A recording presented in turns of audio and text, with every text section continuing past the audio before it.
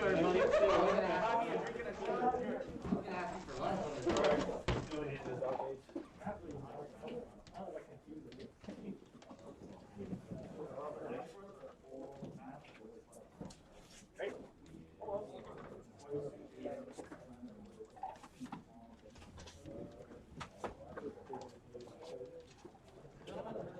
we live?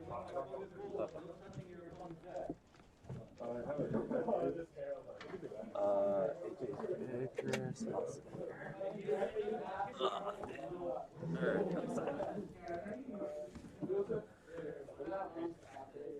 Alrighty.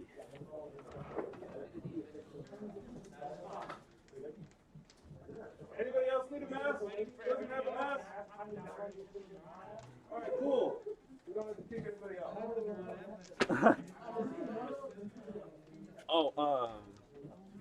Do you want to go over the rules for the Gage should be doing that. Oh yeah, Gage. Gage. Make sure you explain the. Yeah, you did.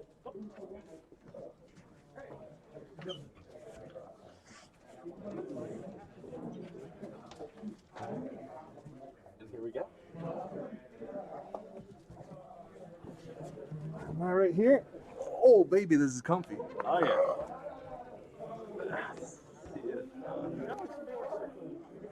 Alrighty. So welcome to the Sunday Area 51 Invitational Tournament. This is a top 16 tournament to decide who is going to be on the sponsorship team for this card shop. We are the hosts. This is Anthony and myself, Vi. First round we have Daniel Ramirez playing on the top. Oh yeah, he's on the top. Yeah. Oh, okay, so Daniel Ramirez is playing Infernoid while we have Michael Simeon playing Phantom Knight. Yeah. Do you want to cover Ramirez or Simeon? I'll cover Daniel. All right, I'll let you talk. You want to talk about his? No, not yet. All right, so it looks, from what I'm looking at with this list, Daniel's playing. The monster lineup looks pretty standard for Infernoids. He is playing the field spell Lair of Darkness to take advantage of the Infernoid effects to tribute monsters, which will allow him to clear his opponent's field, as well as banishing his opponent's graveyard, which will be really good. His extra deck looks pretty standard for the deck he's playing, and his side has a couple of cool techs that we might see. So looking over at Michael Simeon, he's playing Phantom Knight. So looks pretty standard as you would think, like Phantom Knight. Looks like there's a couple Burning Abyss cards in there as well. I think those are mainly to facilitate Cherubini, yeah, just to turbo that out. His extra deck looking like it looks like it's just XD's toolbox. A lot of Phantom Knights XDs, the new Arc Rebellion XD's Dragon that just came out. Cover card? Cover card. Cover card. Cover card. All right, and so Michael's opening up with a tour guide. Tour guide looks like it's going to resolve. It's bringing out Graph, Malbrig of the Burning Abyss. Now, knowing Michael, unless he's going for something cheesy here, he's going to make the Cherubini. But you never know with Michael. We never know with Michael. He's like a wild card over here. He just might make the Dante or the Break Sword and pass. Is he playing Break Sword? Yeah, he should be. He's playing PK. Card's insane. He's playing two of them. Yeah, there it is. Yeah, 2 Cherubini and 2 Break Sword. So we have the Cherubini. It's going to summon up the Graph is going to summon up Seer. Then Cherubini's probably going to send out one of his PKs. Yep.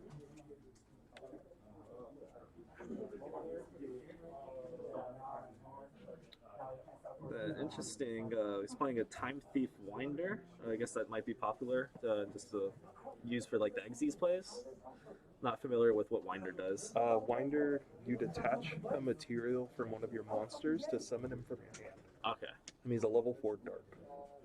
And since he's playing Retrograde, when he summons the Winder, it lets him search for the Retrograde. Okay. And that's a Time Thief counter trap, as long as you have a Time Thief, and then it takes whatever card you're negating and puts it as a material. It's the one that negates spells and traps, right? It negates, or is it anything? It negates anything and puts it as a material on redoer. That's really good. Yeah.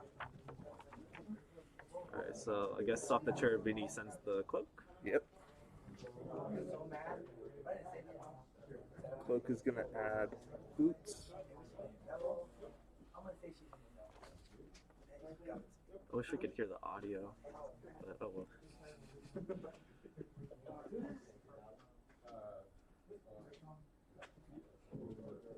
for the tournament today, I think the card of the day that everyone's mining is the Megalith.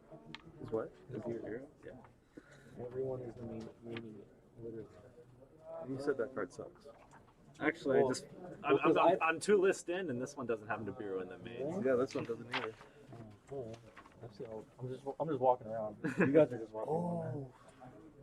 What do we miss? So we made Rusty. He did, and he forgot to sear. Oh, so unless that's off like a separate chain. Oh no, Michael's trying to do the sear. Or no, he's doing the Rusty Send Torn Scales, which is the new card from Phantom Rage. And they probably set the sword, right? Yeah, What's the card name? Fogblade. Fogblade. I think. I had Break Sword on my mind. Yeah, I think forgetting the. So this is where Michael actually messed up. Because we have a Mech Knight player in this tournament, so there's columns there, and then Well, no. The way he messed up is he should have kept the cloak in the graveyard until after he summoned the Rusty and dumped the scales. Because if he did that, he would have banished the cloak, get the boots, and then scales would have summoned itself. Ah. And then he would have had 2 extra monsters on the field. So now he looks kind of stuck. So Yep, now he's that's sending exactly his what's back row. happening. And Yeah, with that's his turn. and with Ramirez's deck list, it looks like it's to go second Yep. easily. So you might have a fun time with this. Good thing is our players are practicing social distancing protocols. They're not touching their opponent's cards as much as possible. You know, every now and then, you know, it's natural instinct, Very natural instinct. but it's hard to get used to. But we're trying to keep everybody as safe as we can, while still. Practicing social norms and everything while going through the pandemic for sure. Gotta have fun in the best way possible, so especially during everything. So I think Ramirez is just checking to make sure that nothing's gonna be going on during his turn other than those 2 back row cards. Mm-hmm. Daniel's he's always been a very cautious player. Like, he wants to make sure he knows exactly what's going on in the game state. That looks really good too. Trying to decipher what we got. So there's definitely the Petrilia. There's a Lair of Darkness, that's either Lair or Monster Gate. A Petrilia. I see Imagination. So he banished. Is that? That's the Heavy Storm one. Unukuli or whatever it's called. Anuku? Anuku. And then how many? That one is he playing? Just 2 or 1? He's playing 2 of the bosses. Okay, good. So he's activating Petrula. The Petrula goes through, popping the Fogblade. So now he knows the other one is the Fogblade. Yeah, because that was the unknown. Then I don't think Simeon has any hand traps either. That we can see.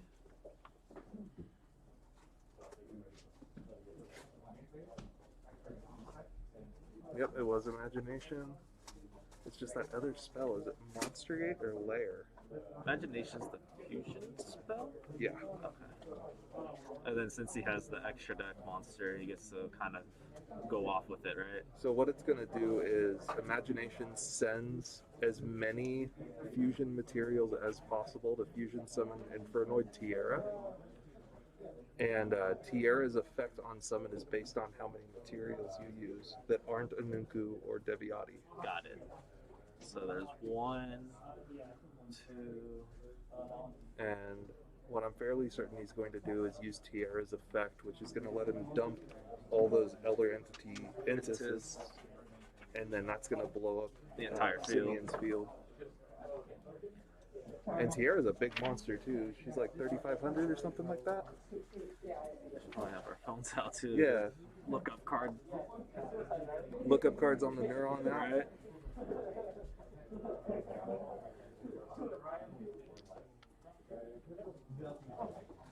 Yeah, you know, we had to look up how to say pen in Spanish.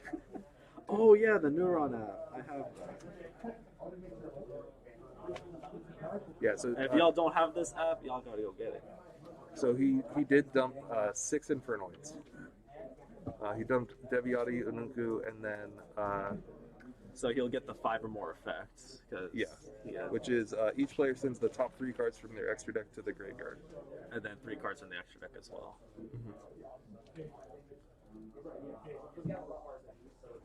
So why don't you just fog blade it at this point? Oh, it's with different names. So if he sent extras, so depending on which ones he sent, it's going to determine whether or not he's just doing the 3 or more or the 5 or more. Got it. Well, Yeah. there's the fog blade.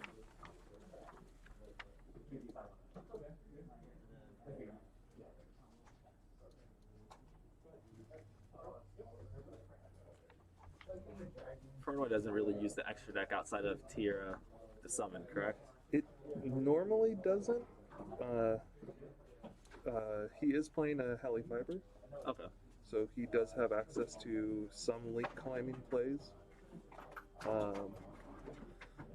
It's looking like Climbs up to, climbs into a link 3. It looks like just either Unicorn or Decode Talker. got it.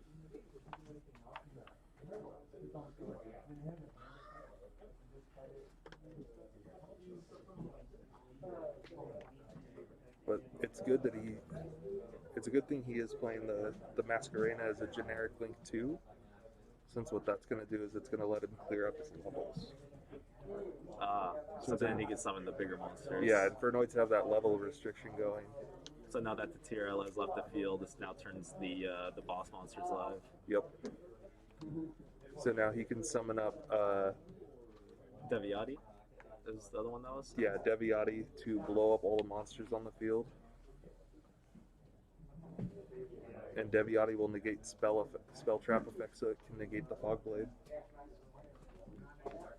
Nice. Even the fog blade, the banish the Yeah. special. Got it. I'm pretty sure. Mine's downloading. I have to update it. Oh man.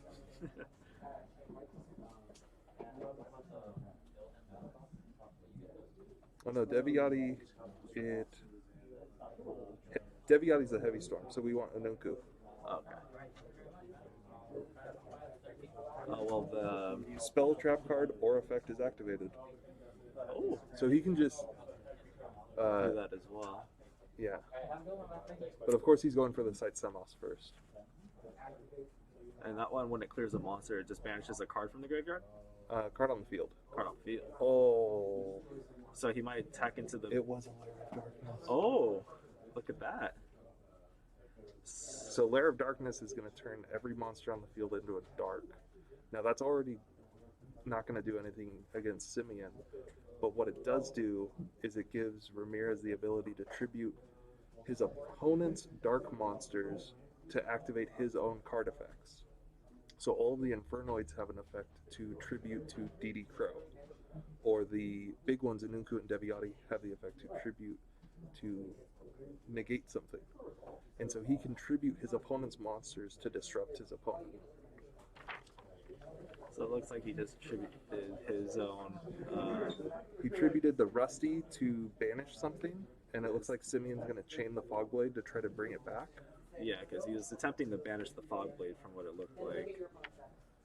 So since it tributed as a cost, he could just bring back the Link 3.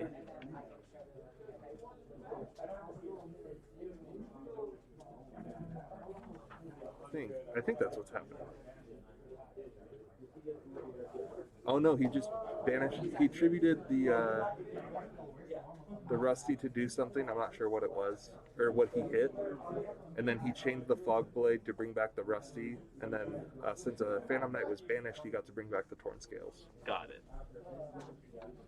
But Yeah, because it tried to banish the Fogblade. He chained the Fogblade to bring back the leaf that he was trying to banish. Got it.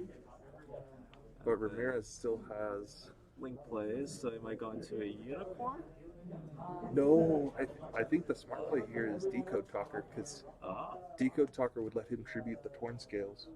Oh, that for Decode's effect in case another Fogblade comes up. But it looks like he did opt for the Unicorn. Yeah. Discarding Deviati. Oh, that's so powerful.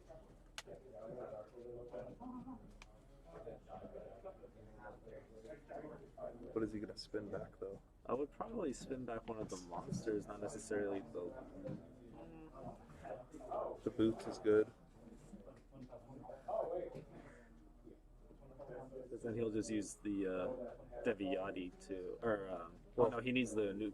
Well, what's going to be great is the Fogblade brought back the Rusty, so the Rusty's going to get banished when it leaves the field. So he doesn't need to worry about spinning that. Same with the Torn Scales. So that was the best choice for the Unicorn.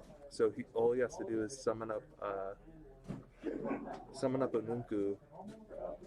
It'll wipe his opponent's field. They'll both get banished. Yep. Well, in Obadiah's game, it's still game one, and Simmons was on the group twice, nobody wins. Oh my god. It's literally just a bigger battle.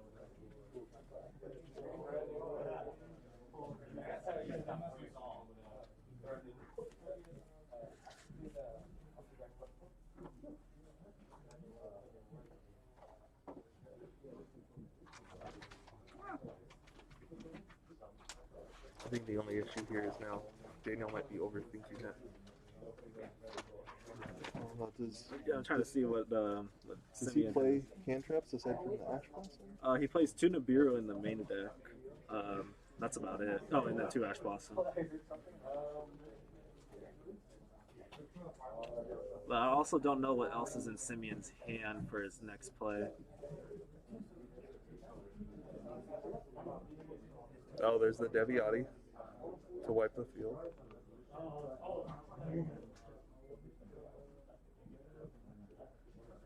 Oh, he picked the Deviati to stop another spell trap. Oh, the Phantom Knight that now is in the graveyard. That should be should be banished, right? Yeah. Just gauge. Engage.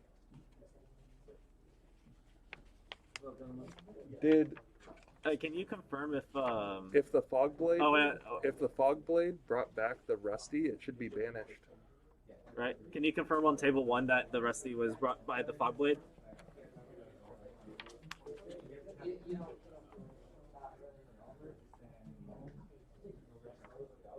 Oh, it looks like it didn't matter. Oh, yeah, it's...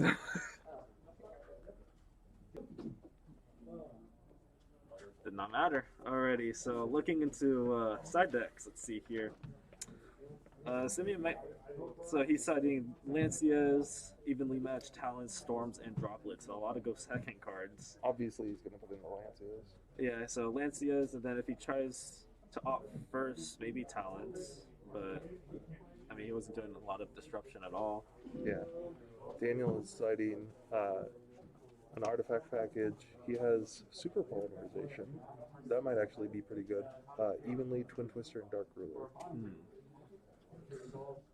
So if you're Simeon right now going up against Infernoid, would you try to go first or second up against that deck? I would honestly opt for going second, because Infernoid can put up good destruction through Void Feast. Phantom Knights have a lot of ways to push through. He plays a lot of extenders in his deck. Yeah, because we even see a Danger Jackalope Tsuchinoko in there. And he does play cards that will allow him to chain block. So in case Nunku or Deviati do come up, he can chain block the tour guide with Kagamucha. Gotcha. And then even with siding right here too with Lancia. Yeah, like that's a card where you don't mind going first. First or second. Yeah.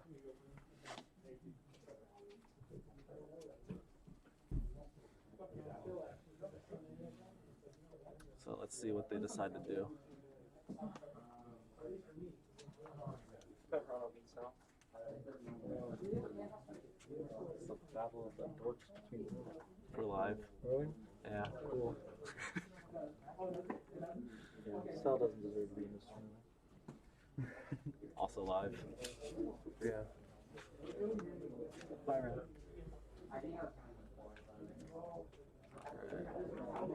So what do you think? We're gonna probably see those super polys, huh? I think so.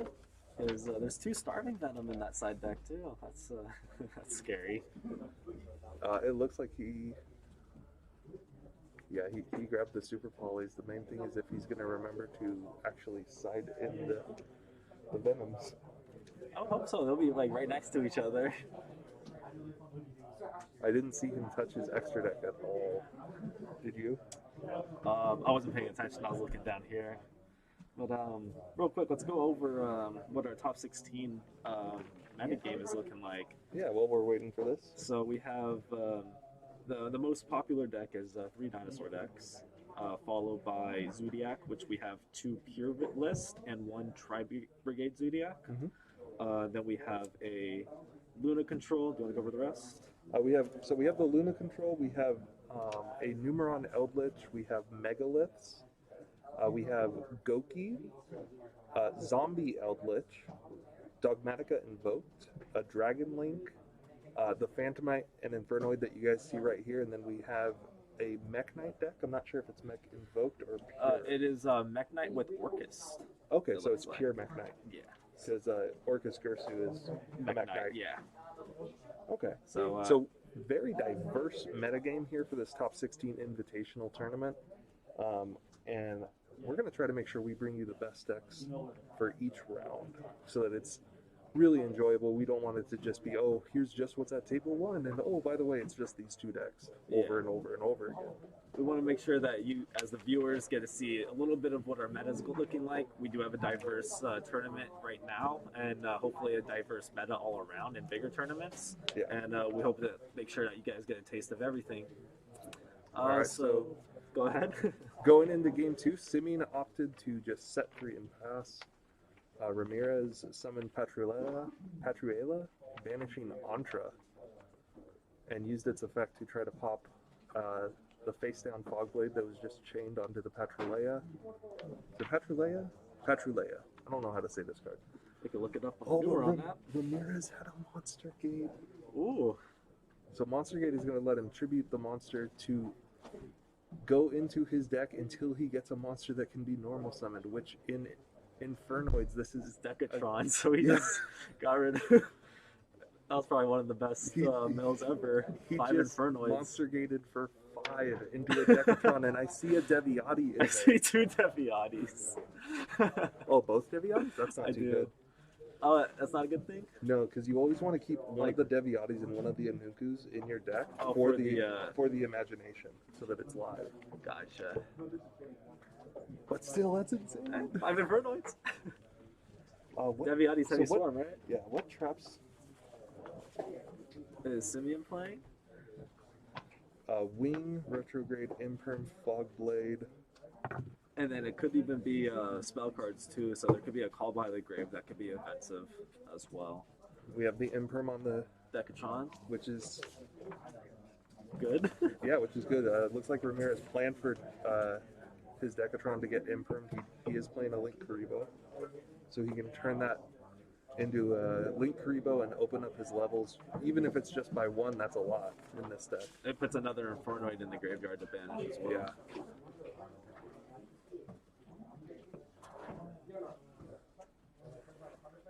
See, the Call by the Grave. On the Deviati. So that's going to stop the Deviati's activated effect, but I think the fact that his board is still clear is going to hurt, because he can still summon Deviati.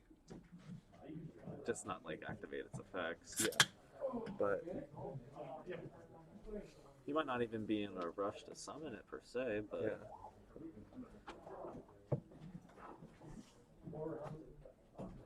He does have I see Ramir, an Imperm and 2 monsters, so he is going to be able to go and push for game on this turn, I believe. Oh, is He's doing one a of two Halki Fibrax play. Yeah. Okay, so he's going to go Halki Fibrax, bring out another Decatron. Then he's going to make a Link Cross. Then he's going to go Formula in the Martial Metal Marcher. Bring Summon back the Decatron. bring back the Formula. Oh, because it's Marcher one of the two. negates it as well. Okay. And then he's going to make a decode talker, and then summon his Infernoids under the decode. So the only thing I could save Simeon is main deck Nibiru. Or the proest Lancia I've ever seen. Just waiting on it. Yeah. So here's the link cross for 2. Oh, the famous TJ token. Yes, the TJ token. Who I think is playing right next to him because I recognize that flannel. And I recognize the playmat too, so. Okay, so here's the formula. I told you, this is the combo. This is crazy. And it's going to net him an extra card, which is a potential Infernoid.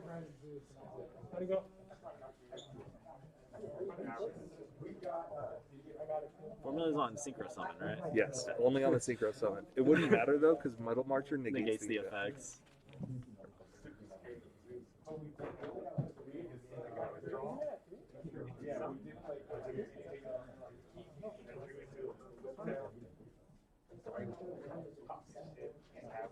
It's funny because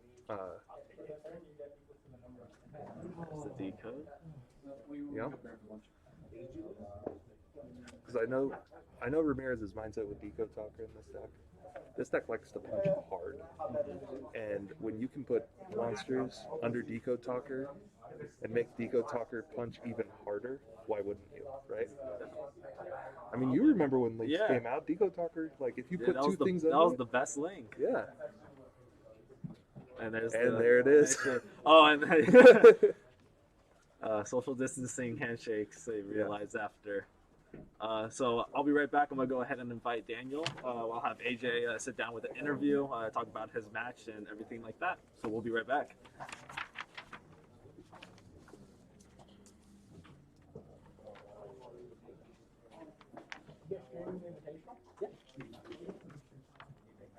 All right. So it looks like the players are deciding. Vi is going to go over there. He's going to grab Daniel. And we're going to sit down for a quick post-match interview. Ask him about his deck. Ask him about how he's doing with this game in the pandemic.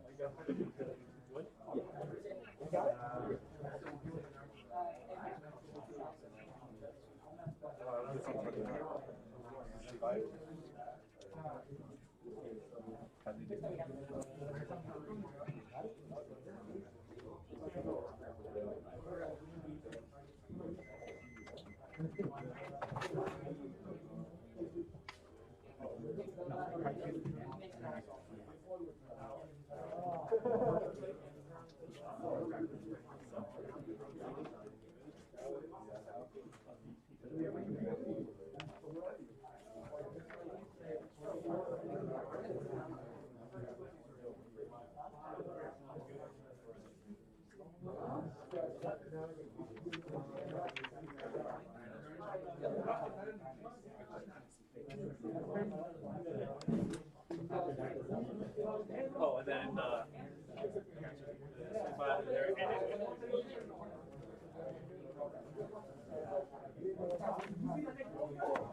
Hello, come on in. Take a seat. I'll be off camera. All right. So, Mr. Ramirez, I got to ask, first of all, how was your first match? I know you haven't been playing this game in a while, at least not in person. It was actually a pretty good experience to be able to play again, especially in person. Just because we mostly have been playing online to prepare for this tournament. But it's really cool just to be around people again and just to have that. It's completely different, you know, from actually interacting with a human being. So actually, I really enjoyed it. So I gotta ask, out of all the decks we see in this tournament, you know, we have a very diverse meta going on today. What made you pick Infernoids? I think Infernoid is one of those decks where me and my opponent were actually just talking about it, how a lot of people don't know what they really do, especially in a new era of players who probably didn't play during that time. So it kind of leaves them off guard when they do play cards like that. But I also thought it was a really good meta call, especially because a lot of decks aren't really prepared for it. It has the ability to break boards. Obviously, if you resolve a Layer of Darkness, it's a very powerful card. As I did play it in my game one, that's what allowed me to OTK, break through the board. But especially because the deck is filled with powerful cards like Void Imagination, as you saw. Like if you resolve a card like that, it's really devastating for the opponent. So I thought it was a good meta call. So, one more question, really quick. One of the most powerful hand traps in the format right now is your deck's Kryptonite, Artifact Lancia. How do you plan to play around that? Typically, it's really hard to do so, but sometimes if like your game ones and your game twos, if they don't really they don't preemptively do it. Decatron is usually your only out to it. So to be completely honest, it's just one of those things, you know, where in every meta, you know, you kind of have to roll the dice with every matchup that you have. So typically, you know, you just kind of hope that they don't open it. It's kind of one of those I win cards where you just got to hope that you have the out or that they don't have it. And and again, it's one of those cards where in multiple previous formats, there was always cards like that for specific decks. like during Pendulum formats, if your opponent had an anti-spell, you just went to the next game. Yeah, you went to the next game, or even some like cards like D-Berry when it first came out. Yeah. That card was very catastrophic when it was first released. Yeah, D-Berry just ended turns, especially during Zoo format. Right, exactly. Okay. All right. How confident do you feel about making it through these next 3 rounds undefeated? Well, I think I got the jitters out for playing for the first time in a while, so I'm excited just to be here and to play. But I feel pretty good about my deck choice and navigating the deck throughout the tournament. Awesome. Well, best of luck to you, Thank you. Mr. Ramirez. Good luck, and let's do a fist bump. Try to do that. Don't offer a handshake. Yeah, I tried. Yeah, we were kind of struggling right there at the end, but all right. Well, thank you very much. Yeah, thank you. Appreciate it. Best of luck the rest of the day, my friend. Thank you.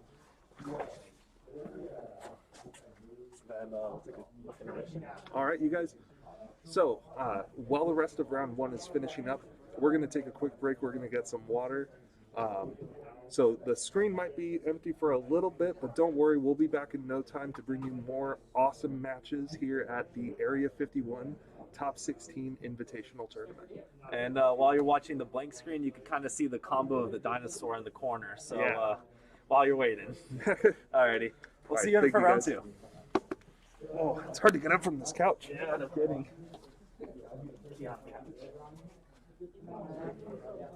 And then if you ever want to take like a round break from commentating, we could always have someone else tag in.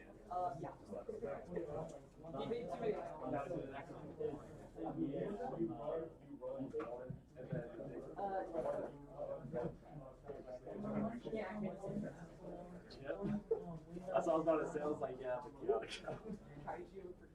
And then I FaceTime my girl because she's watching the stream, and then she said both of us were like really cool because like everything out here, so we'll just make sure we talk. But the data said we sounded fine.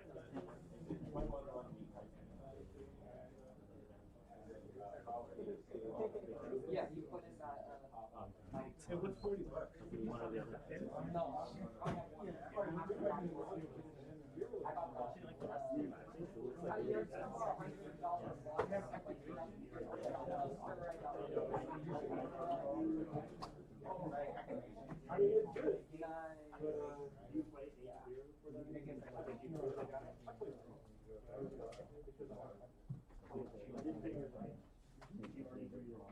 Everything's going to be stressful.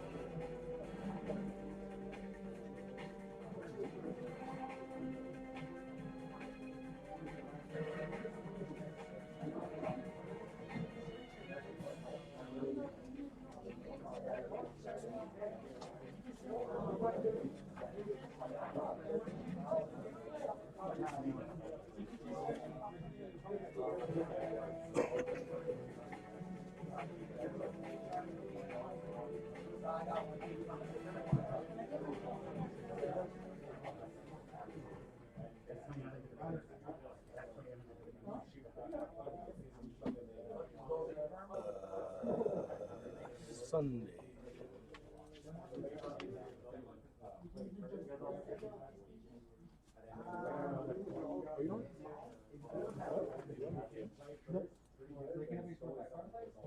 I'm already sponsored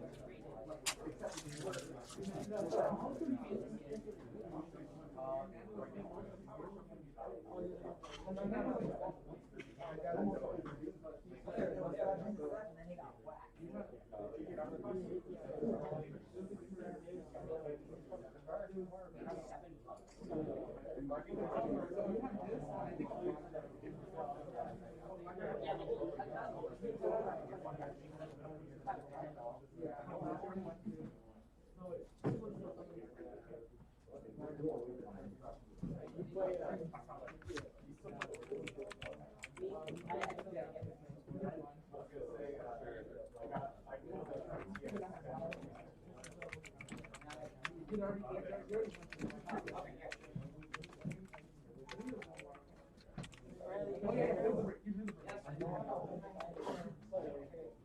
I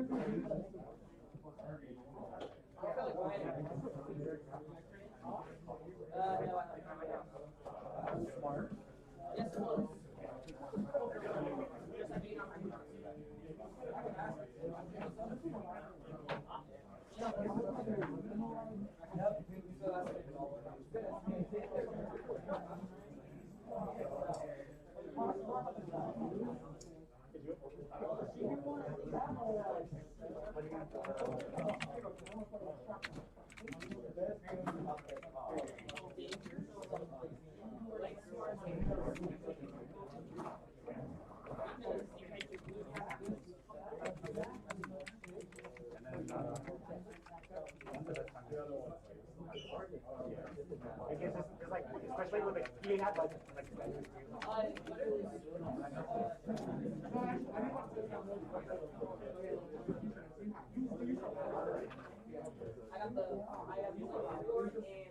Top 15 here?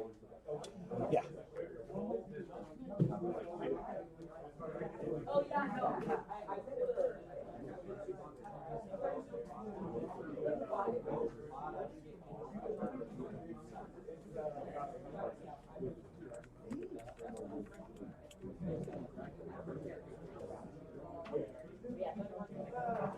I feel like doing on my bit and getting something overmove the union and carrier. Still very important. One up for the seven. Thanks. Oh yeah, David, I won.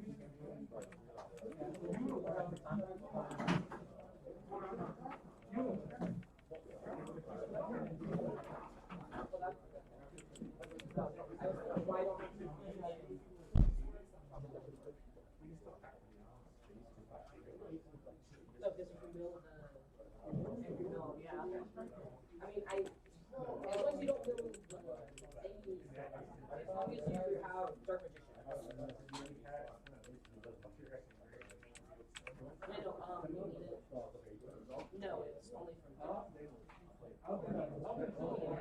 I need a guaranteed dark magician. I can't build dark magician, but any dragon, Three dark magicians. I mean, I could. I don't know. I just said, remember, I put it 500 maybe.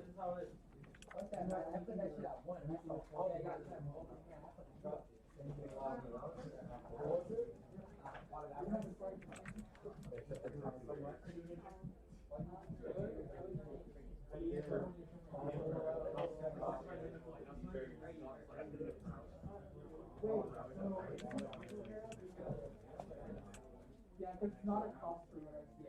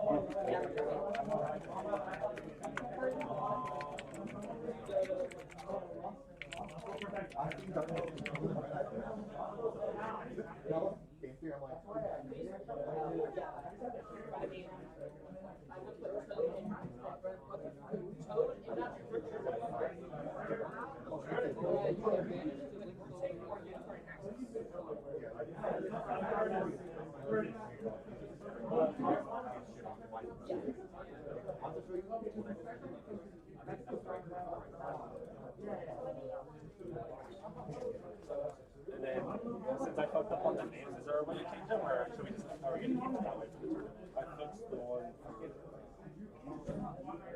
Because there's a one from Matthew, and six from Carlo.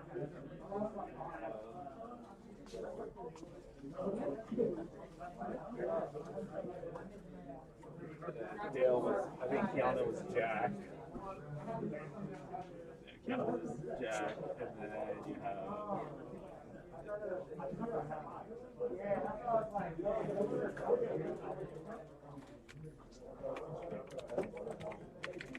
All caps.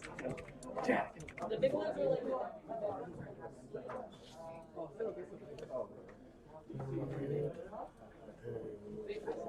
Solid. Yeah, he's good.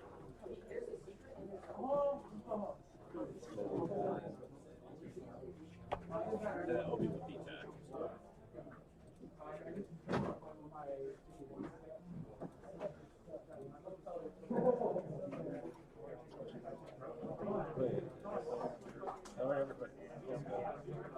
I'm doing 2 tournaments right now.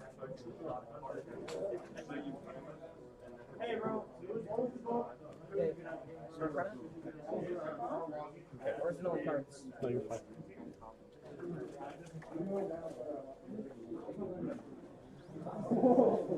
That's a pack.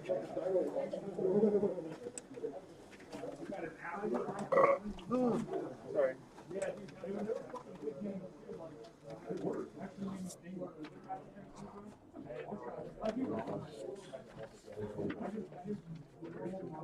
Yeah, there's like 8 people. What's that? Isn't it single elimination? No, it's Swiss.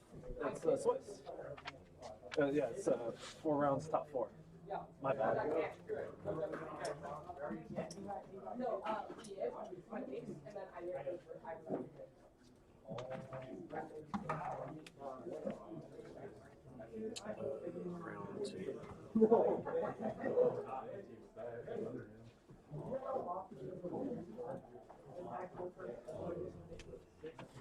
You have to cancel round 2.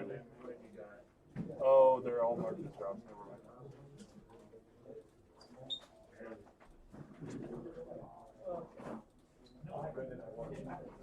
You want me to cut this up for the regular? Yeah.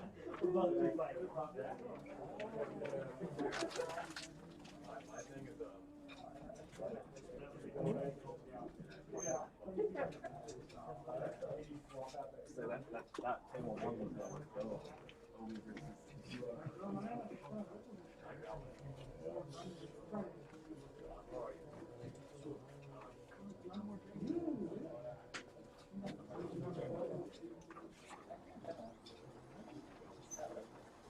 If you are in the regular Sunday tournament, your round 2 carries are up. Come on up to the counter and we'll get you your slips. Sebastian! Where's Sebastian at?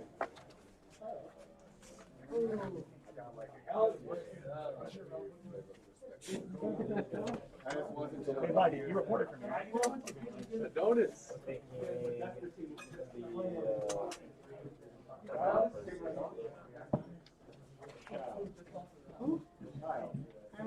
Look for some punch the ball. Who gets the joke? Yeah.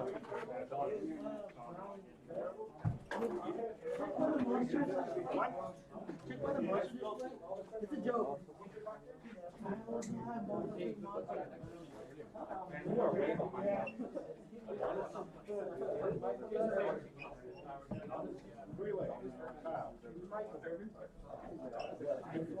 Kyle? You might not show up. Come here. Are you getting? Oh, sorry? Carlos? Yeah.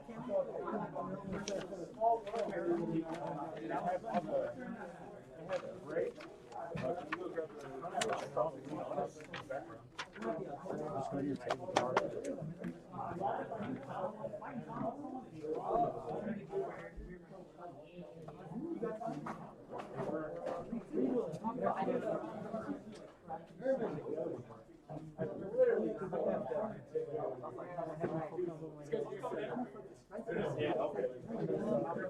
All right.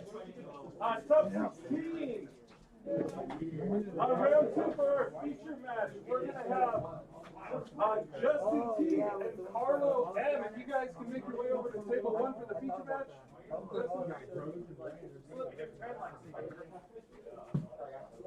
Then we have Daniel R. and Thomas B.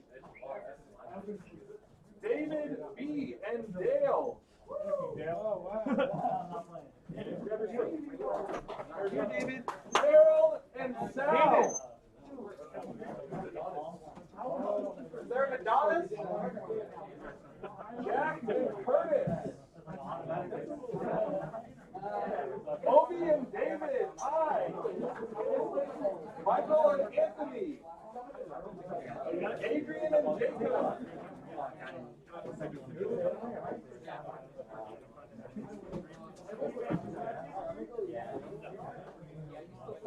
Hey, what table?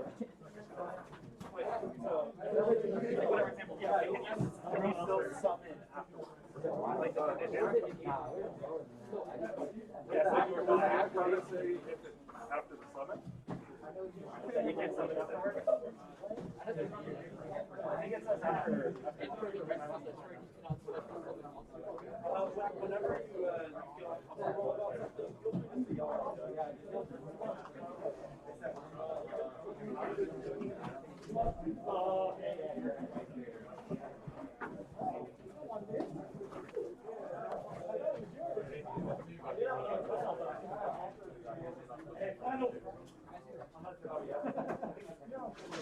Just like scratch or something. Like even without the top. I believe you play TJ.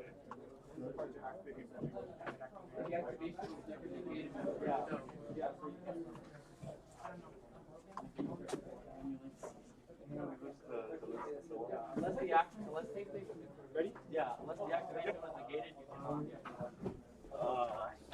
can. Actually, are you familiar with it? I'm not familiar with that. I'll learn it. All right. All right, welcome back to round two.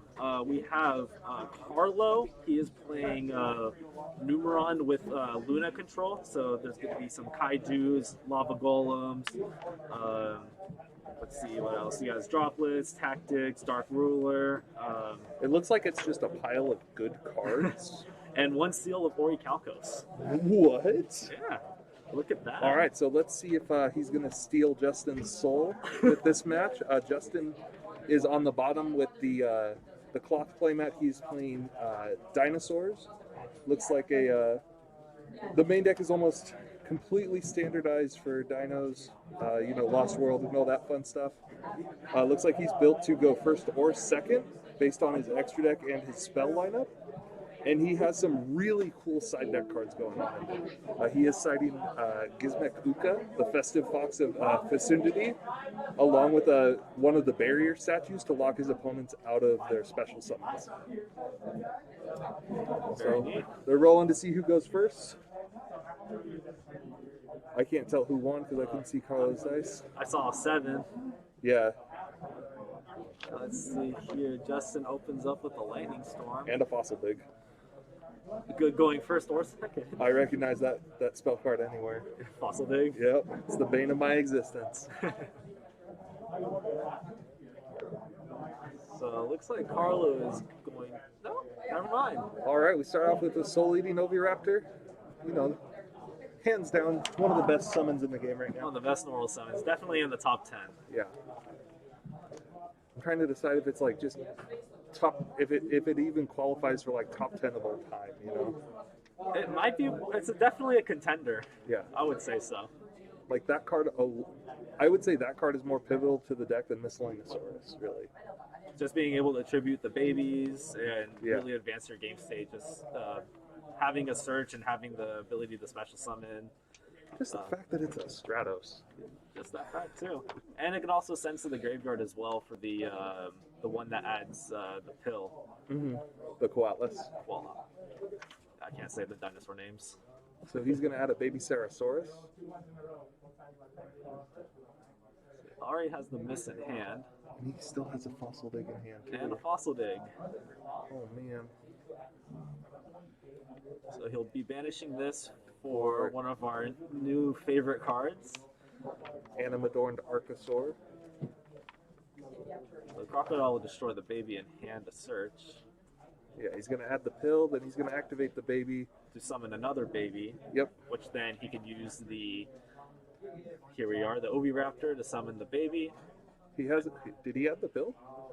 I don't think he added the pill yet. He might be a little ahead of himself.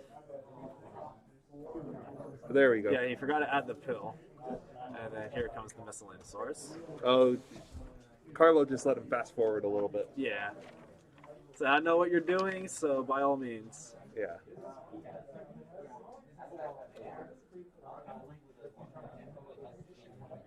Especially when you have no response for now. You just want your opponent to get done with their combo as soon as possible. Yeah. And it looks like Justin's doing a pretty good job of that. Almost playing too fast, you know?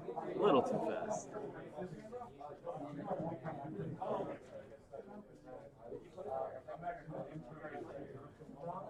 What's the monster in Justin's hand right now? Because I see the Pill, Lightning Storm, Fossil Dig, and could be another Misk. It could be. Oh, it's a Giant Rex, it looks like. Oh. Okay. That actually kind of hurts that he opened up the Giant Rex. Is he only playing with the one? Yeah. He goes into Secure Gardener with the Link Karibo.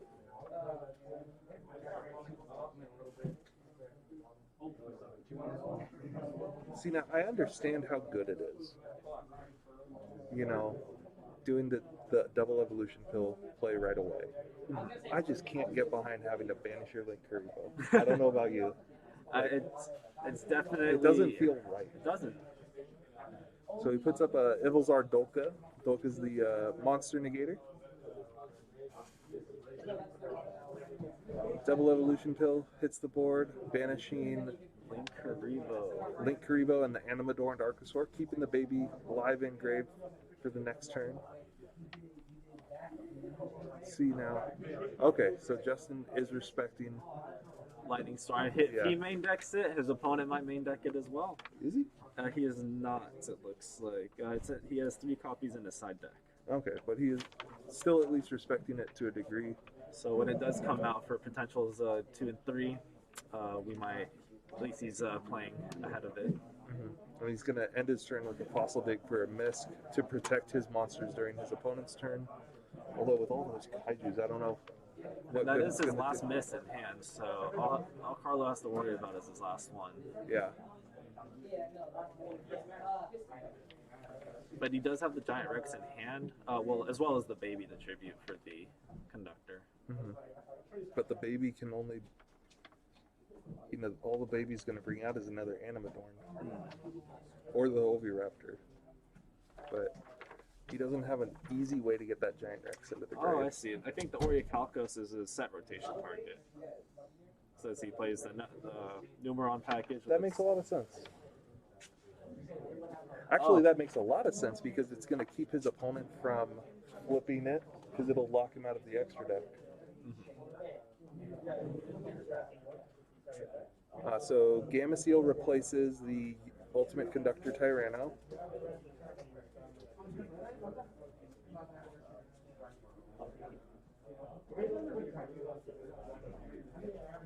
I don't think Justin understands the idea of social distancing with kaijus. Oh, is he keeping it on his board? Ah, I see, Yeah. I see. Yeah, I was trying to figure that out as well. So the idea is that with the social distancing protocols, not only are you not touching your opponent's cards, but if cards switch sides of fields at all, you need to use some sort of placeholder to signify the card on your opponent's field.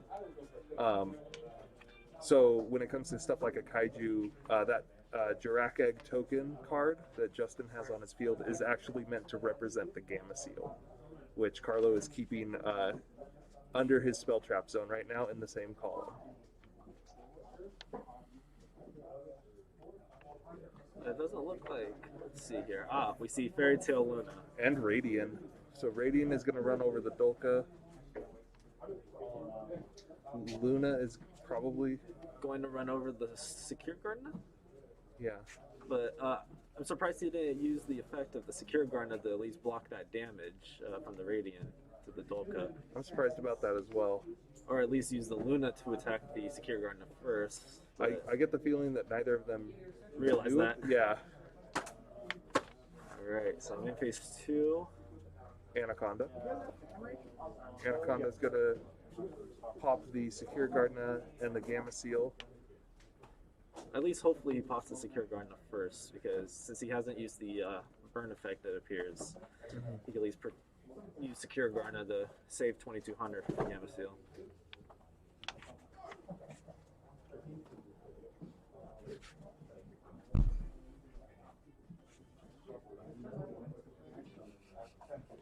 The ringtone? Yes.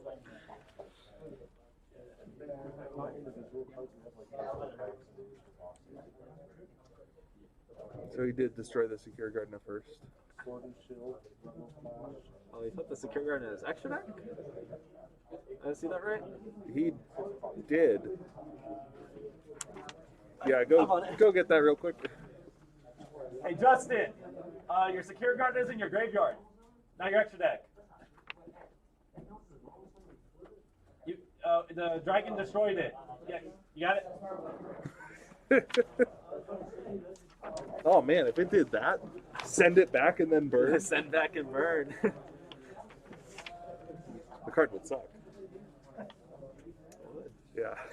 So, dragon won't be destroyed by the lightning storm, so that's a dead card. Yeah.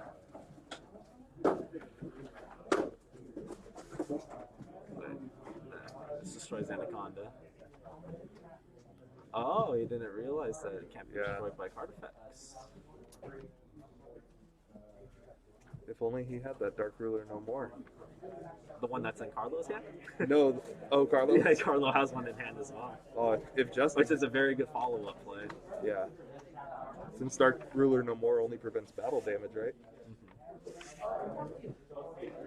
So I'm thinking that he uses the mist to banish 4 dinosaurs to get to his Oviraptor, and then can the miscellaneous prevent it from getting destroyed from Dragon if he tries to negate? It'll prevent the destruction from Dragoon, but it won't prevent the effect from being negated. Or no, it'll still get negated, right? Or... Yeah, because it'll protect it completely from Dragoon. Okay, got it. Because Miscellaneosaurus doesn't affect the opponent's cards; it just affects the dinos. Got it.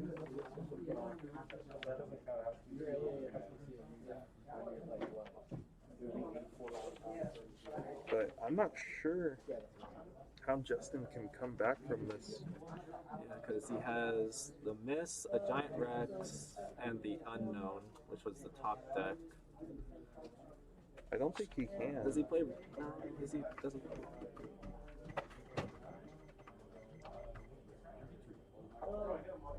No, he won't be able to come back from this. Let's see. Miscellaneosaurus, it looks like went into Soul Eating Oviraptor. Is he main decking a Kaiju? He is main decking 1 Dogoron, yeah. So he can summon the Dogoron, but it's still not doing much. With only, well, he has a Giant Rex in hand. I think he's just going to go for the UCT, because he has the Miscellaneosaurus to protect the Ultimate Conductor. Yeah, but he would, if he negated it, then it would boost him up to 4,000. But UCT is going to book a moon. Oh, if it affects the dragon? Yeah. Okay. Dragoon just can be targeted. Targeted or destroyed. It's still affected by monster effects. We got a normal summon of the Giant Rex.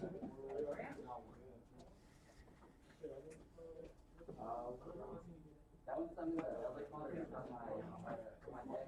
If some is a zombie monster, if I don't put an Eldlich, that's happening.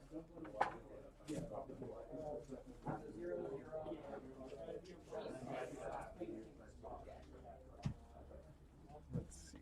I think Carlo also has a Nibiru. Yeah, he has a Nibiru and a Gamma in hand with a Dark Ruler. This is only his 3rd summon though, so the most he's gonna do is But even under miscellaneous, the Nibiru won't do anything, right? Right. Because they're unaffected by it. Well, unless he holds it for main phase 2. Because miscellaneous is only for that one phase. Oh, so it doesn't carry into the next phase? Nope. I did not know that. Yep. Well, there's Logia, so that helps. So he played through without even giving his opponent a chance to do the Dragoon effect, so he's holding the Miscellaneosaurus for his opponent. No, he dropped the miscellaneous. The last card in his hand is the Unknown. Oh, okay. That's the reason why... Why Carlo didn't Dragoon negate? Yeah.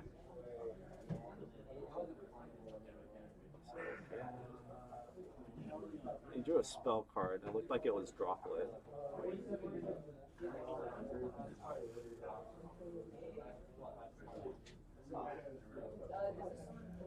I feel like if Justin, yeah, he's being Might have smart. came back, yeah. Well, he's gonna use the droplet to at least shrink damage. Because if he sends He's the gonna go droplet, sending the Dark Ruler, I think. and then Logic could attempt to negate it, right? Yep. And then he might use Gamma. And then he'll use the Gamma to wipe the whole board. Yeah. Well, with the exception of the UCT. Droplet, send him beer. Oh no. Oh, he's sending both. Yeah. So I think he just wants to shrink both of them. Yeah, make the damage as little as possible. I think doing the Dark Ruler would have been better. Yeah, I think he wants to top deck something and be able to Dark Ruler him, and then be able to out the board. I think that's what his game plan is heart of the cards. And I feel like it's going to be... Can I see his extra deck really quick? The heart of the cards is going to get him the Seal Orichalcos.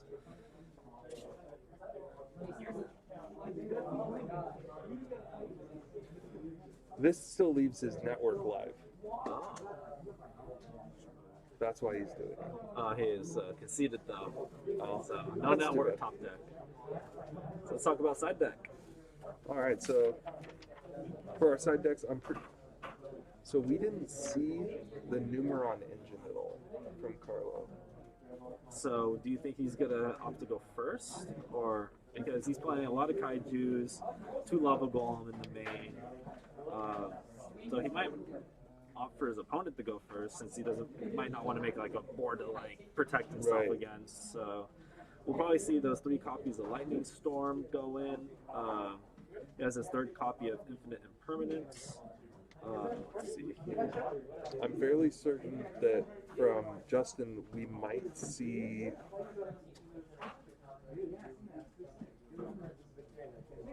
probably just the generic cards like Harpy's Feather Duster, maybe Feather Duster, I don't know.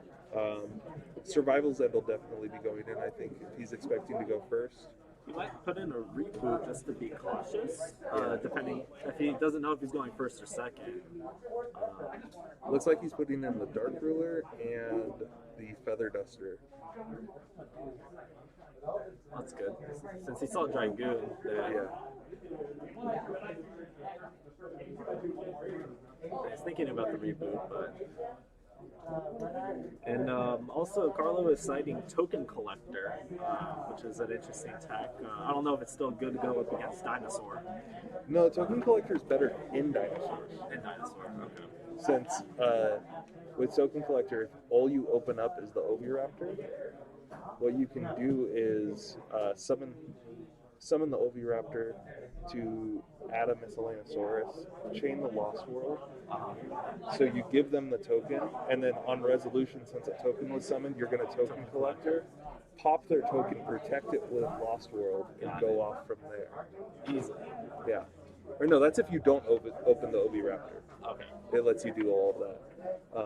Which is basically Oviraptor. Yeah. Everything's to the same end board. Yeah.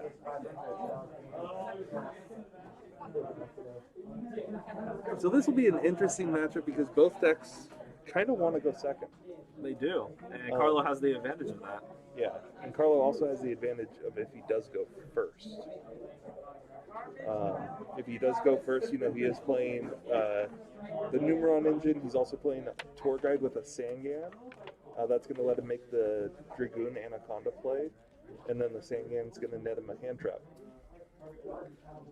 That should get him his side frame. You can get a side frame off that. You can also get the Effect Failure.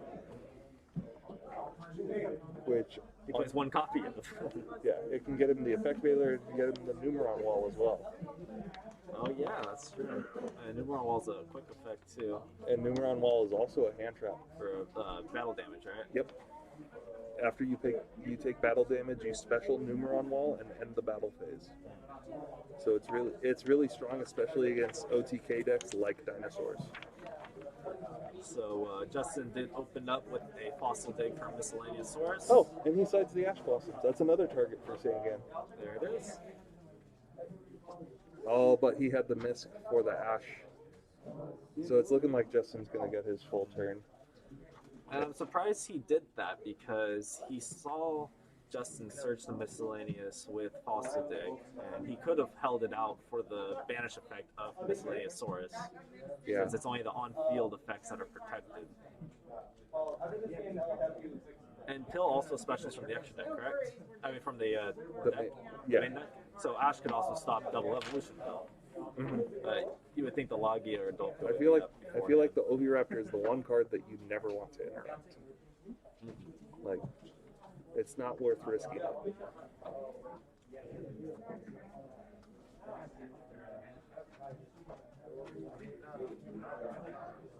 If you have multiple hand traps, I feel like that's okay. But if it's your one hand trap, but it's also Miscellaneousaurus. Yes. Like.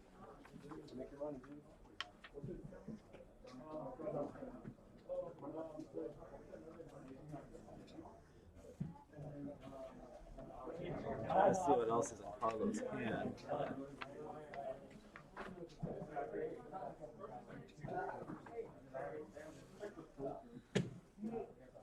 Got the Dolka, so he's respecting the Lightning Storm. Even though he didn't get Lightning Storm last game. He's still respects. He respects it for game 2 still. I think the issue with it game 1 was that he didn't know what his opponent was playing. So he didn't want, since Dolka has low defense, he didn't want to risk it just being run over. But now that he knows, not only is his opponent playing Kaijus and can just get rid of the Dolka without even trying, but Fairy Tale Luna is 1850. And what's Dolka's defense? I believe it's 20 something. No, I think it's under 18.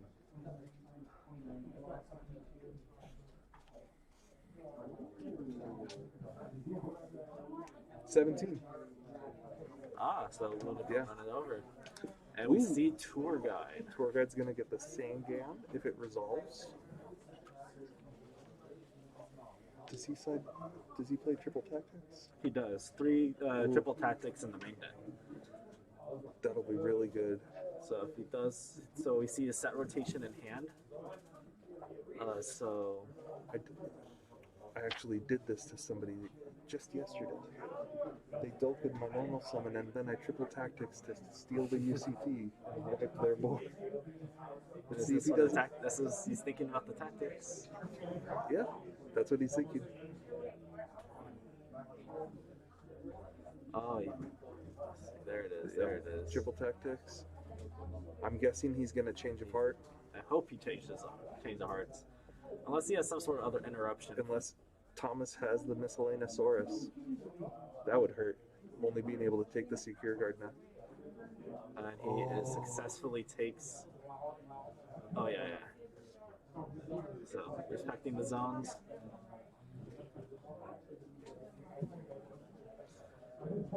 Now the only thing that he has to worry about...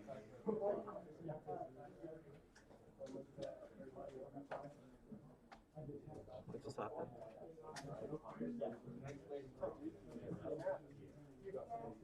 Did he just... I think he's activating UCT. Oh, to destroying itself. To Book a Moon, the Dolka, and the baby Sarasaurus. He does have the... since the set rotation's in hand, he can activate the Numeron. He can. Or is that already networked in hand? Yep. Surprised he didn't want to use the set rotation just to get that Seal Orichalcos out of his deck. That's what he's going to do. No, he didn't activate set rotation. He held the set rotation. Unless he's holding it to out the Lost World. That would make sense.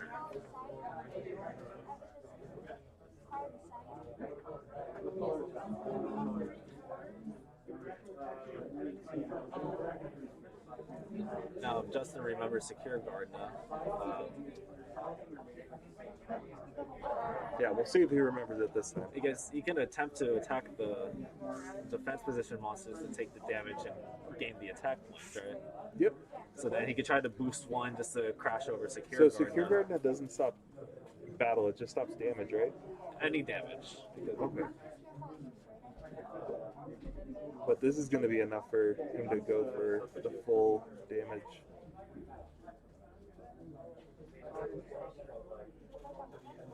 Attack the baby Ceratosaurus, activate effect. Attack the Secure Guard now. Activate effects. So he did take damage on the secure guard now. I don't think Justin knows what Secure Guard does. And that is one big boosted monster. That is. So that would be at 8,000? Yep. That was match, correct? No. Justin won game 1, I believe. Yeah. No, he lost. Or yeah, he did. Dinosaur won game 1. Yeah, okay. And because he did the droplet play and he didn't top deck anything. Yeah. So for game 3, do we think that Justin will go first or try to kill his opponent now that he knows that the Numeron package is in the deck? You know, I think. What type? Are all the Numerons dark? I can't. That's my knowledge.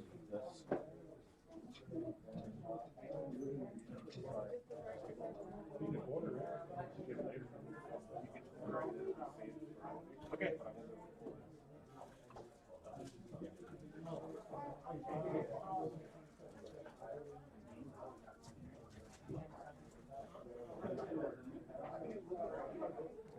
You can't filter. Numeron? What? Hey, that works. They're light. They're light. What about I believe Zexel's a light. C1's dark. C1 is dark. Zexel is a light. That's too bad. Because What were we thinking? he's citing Gizmek Uka. So what does Uka do? So Gizmek Uka is when your opponent special summons a monster. Okay. You can special summon this card. When this card is special summoned, you target a monster your opponent controls, and then summon something from your deck with the same attribute, but the monster you summon has to have equal attack and defense. Okay. And he plays the Light Barrier statue. Oh. And so he plays the Light Barrier statue because it locks everybody into light monsters, and Ultimate Conductor Is the Tyranno light. is his light. So what he could do here, if it weren't for the fact that Zexel is a light as well, but this will allow him to at least attack over the Zexel immediately and only lose one turn as opposed to losing multiple turns. Because he could just summon the Uka, bring out the light statue. And then the Uka could crash over. Yeah. And then he can't get Kaiju'd unless Carlo has the Jizukiru or the... And he plays one copy of Jizukiru. So there's one Jizukiru, one Godarla, one Radiant, Okay. 2 Gamma Steel. So he only has one target, really. That he can summon. But he could also just normal summon Luna and attack over it. That's true. This will be interesting, that's for sure. Justin goes first for the 3rd game in a row. He opens with Pot of Extravagance, banishing 6. He drew Dark Ruler no more, and another Extravagance. Very unfortunate. Yep. I don't We think... didn't get to see much of that extra deck, but I did get a glimpse of a Link monster and a few Xyz. And I don't see that many monsters in his hand either. I don't either. Looks like 1 or 2 trap cards. Yeah, one of his monsters is definitely Baby Ceratosaurus. But it doesn't look like he has a Fossil Dig. He might... He passes. I think a Nibiru was in hand. I feel like this is the wrong deck to side Nibiru against. Yeah. Because even in Carlo's extra deck, there's no like link climbing strategy. Yeah. The most... You only ever summon 4 monsters. And then the Zexel comes out as number the 5. 4th. No, the Zexel is the 4th. Because if you're going to make the Zexel, just do 3. You only summon all 4 if you're going for game. True. He just summons Luna to add a Luna. Looks like he's going to go to battle phase. Carlo has a Numeron calling, but no network.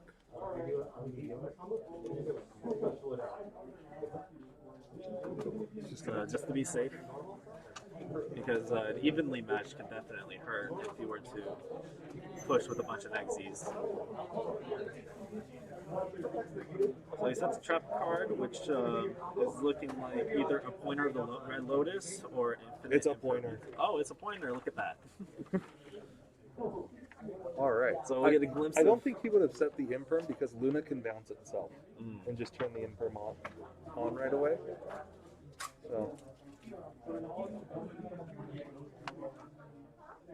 So this is an interesting card because we get to see both of their hands, and we see a seal Orichalcos. Orichalcos, Gamma, two Lunas, and Calling. But like I said, no two network. Nibiru's, a Sarasaurus, double evolution pill. Can Pill banish from hand? I think If Pill can banish from hand, then that is the must-hit card right there. and let's hope the Red Lotus doesn't hit the Giant Rex because then it'll just come out. You know, I kind of hope that does happen. I just want to see. I just want to see Carlo's reaction. You would think he would hit that. Does it only? It hits any card, right? Any card So the until the opponent's next end phase. So I think it all depends on the Pill. Yeah. Pill can banish from hand and or graveyard. So Extravagance is going to Extrav or Pill, those are going to be the cards that he has to hit here in order to have a fighting chance, really. Because otherwise... Oh! He did it! I'm so happy. The one thing that wasn't supposed to happen happens. So now will he summon it? Yeah. Yeah, he's going to summon Of course he's going to summon it. And Carlo did that in the standby, so the Extravagance is still alive. But Justin didn't think about it. Oh no, Justin. He already thought that he did something, so you kind of turn Extrav off in your mind. Yeah. You can tell, because Justin plays really fast, and he's just sitting there. And Extrav is right in the middle of his hand, too. And the only card on his graveyard. Justin, I guess that's fair. One misplay on each side. Yeah. So what Justin could do here, You can make a Link 2 play. he could make a Link 2 play. Can he make a Link 2 and go into Secure Garden? No, Secure Garden takes a Cybers monster, and all of his Link 2s, unless Pentastag is a Cybers, which I can't remember if it is or not, I don't think he'll be able to. Let me check really quick on Pentastag, and that's also if you know Pentastag and Secure Garden has survived that first Extravagance. True. He activates Dark Ruler. That's an interesting choice. Well, he's going to stop the Luna from trying to negate what it does. He still has the Pentastag. Pentastag is a Cybers, so Pentastag could go into the Secure Guard now, which is going to get him the monster in graveyard that, or the Ultimate Conductor. Although he could just banish the Nibiru in his hand. He could, but he needs to get a Dinosaur engraved.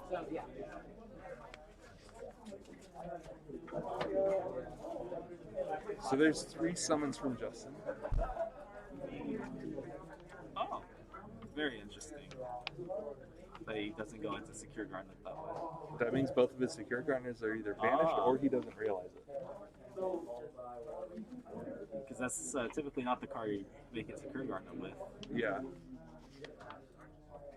I don't know. I just feel like both players are playing this game without full knowledge of what their cards do.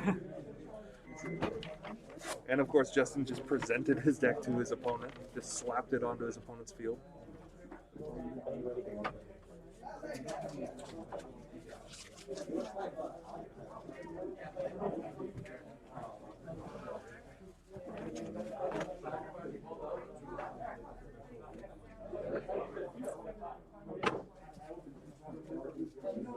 Maybe just to get the Nibiru out of it? I guess.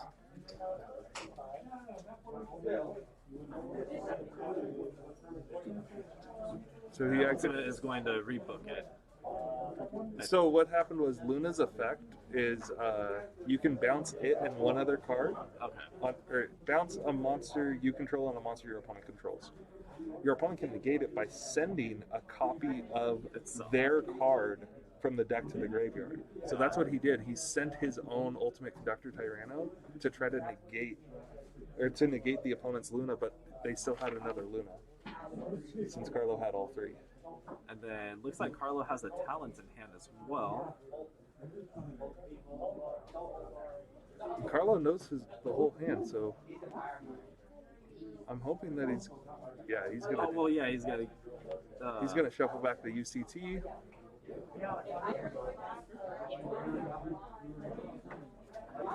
So all Justin has to work with is this extravagance and the mystery card that he draws for turn. Yeah, the extravagance is also going to leave him with just 2 cards left in his extra deck too.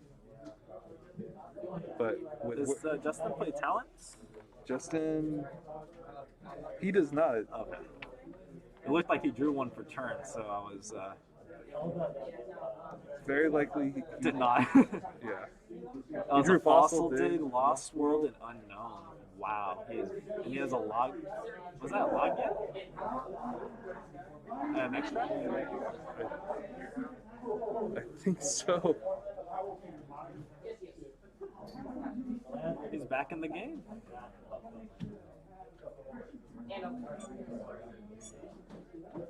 I can't remember. Did Carlo have a Nibiru though? Does not look like it.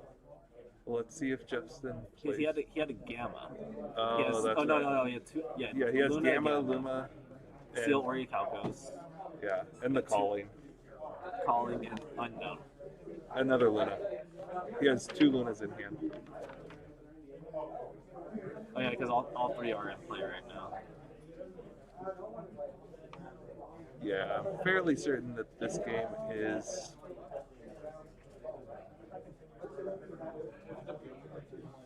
Let's see, because the conductor's attacking the token, which is being protected, so Carlo does get another turn.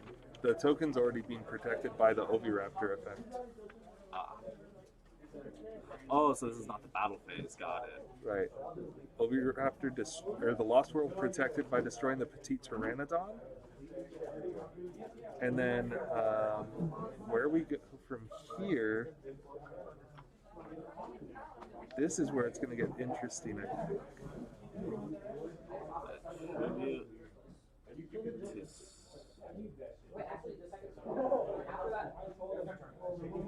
Well, he has a rank 4 in his extra deck. Does that mean that he already attacked though?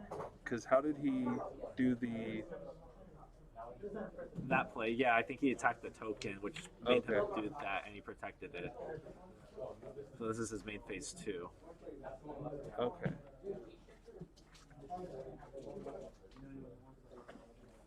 He only plays 2 UCTs, so is his target pill? What are the? Well, it could be the. Does he play the Dino Wrestler? He does play a Pinkertops and a Dogoron. Summoning the Dogoron might be a good play to protect whatever Xyz he makes, because then it won't be Kaiju. That's true, I can't get Kaiju. Level 7 or higher Dinosaur. So I think his best play right now, without any conductors, is summoning the Kaiju. Yeah, it would be. Because if he summons the Luna will get... The Luna will get to bounce. He'll bounce it. And then bouncing the Kaiju is also very good. Yeah. For Justin, having the Kaiju in hand. He has Logia and Dolka. Yeah, see? Yeah, he has one of each. That's crazy. He's going to go for the the Dolka. Banishes Giant Rex and Nibiru to summon Conductor. The Conductor was put back by Talents. Oh, that's right. That's right. Wow. Wait, he still has Extra in hand? He has the last Extra. Oh yeah, he drew all 3. Extra. Wow. Wow. And he could have just stuck with the Conductor instead. But this is main phase 2, correct? That is correct, yes. Should I double check? Yeah, please go double check.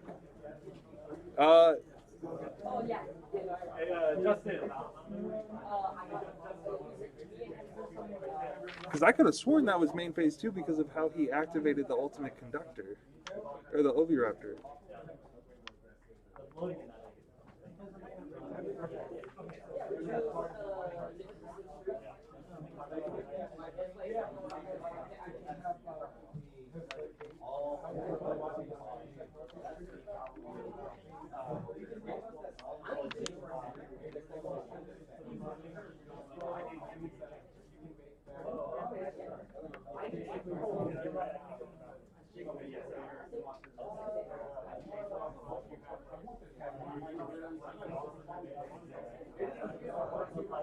It looks like that was during main phase 2, you guys. I think neither of the players really realized that that was main phase 2. Vi's just getting back here. It was main phase 2? Yeah. So the But it looks like it was an honest mistake. yeah. So both players forgot that the Oviraptor attacked the token, and then the Lost World protected the token from being destroyed. So Carlo is still having a rough time. He drew another appointer. So now the Luna will be able to negate the Tyranno since there's no more in deck, but he has the Dolka that can negate it. Yep. Then he has a Calling. Calling, Gamma, and a pointer. So I'm fairly certain that I'm calling this game for Justin. He's in a very strong position. He is. And Carlo just keeps getting dead draw after dead draw.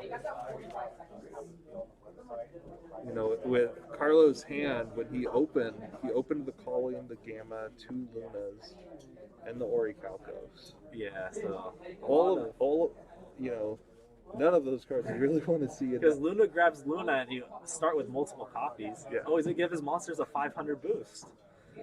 The Seal Orichalcos. That will make his Luna stronger than Dolka. So it's going to force the ultimate conductor to activate. Oh no, never mind. The Orichalcos is just going to balance out the Lost World. So Carlo is still under by 500.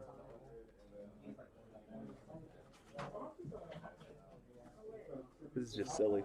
This is a very silly match. Yes. Yeah. So with time in the round.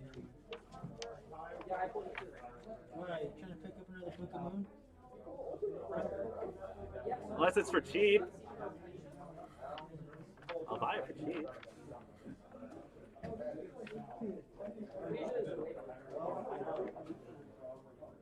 So. Hey, there we go. That's a Alright, good that's social distance handshake. Boop, boop, boop. Yeah. All right. Alrighty. So it looks like Dinosaur is the winner of the match. Yeah. I'll go get him if you want to go ahead and I'll do go ahead a and do so. post-match interview here. All right, you guys. We'll be right back with an interview with Justin Thomas.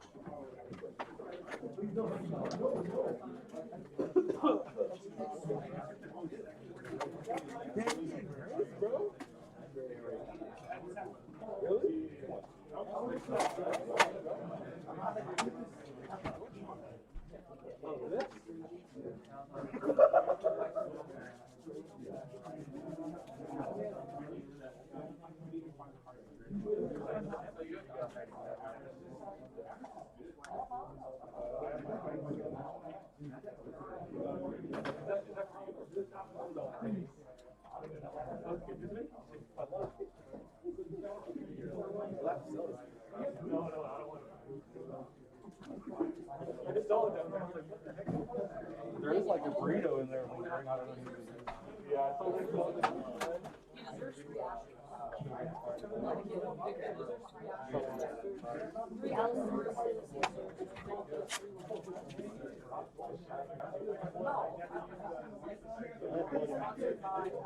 The 7-pack, you'd have a secret acid.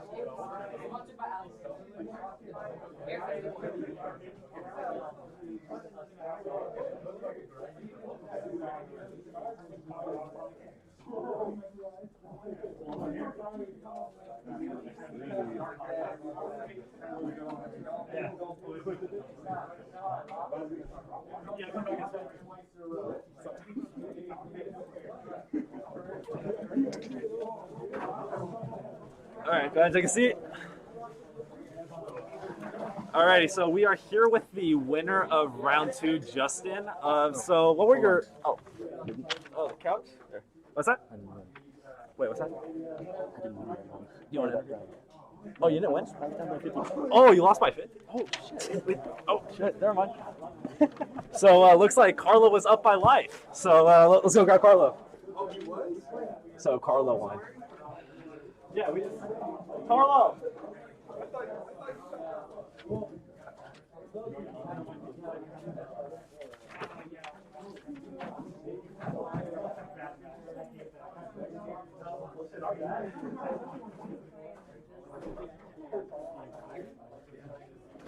We just saw that board present for like, because he was in 50. Yeah, I was up by 50. Okay. Go back in. Yeah.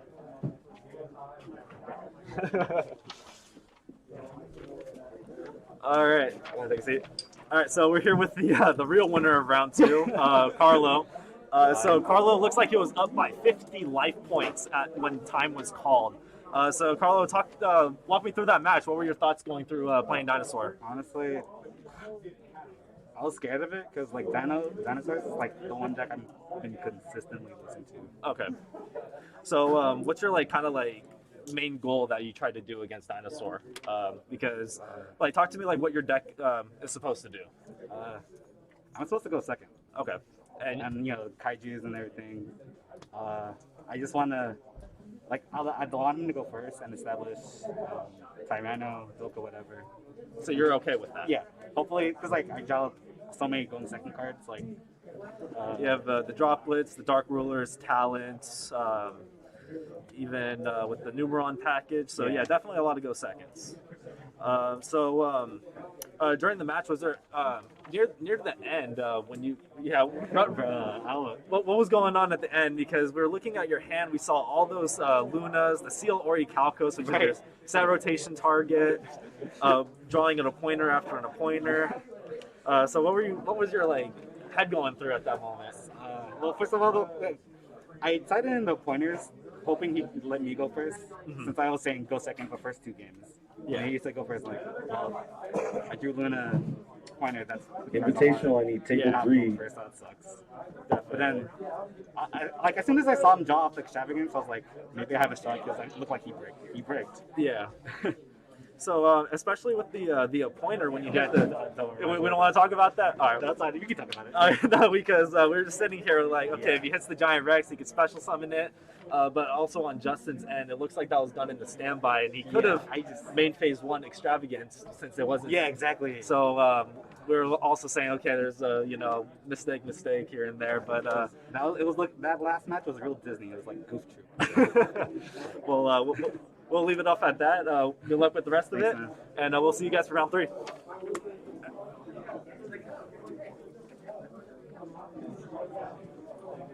Yeah, I was about to go when I was just hoping how tempted to just everything was yeah, that would have locked me out of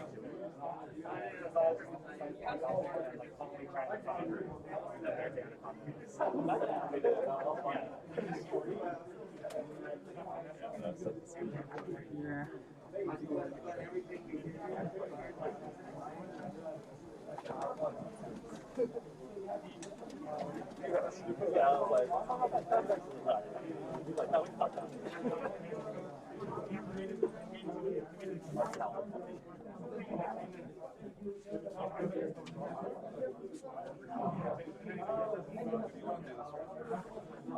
Oh, this is us?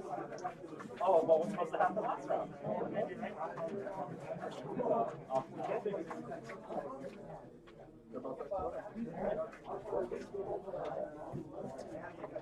Want me to just tell them real quick? They're both right there. Yeah. YouTube. Feature. Feature.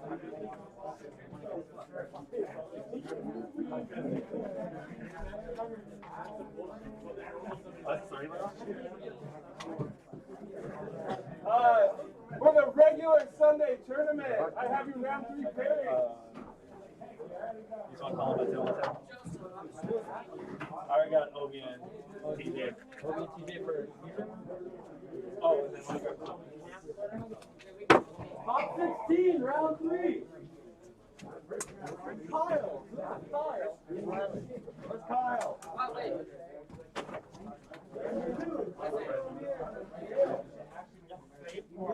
Carlo.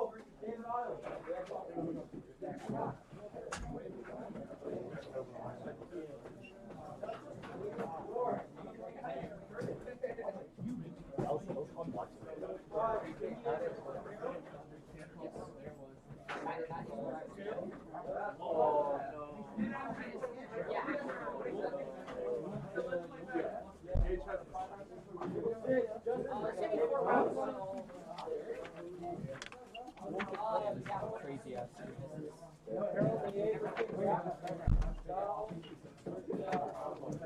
You cover Obi. Wait, where's Thomas? Oh, there it is.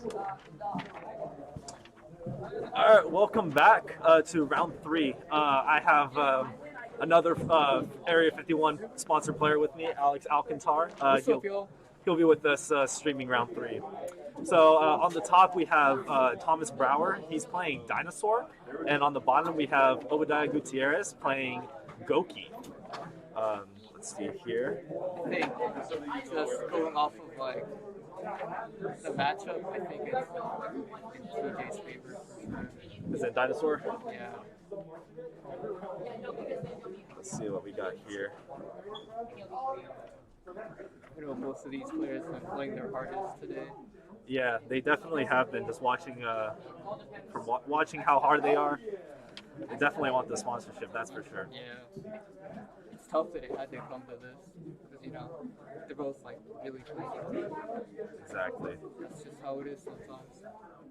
It is what it is. It was what it was. And that's facts. We're the blunder on that one. Shouts out the agency. Shouting out the agency for this one time. So just looking at TJ's list, it looks relatively standard. Yeah, one thing that's interesting about it is that aside from like the evenly matched in the main deck, a lot of Dinosaur builds stop going for the BFT combo, so it's interesting to see that he still has that integrated into his deck in case he goes first. Yeah, there is no Pot of Extravagance in his main deck as well. So I think he's just focusing more on the extra deck. Yeah, so we see like a Chishula, Nightmare Package, we got a True King Calamities, let's see here, what other threats? He definitely likes his Dweller, being able to access that, especially for the Goki matchup, it's going to be very good against. Very impactful. So we're getting to the round, looks like Goki Guts is added by reinforcement of the army. Here comes the Super X. Does he have the target in hand? Of course he does. He's about to get into TJ's guts right now, you know what I'm saying? Here we see he's old chain blocking these old with the Goki cards engraved. Really neat interaction that this deck has that the regular Infernoid Knight deck doesn't have. The ability to chain block these old. And the cool thing about the Goki build is that it has this the little code breaker package. So oh yeah, when they're co-linked, you get to just like pop off. And from TJ's hand, it doesn't look like he has any interruptions other than the Ash Blossom. So we'll see if that's an Ash, right? Yeah. So the Ash is used to stop the Octo Stretch from coming out, and he has the call by. That's tough. Especially, no, the Goki list is 40 cards, so it's just something that you see. So he'll be pitching the target that he adds off Isold for the headbat, Looked like a which is a Twist Cobra. correct.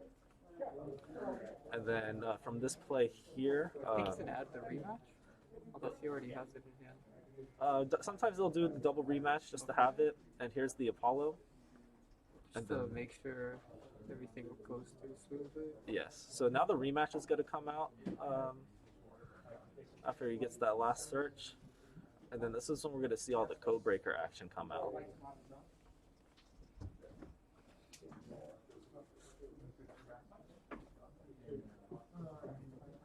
Now you can't summon the Twist. So here comes the headbat. And most likely the Suprex. Oh, the Twist Cobra. Well, he might have not added it off Easel. I was just assuming that it was, just based off the headbat pitch. Here goes Code Radiator. But yeah, if he... That's his name, I don't know. And it is Code. Is it Code? Yeah, it's Colig. It has an up arrow, Okay, so you have to have it in the middle Yeah, one. otherwise you can't activate it, which is really important to look out for if you guys ever run into this deck. Then here comes the Link 3, which is going to bring both of them back out. And you use the Link 3 to go into the Link Cross, and you get 2 tokens off that.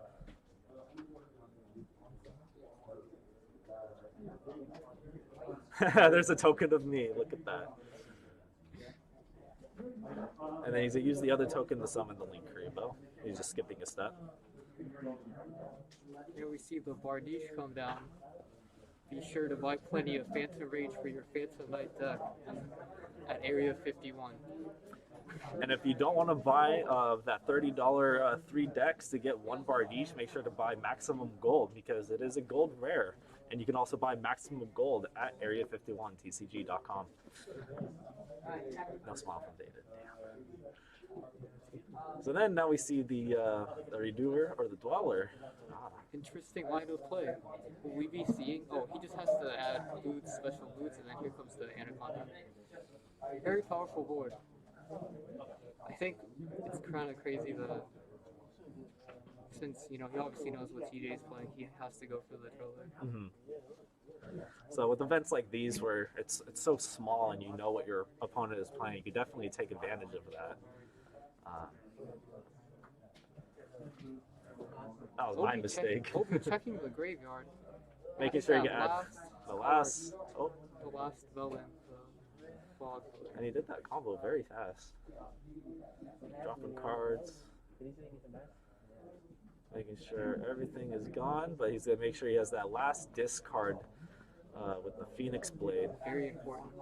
For the Dragoon. I feel like the only way TJ can get out of this, just going off of his deck list, is to bait out the Dragoon and then just go for evenly matched. Might be the only way. He does have an impermanence evenly matched. I mean, well, the impermanence doesn't do anything to him.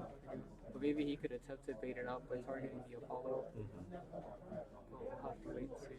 But no trap cards. He has a mind control.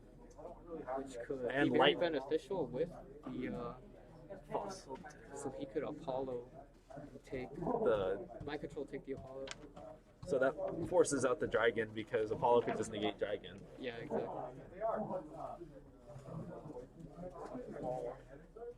Yeah, so force for the negate. There's a Dark Ruler. Oh, that's a Terraforming. Never mind. I don't think he has Dark Ruler in the main deck. Does not. Looks like we might see a Lost World or maybe even a Mystic Mine. He does play Mystic Mine in the main deck. This might be it. He has the one copy of Obadiah mine. does not have a single out to that card. You have his list? You are correct. And guess what? There is no out. This isn't looking good. There's no out. TJ might just win off the line. You know, this is probably one of the most abysmal feelings in Yu-Gi-Oh! Just losing to that one card. I can speak from experience. I think all of us can speak from experience. Both using that card and going up against it. Damn, bro. This is exactly what we were talking about. It's either that or they evenly, but I was very broken. There's no out.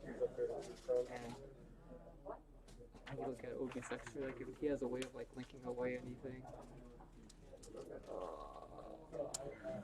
It's not looking good. Those zones under Apollo actually mattered a lot. I guess the only thing he could really make right now is an IP to like cut down on field size, but other than that, he went through most of his extra deck outside of IP and access code and Flank Spider. So, Especially with how much searching Goki does and how TJ can just oh use yeah, minimal cards, he can just easily deck out. I don't see the point in Obi continuing at this point. You could have tribute summon for Nibiru, That's true, removing the Anaconda and the Dweller. but I don't see why TJ would even commit to anything at this point. I think he might just wait it out.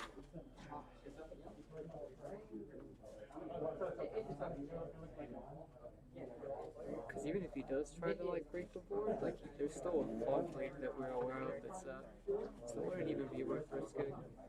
Because he'd have to have lost hold, and Obi picks up his cards, and we're moving on to game 2. Well, let's see, looking over here at Obi's side deck, we see Droplet, D-Barrier, Reboot, Duster, evenly matched, Pankratops, and 3 Appointer. While TJ has 2 copies of Tactics, Kaiju's, Nibiru, a copy of Imperial Order, Red Reboot, Duster, and Lightning Storm. I'm gonna be honest, Obi doesn't have a lot for this matchup, outside of like evenly, I suppose, and just to out the Mystic Mind alone, all he has is Duster. And the Appointers for going first. Yeah.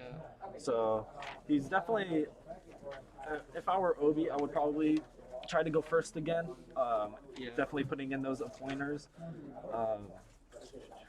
And definitely the Harpy's Feather Duster. Even though that you're going first, You do swan it in case so you don't lose the same way you did just now.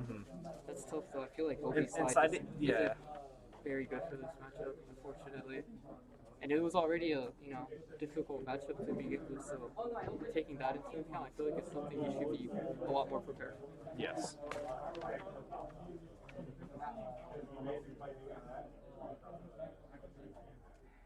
Oh, really? Obi has a few cards that he's thinking about signing in, so I'm thinking that he's going to be putting in a couple copies of D-Barrier. Might just be able to stop those XZ plays from coming out. Still, though, I feel like that's a...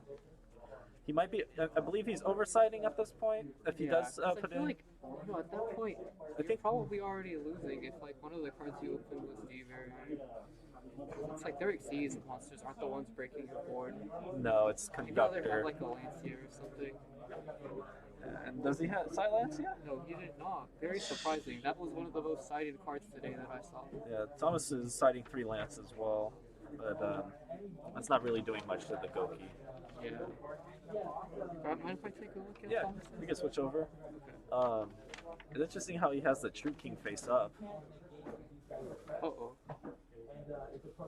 Let's see. I don't know if he's like citing that out or not, just realizing it's face TJ side, for this matchup, I can see the Kaiju's coming in, the Nibiru's obviously. I can see the Lightning Storms as well, just to... Bait out the Nibiru. Yeah, because he only has 1 spell or trap negate with the dragon. Yeah, everything else is just monster negate, so it makes sense to play these like very powerful spells to precede your game state.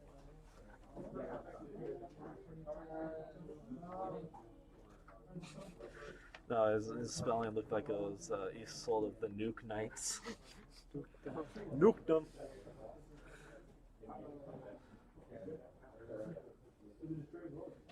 It'd be interesting just to see another Mystic Mind win, and that would be very sad just to win by Mystic Mind. Should have had. It's just a part of the game. It is. It's very unfortunate that that card is still at 3.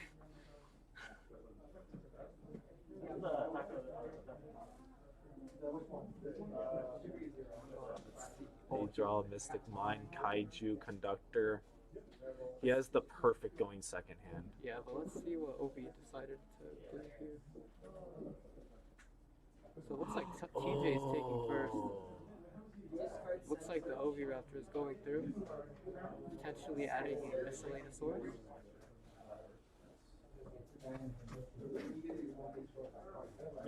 Oh, yeah, there it is. Well, since we know he doesn't play Lancia, the only thing that'll get him out of this would be an Ash at this point. He has 3 effect Veilers, 3 Nibiru, but the Nibiru is not going to do anything. The mist goes through.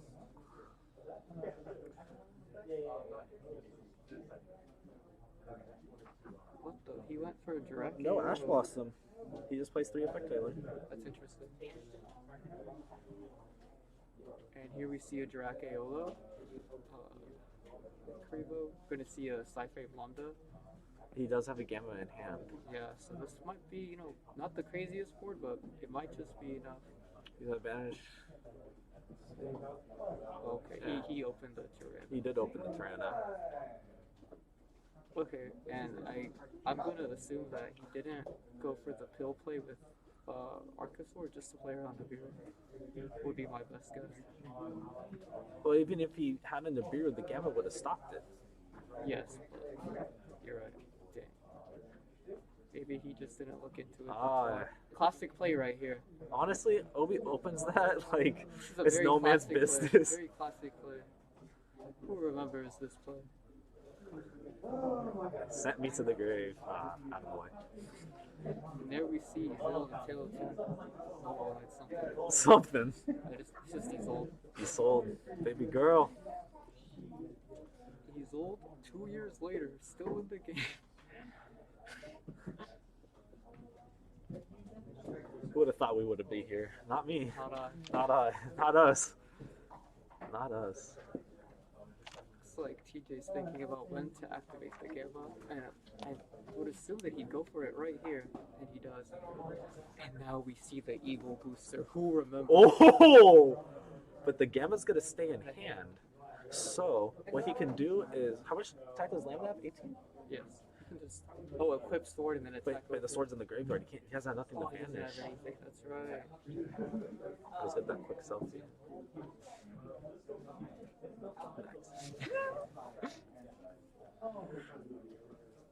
So that. Dude. Wait. That takes me back to like playing Orcus with Engage. Oh, they summon, and then if you do negate. Oh. So Eagle Booster's broken. No, it's always been broken. In Orcus, remember we played that? Gotta make sure that... That Mermaid went through? Yeah. Mermaid always going through. Not Mermaid anymore. going through. Oh, what's the other card? Oh, it's a Gamma Seal. It's like Obi gets to play the game for now. And he still has a Conductor effect. It'll be interesting to see when he decides to activate it. Really cool interaction here is that he could potentially pop the driver and just have more Gamma plays. Because if the driver's tributed, does he get to do something with It's not Lambda? tributed, it gets destroyed. Okay. But he gets the Lambda trigger? Oh no, if the Gamma for whatever reason stays on the field, during the end phase it would get banished, then it would trigger Lambda to add another copy of Gamma. Got it.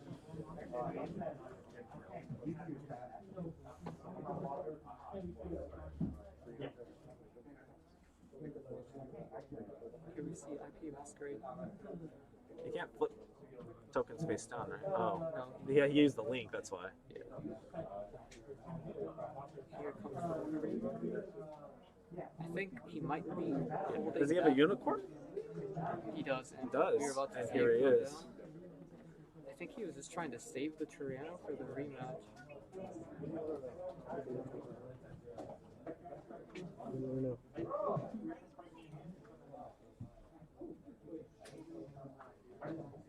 Obi played through that very well. Yeah. And there it is, the rematch. And the Super X hasn't been able to do his effect, so that was the perfect discard for Unicorn. Depending on what's in his hand, this could be a huge play. He has Octo in hand that I see. Did he use the Codebreaker link too? Just now? Yeah. Because he has a down arrow from the Unicorn, he would have been able to use the Codebreaker that way. He might just go for Anaconda at this point. Which is a safe play, yeah. No, did he not search first? Oh, looks like he's about to search. I hope.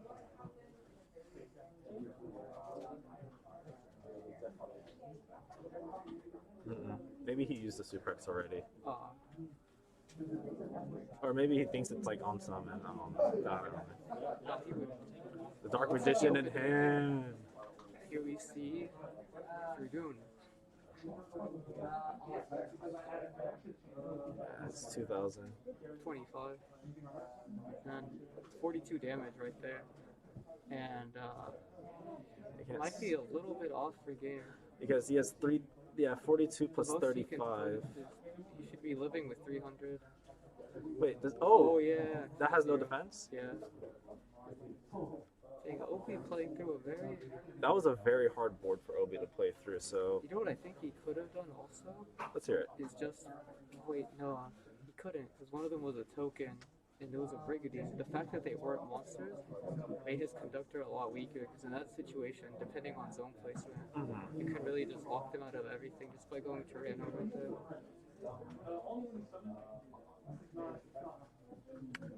I'm glad this game is being streamed because that was fun to watch. Yeah. That was very fun to watch. Very proud of Obi. I wanted to. I was very unfortunate we didn't stream the Stillwell's round one against. Because that was against Obi. Yeah. 'Cause that was very back and forth as well. But then again, that was also a Dinosaur matchup, so I think Obi's kind of fresh off that. Yeah. So for game 3, do you think TJ will be going first? Honestly, I think just like going off of his side deck, he's better off going second regardless.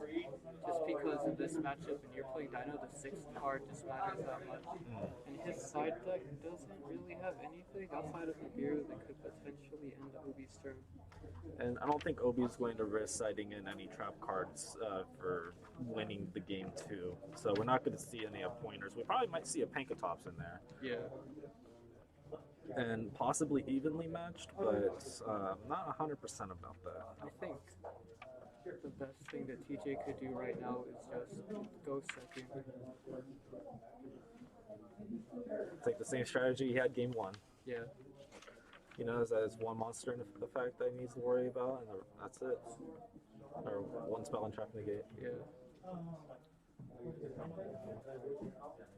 Then how many kaijus does TJ play? Just two turtles. Are there none in the main deck? Let's see. Very surprising to see that there's no Dogeron. No Dogeron. That doesn't make any sense. It's searchable. Might just be an oversight on Thomas's behalf.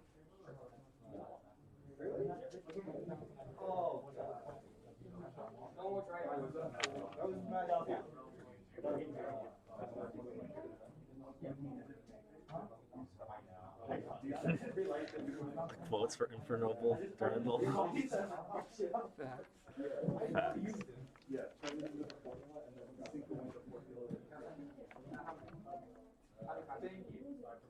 Because I would have got, you would have put up metal I don't have clock up here. Wish we did. both in defense and you couldn't run it over. Hey Gage, how much time's left? How much time's left? 1930. Okay. So a little under 20 minutes left, so halfway through the match for game 3. Should be plenty of time for this matchup to get one last game. Yeah. You're about to counter it. Yeah. Other thing, I was like, okay, how many I wonder if either one of them are going to side and reboot. That'll be interesting to see. Yeah, some people run one out.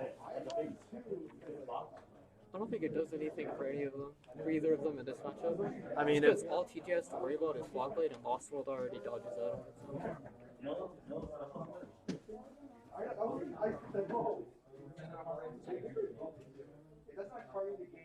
It's like that one episode when Yugi and Joey were dueling, and then they had that montage and like sad music was playing. This is it. Now. This is Yeah. it. All right, let's see. Let's see how this goes. Obi has an imperm in hand and looks like he's going first. Yep. Okay. One for one of my Okay. favorite Oh, cards. But now we know that the possibility of a Dragoon coming down just isn't there anymore. And He has a call by? If it's not, no, that was brutal. that hurt a lot. Because now he can't even just use any 2 monsters for Predaplant.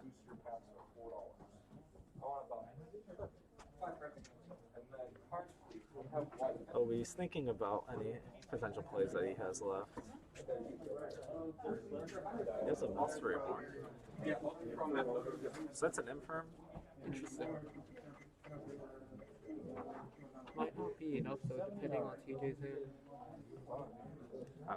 Very unfortunate to see OB break. His talents. Oh, his he hand's has dig. insane. He has dig in world. Terraforming. This But one- no miscellaneous, so this Infirm can actually. What's in OB's hand still? Well, Lost. Oh no, he has to activate Lost World first, and then the Infirm turns off, right?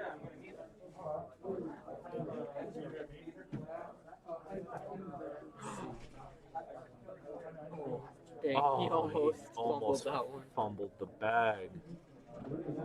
No, what? Well, the token isn't out yet, so we could. Oh, you're absolutely right. The TJ token. And it's not over yet. He can still destroy a baby Ceratosaurus in his deck. Or potentially Petite Pterodon, but Probably the baby.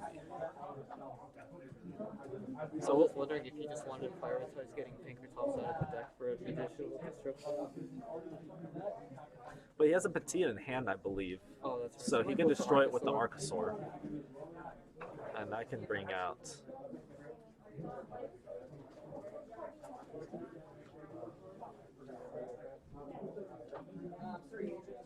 Summons.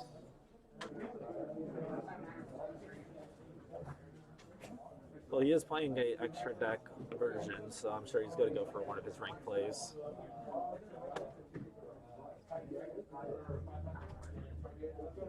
So we'll probably see a Dolka in this situation. No, it doesn't play around the group. I think he might just be going for the secure Gardener play. Oh, okay, no, I'm just going straight into Lambda. Still playing around the beer, potentially.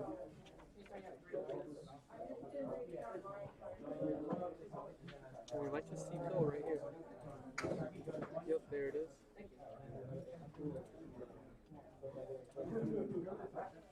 It's looking like Obi's going to take 5,300 damage this turn, depending on TJ sequencing.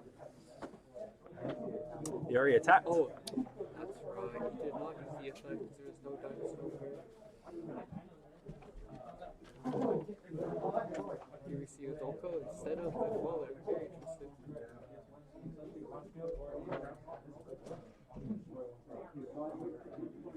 He bluffs the Terraform. And he passes. So we'll see this token go into a Link Revo.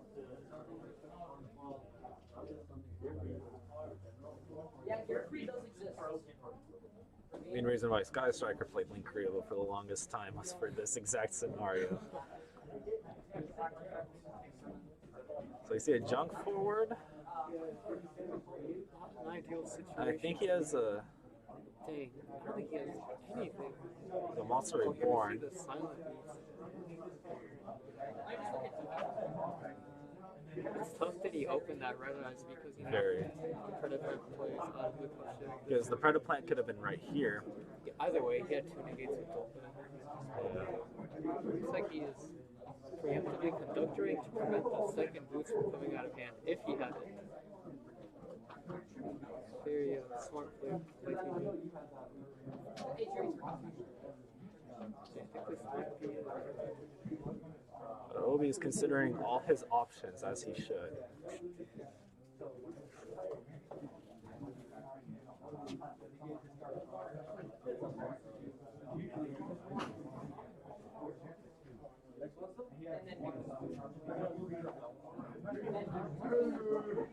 Here we see a Monster Reborn. And he's going to grab one of... So, grabbing the Lambda. Oh, so we're going to see maybe some Link plays going on. really anything that helps him in this situation? I guess he could potentially out-do Goki. The only thing I could think of, but he Oh, Link Cross. Okay. Okay, so here comes the Goki.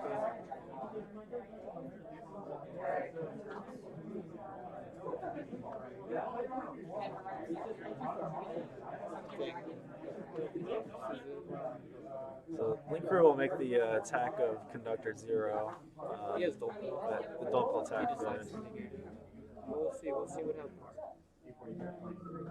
Well, he can attack with Conductor on Link Crew, chain. Attack with Conductor, send the face down for 1,000. Dolka attack for 23 for game. That'll probably be the best way to do it. He's going for a disc effect.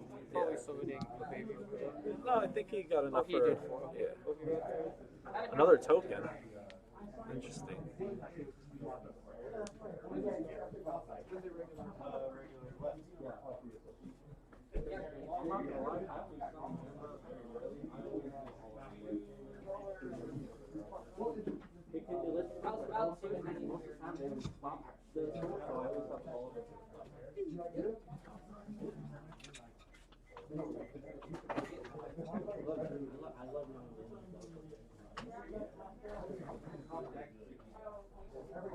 Looks like we might see a Logia coming down. Or Ragna 0. He's looking at that because all his things might be. Oh, wait, also to get rid of the Link Crew. Yeah, because he could use Ragna 0 to pop the Link Crew because it's minus 500 from Lost World. But even then, he could still quick effect tribute. But he had the Dolka. I think the best line to play might have been the Ragna 0 in this situation. You get a draw from Ragna 0 too, I believe.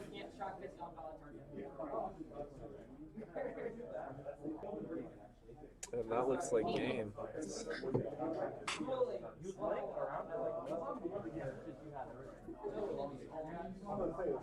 Very solid play by both players this match. Overall, a very good Despite match. the pressure and being on stream, I feel like they both played it as well as they could. It's what they had available. It's still going, and that was the game. Do you want to do that?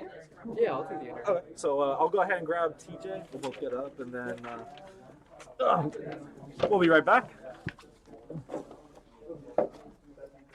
Yeah, TJ's up? Yeah. Just put it on top.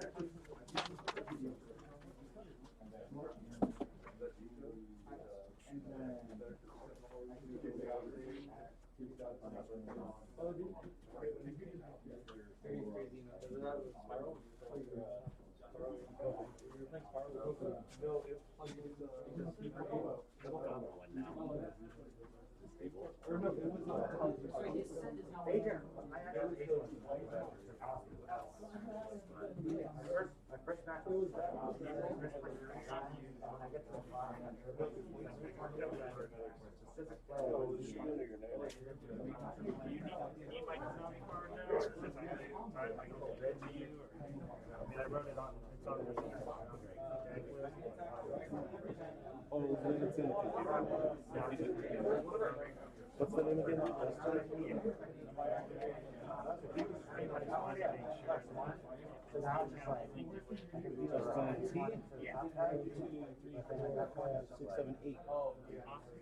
I just wanted to make sure that I'm not going to catch it. Okay. I didn't know if you were waiting for me to give you. Obviously, you can put them on. I just Oh, that's nice.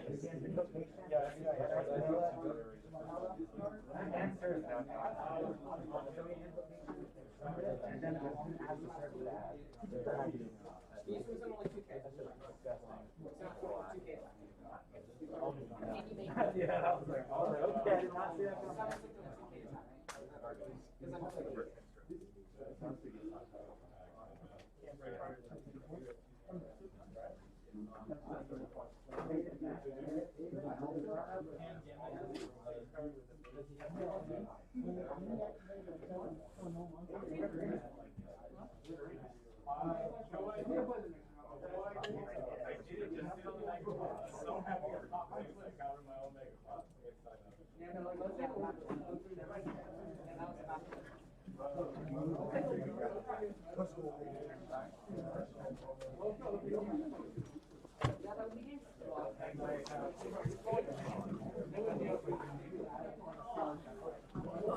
What's up, y'all? We're here with Thomas Brower. Thomas, how do you feel after such a interesting match?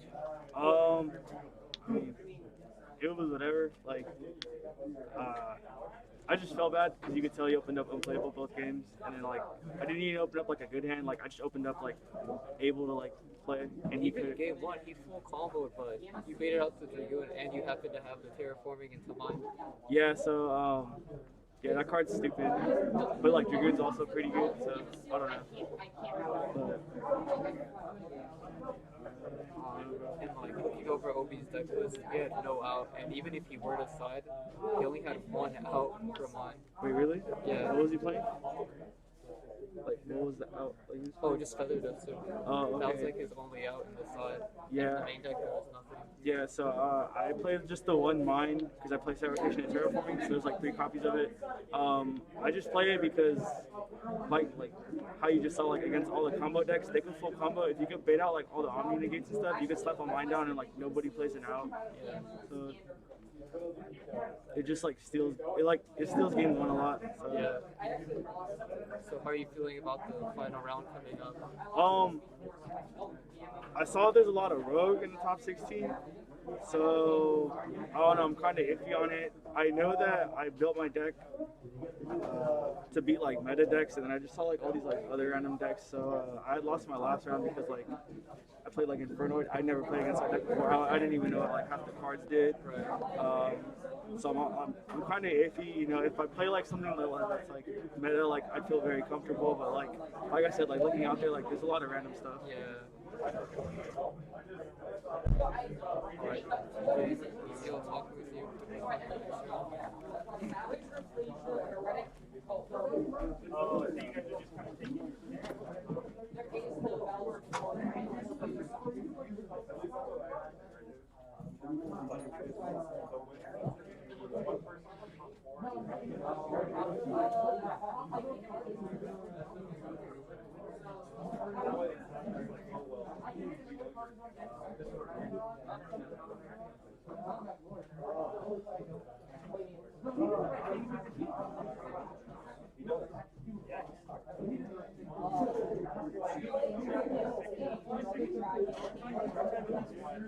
This one guy you're playing back on your old location, maybe like 3 years ago. And I remember being in the small room. Yeah, the small room. So, I mean, everybody's with me. The first time I went was just we saw guys, some people were there picking up cards for a regional.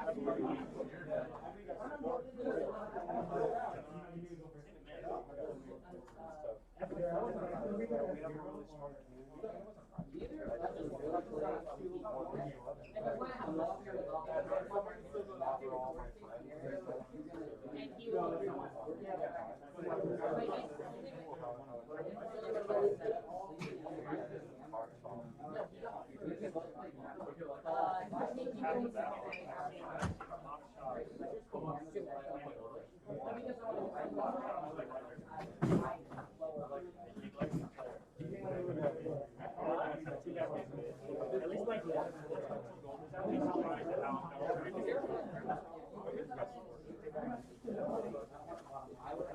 Never mind, there's the one round. Oh yeah.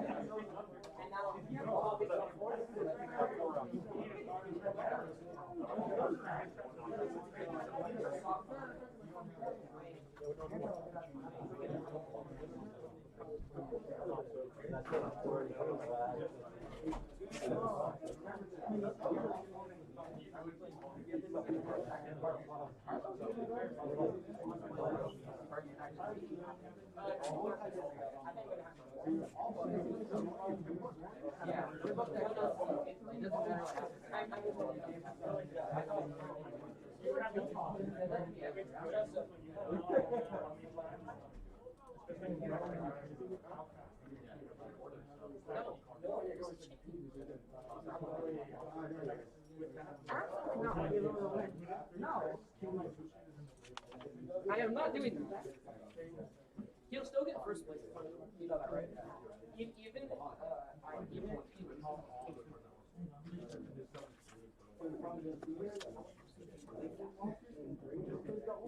Dave, do you have change for a 10? You gotta buy something. Huh? You have to buy something. I can't hear him. You have to buy something. Oh.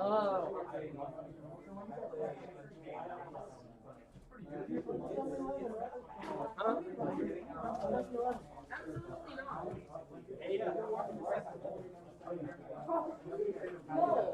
not. Welcome to the I hey, my parents would kill me. Why are you standing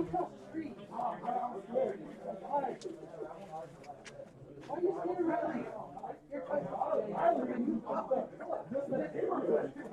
You're scared across the street. Can I get 2 face orange?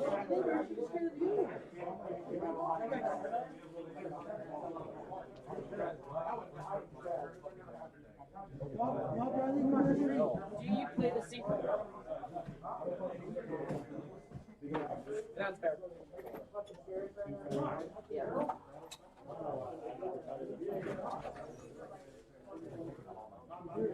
Probably overheard you on a mini anxiety attack in the fourth round. No, because no one else. Wait a second, how much do you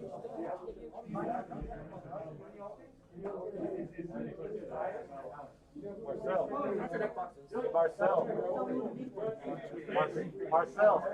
Hey, yo, Marcel. Did you get it? Who got it? I got it. Ready for next round? Sure. Okay.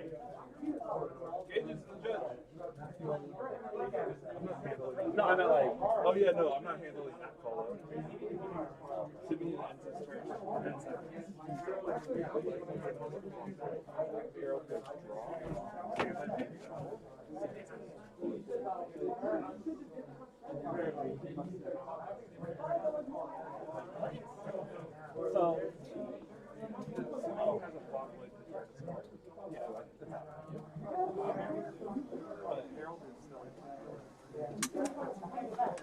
Oh, but use that to stop it. Oh, that. Oh.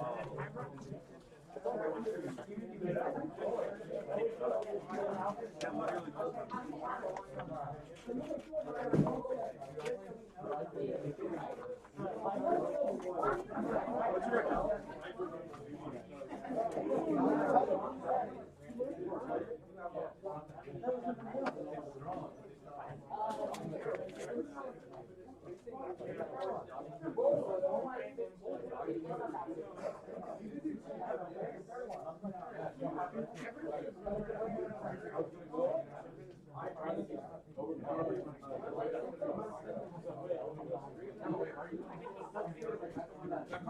All right, Sunday regular event. Pairings are up here at the counter.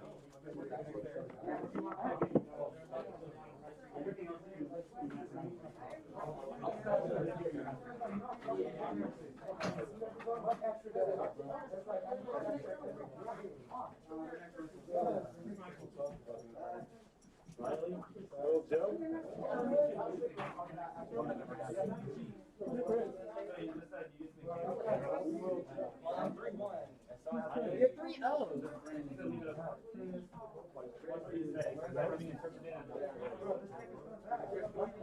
You guys know Joe. Oh, God.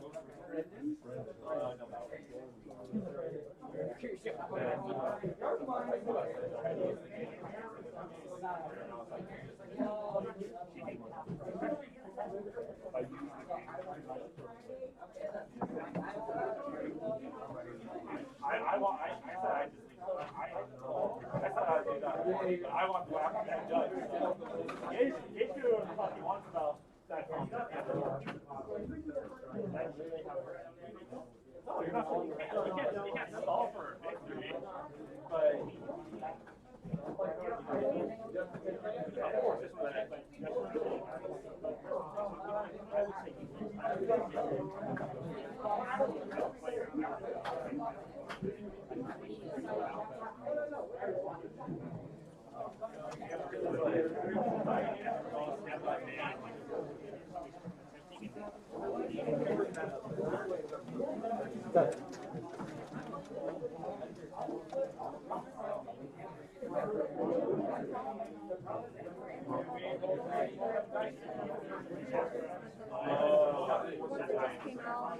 We don't have vivid voltage until the 13th.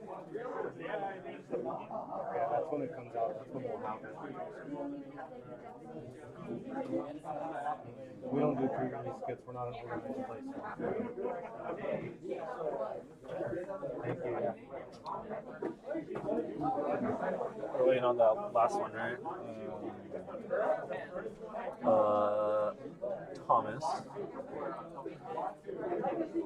Simeon,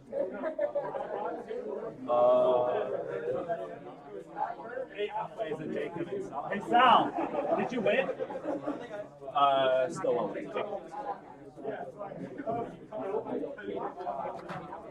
Last round for Swiss.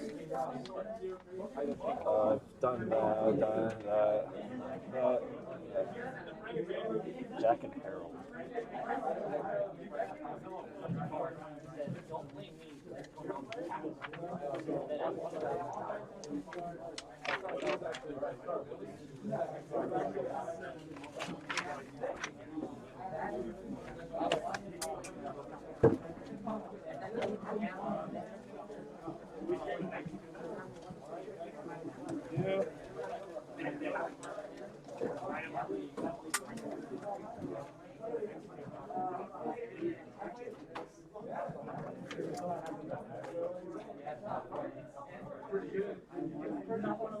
Unless you want to look at the pairings.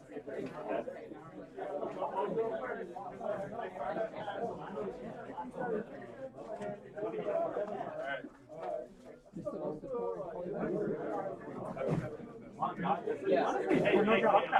Hey, this is the most important one of the year. Even if there was one. Okay, Invitational pairings.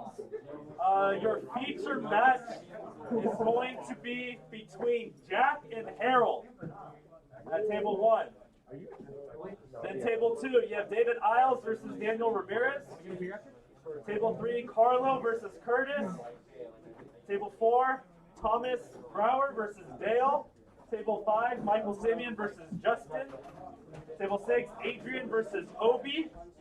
Table 7, David Bejarano versus Jacob Stillwell. Table 8, Anthony versus Sal.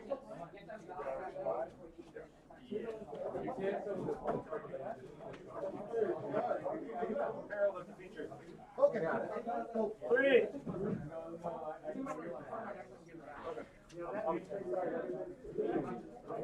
What's that? Did you want to commentate one, or do you still want to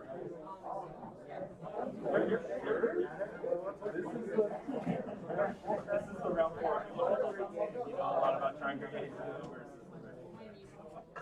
it's all up to you. I don't know why. Alright, sounds good. I'll be right back. It's on the ritual. That's fine. I don't know what Tri-Brigade is.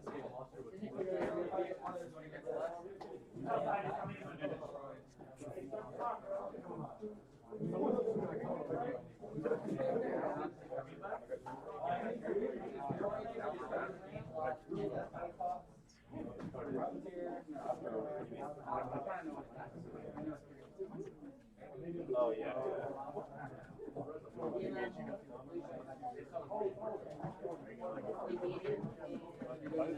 Oh, Tigner, how do you get rid of the standby?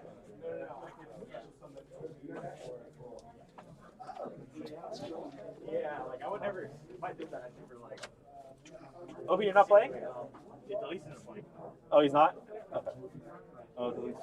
Yeah, apparently he borrowed all the cards. You want a ritual? Yeah, let's do this. Welcome to the 4th and final round of Swiss. We are showing an X2 match. We just want to show you some really cool decks of the format. The first deck that I have right here is played by Jack, which is the Tri-Brigade Zodiac deck. And that's going to be the... Jack is the player on top. He's the one rocking that Gore's regional qualifier top cut mat. On the bottom with the blue mat, we have Harold Miller playing Megaliths. And he's actually teching in 2 copies of Evigishki Gust Kraken, which just came back to, I think, 2 or 3 on the most recent. I think it was 3. Yeah, it just came back to 3 on the most recent list. Harold is playing 2 copies of it, and Gust Kraken is known for hand looping, so we'll get to see what Harold's able to do with the hand loops as well as the crazy combos that you see from Megalith. The deck is hurt without the Block Dragon, but it still gets to its end board. Yeah, I think all the Block Dragon really did was enable you to do the King Calamity play. That was the main thing it did. Gotcha. And we see Prep getting ashed, but the Gamma was there to save the day. So what? And he also has a Call by the Grave. Oh man. What other hand traps does Jack play? So Jack is playing 2 Ash Blossom, and that is about and then the Imperms, but those are turned off right now. Or no, those are live. Imperms are live, yes. It looks like Jack does have one. Yeah, he has his Nibiru's in the side deck, and that would be it for hand traps. So Harold's going to start off with Omega. Get rid of a card, and he hits the Tri-Brigade Nerval. I believe that's Nerval. Hopefully my app updated, because I got to pull up his Tri-Brigade cards. Yeah, I don't know what they do. So Incantation Chalice Slime's effect activated, discarding Megalith. I'm not sure which one that is. It's one of the level 4s. Scandal does the spell. Scandal adds spells, yeah. The Megaliths really like to use that spell, the incantation one.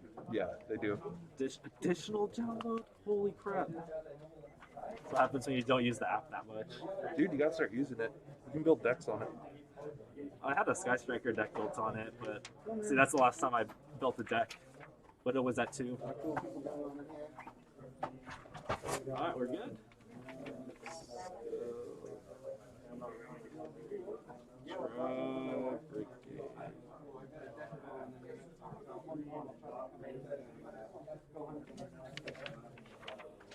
So it looks like Harold passed after the Megalith.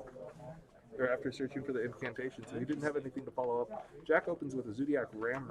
He has Tri-Brigade Revolt in hand, a spell card, and I believe that was another Tri-Brigade monster with it.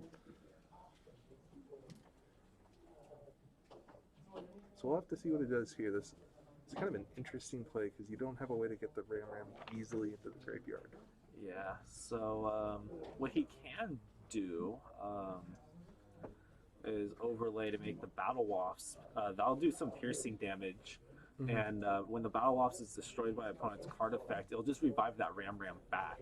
And by having an Xyz on top of it as well, the Ram could then bring back an Xyz if he attempts to out it, and then depending on how well that goes, we'll see what he'll do.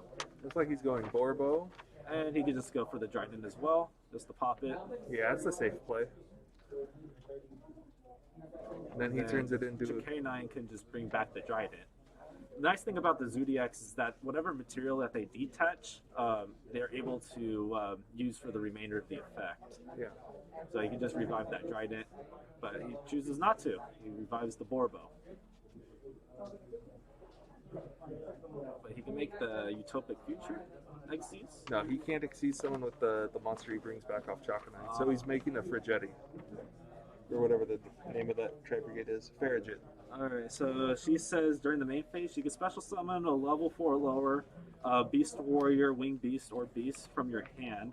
But you cannot use monsters as link material for the rest of the turn, except Beast Warriors, or Winged Beast monsters. That's not an issue with his deck. Not at all. And when that card goes to the graveyard, he does get to draw one card. Then he places a card from the hand on the bottom of the deck. Okay. And then the Nerval, that one, he says that he gets to banish any number of Beast Warriors, or Winged Beasts from the graveyard to special summon one from the extra deck with a link rating equal to the number banished. So he banished... Looks like he banished 2 Xyz. He banished Borbo and Chakanine. And then that will be... Well, it looks like that's the link 3, so there might be one more card underneath that. Oh yeah, there is. And then that one also gets to special summon a level 4 or lower Beast Warrior, or Winged Beast from the hand or graveyard, negates the effects, and returns it to the hand at the end of the turn.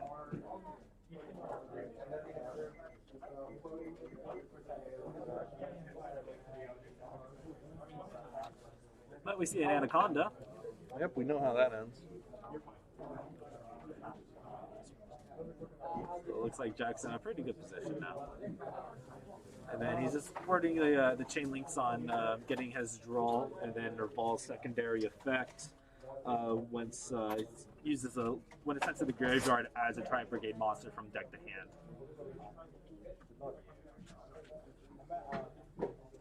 Oh, there's a hyphen, that's why I couldn't find it. Okay, so we got... And then the one that he added the hand was a level 4 Fractal.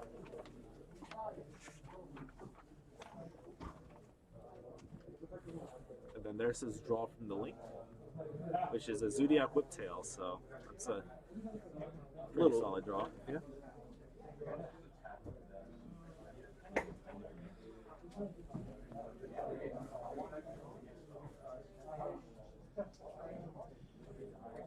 What's going to happen next? It's also interesting that Harold didn't set the Called by the Grave. Yeah. Especially since I'm fairly certain Harold knew what deck he was going up against here. It's a small tournament. It is. So, Anaconda's going to send Red Eyes Fusion from the deck to the graveyard, along with a Dark Magician and a Red Eyes Black Dragon, to fusion summon Red Eyes Dark Dragoon. One of the best monsters of the year. Yeah. Whether or not we all wanted it to come out is a whole story on its own. I don't know about you. I should have been a prize card. Should have been a prize card, yeah. That would have been an amazing prize card. Like, think about the math for that. And then think about how many Dragoons would be in existence with very little tournaments for it to be a prize card in. Yeah. Oh well. Next time. Yeah. And did he not attack?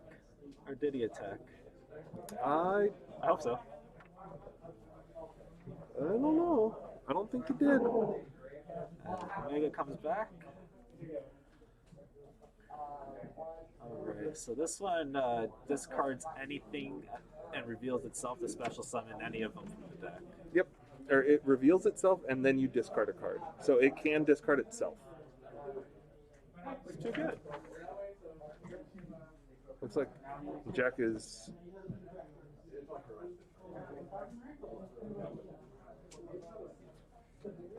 waiting to see what Harold's going to discard. Discard the Call by the Grave. Yeah, gets rid of Call by. Yeah, because he has a researcher in hand, I think. So he's gonna be able to do Halka Fibrax plays as long as he can bait out that Red Eye Stark Dragoon.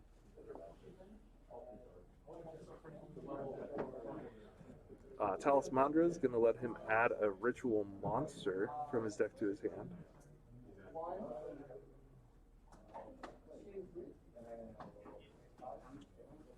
He uses Dragoon to negate and destroy. Yep.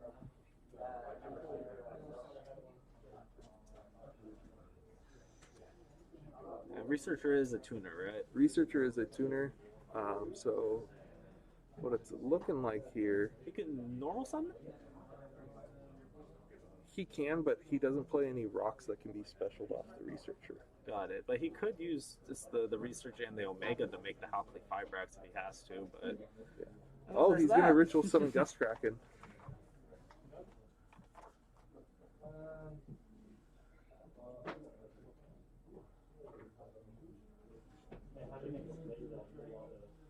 So it just hits 2 cards? So he picks 2 cards at random, and he gets to look at them.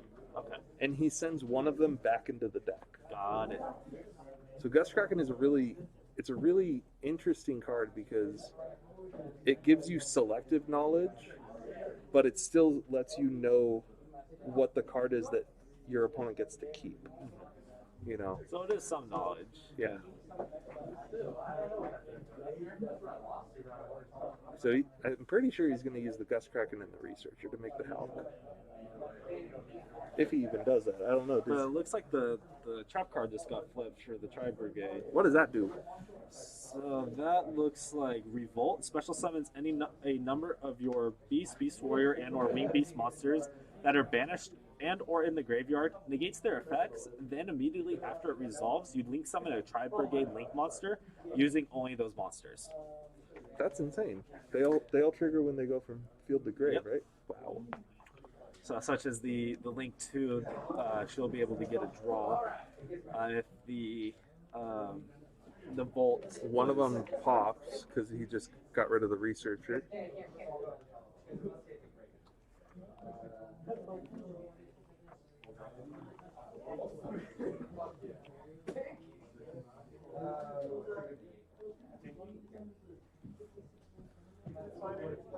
And I can't help but notice on the side of the camera too, I don't know if you see it, Golden Lord just got banished by an Infernoid at the table right next to our feature match.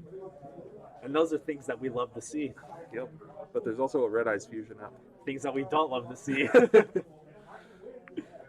So I get the feeling that Jack got that game. Yes. It looked like he just had enough advantage, especially with that Dragoon being at 4,000 and interrupting the potential Halki Fibrax combo. So both players are siding. Let's see what they're going to put in. So Jack, since he's expecting to go second, we'll probably see 2 copies of Nibiru, 1 copy of Alpha, the Master of Beasts.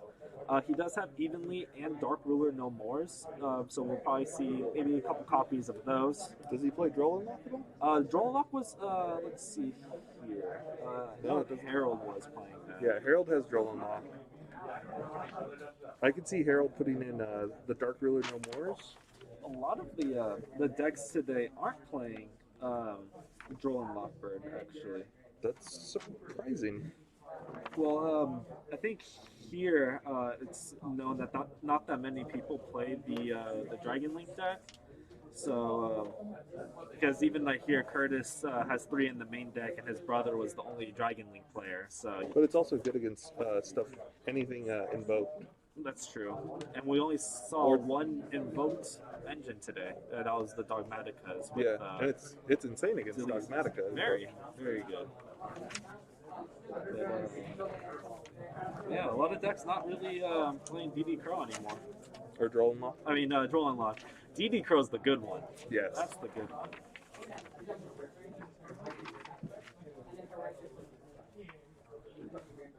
All right, so both players have shuffled. Their opponents both asked them to cut their deck into thirds, it looks like. Stack them up. Letting them pick which order or which stack ends up on top.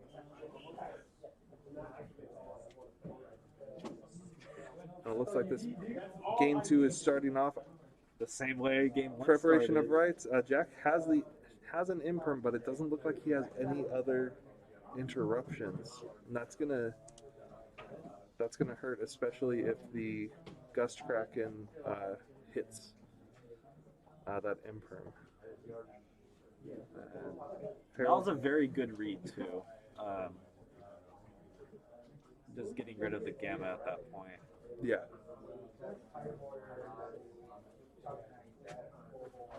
Plus, if your main monster zones are being used.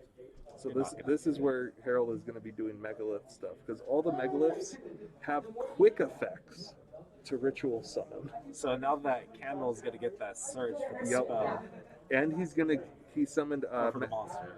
He's going to get the search off the Megalith as well. And the level 2 is the one that I know that's the one you're supposed to stop. But Oh my God! looks like he has the ball rolling now, so we'll Yeah. see what goes on. The real question, where's Harold? Or I have Harold's list. I'm going crazy here. The real question is the boost one? Or if he's playing either of the cards that end his opponent's turn. With the Megaliths? Yeah. It doesn't look like he is. Wait. No, it doesn't look like he's playing them. Megaliths, their ritual effects, they can actually ritual summon on the opponent's turn as well. But they don't have to go into Megalith monsters. Oh, okay. So there's Dark Magician, Chaos. He used to play the Dark Magician, but it doesn't look like it's on the list anymore. That card was very good when I would play against him. Let's see. But he does play the one Megalith that gains 300 attack per ritual monster in the graveyard. So he usually gets that thing up to easily 4 or 5,000. Looks like we're about to see the Halka Fibrax plays. Harold put up 2 level 4 ritual monsters. He overlaid them together to make a Gallant Granite, which search for Adamancipator Researcher, which is getting them the Halka Fibrax, getting Despot. It's going to go into the Auroradon. He's going to start doing some crazy combos We're here. going to see a lot of tokens. So he's going to a lot of shit. He's going to summon 3 tokens, bring back the Despot. He's going to make Herald of the Arclight, then tribute the other 2 tokens for the Coltwing. Coltwing is going to bring out 2 tokens, and he's going to keep going from there. So Herald is actually playing 3 copies of Herald of the Arclight, and he doesn't keep it on the board for the negation effect. He uses it because whenever Arclight goes to the graveyard, you can search your deck for a ritual, spell, or monster. And so as you guys can see right now, Harold's doing it. He just synced away the Despot and one of the new Coltwing tokens to make a second Herald of the Arclight. And now the smart thing here is to overlay the 2 Arclights, probably for Dugaris. Yeah, and since all of Dugaris' effects involve detaching 2, he gets to go off. He's going to get the Despot. He's going to get the double search. The Despot is going to make the last Herald of the Arclight. It's going to overlay with the Coldwing for Digusto Emerald and shuffle back the Arclight so that he can do it again later.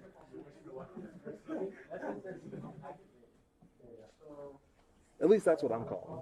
Like, we'll see. And so far, that's what's unfolding. Yeah, we'll see how this works. He's just thinking about what cards he wants to search with those 2 heralds. It's funny because Harold always talks about how the bane of his existence is his own Ben 10, because he always forgets to activate Ben 10's effect when it's used for a ritual to search for a fairy.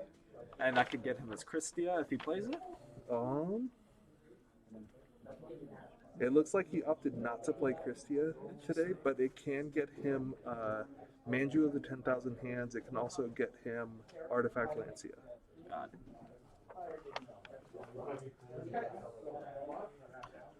A third Herald.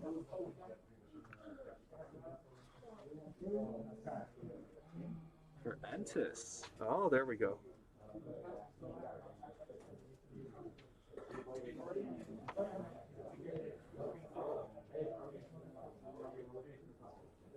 Now, Entis has a... Does she have an on-field effect or no? She only has the graveyard effect. I believe so, yeah. So I forgot that he could just fusion summon Elder Entity Entis, but instead he's going to go Entis and Coldwing into the Digusto Emerald. So he can recycle the Coldwing, the Gallant, and the Researcher. Now this is going to be key because he's going to get to recycle that Researcher and the Gallant to do this play again next turn, since with his Megaliths he's going to protect the Auroradon and the Emerald. Because they're all rocks. Well, no. Digusto Emerald is a rock. Auroradon's a machine. But the Megaliths are going to let him blow up his opponent's field. Oh, got it.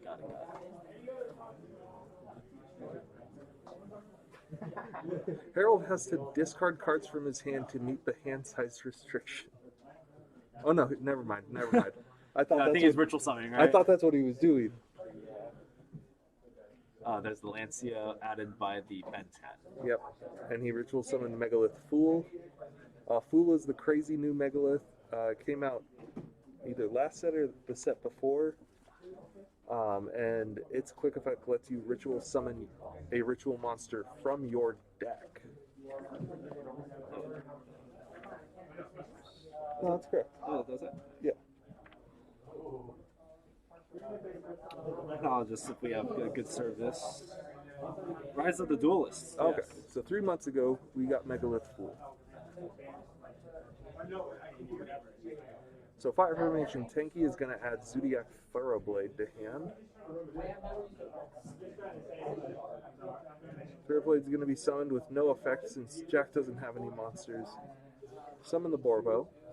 So, looks like he's going to opt to make the Zeus play if he can get that attack to go through. I don't think he will. Just because Full is using its effect now. Yeah. I'm fairly certain Harold does have the Belthor in hand.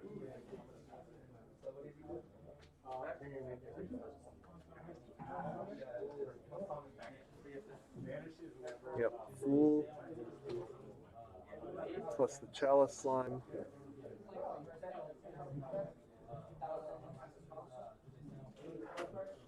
There we go, there's the Belthor.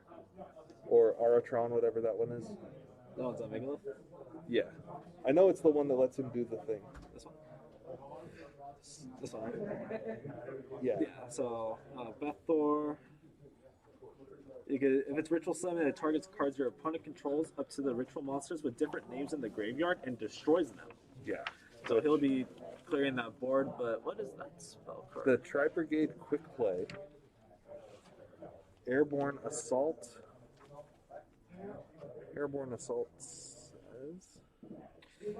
target a beast warrior, or winged beast monster you control. You special summon one from your deck in defense position with a different type and with attack less than or equal to that monster.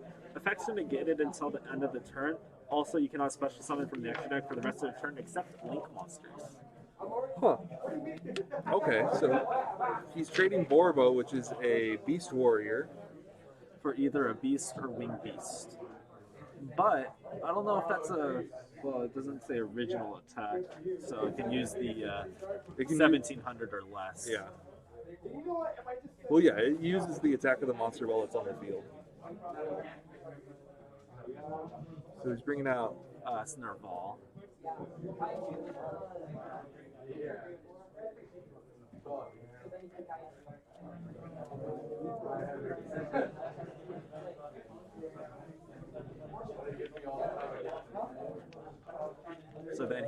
banish those two to special summon the Link 2 by using their Balls effect.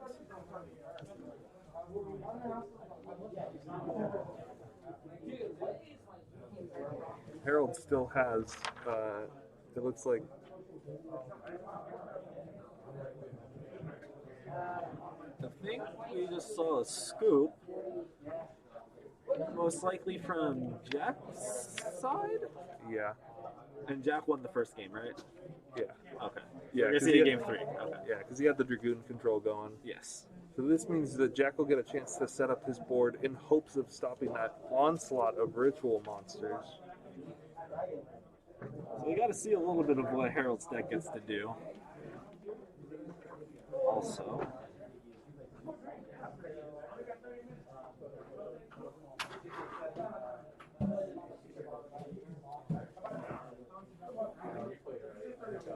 So, interesting here, Jack does side 2 copies of Shared Ride.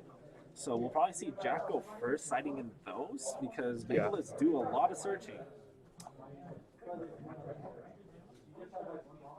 Harold's probably going to be siding in his Artifact Lancias and either Dark Ruler No More or the Lightning Storms. He doesn't want the D barriers since he is going second here.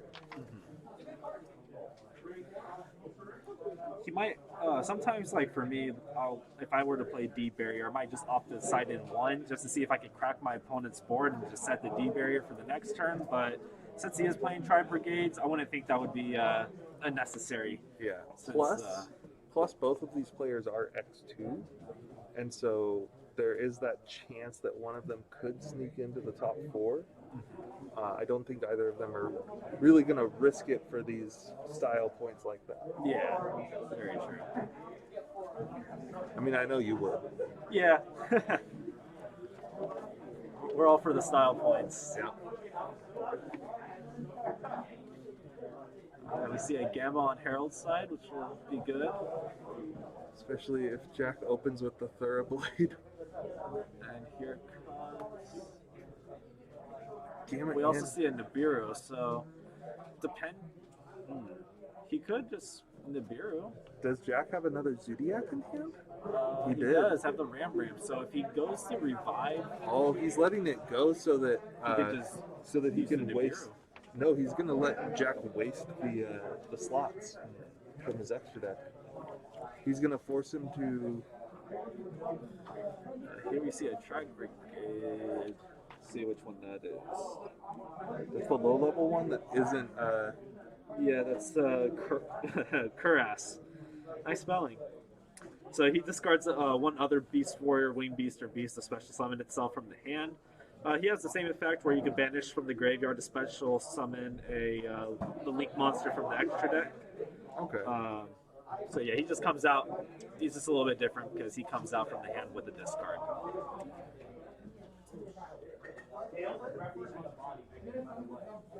I believe he didn't stack any additional Xyz under that Trident. No, but it looks like it's just the... So we're at 4 summons after this Link comes out. 1, 2... Yeah.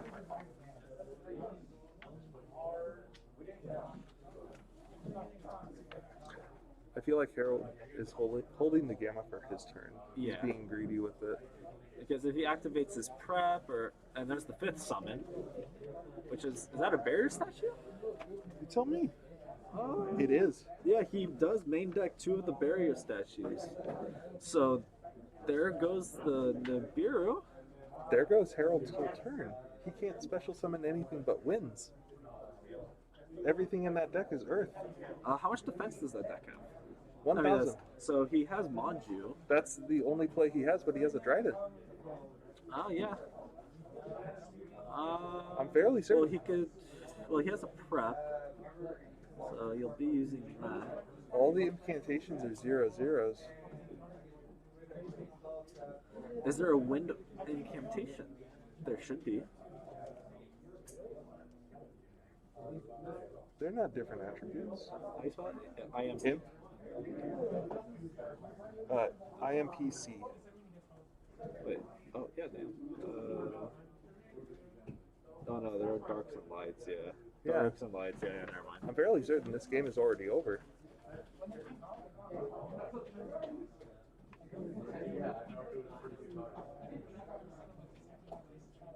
Yeah.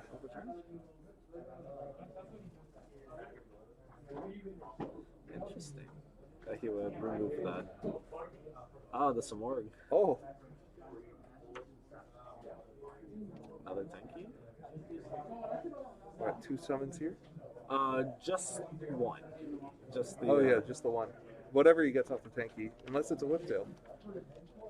Well, he could summon the Whiptail as number 2 and then move the Whiptail after it attacks to the Trident. For... No, and then that one's.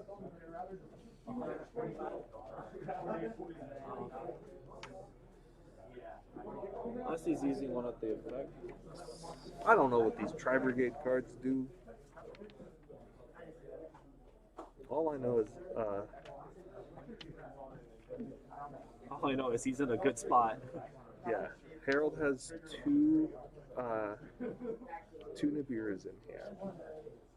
If Jack can stop summoning before number 5, he can end his turn with Samorg bringing back the barrier statue. As at the very least the 5th summon. Yeah. So he just needs to be conscientious about his summons. So that's number 3 for Jack. 4 for Jack. Is Jack going to do it though? Or was that 5? Jack just summoned that monster this turn, didn't he? So we have 1 there, Or 2, no. 3, and then the link 2 is just 4. Yeah. Yeah, I think that's 4 summons.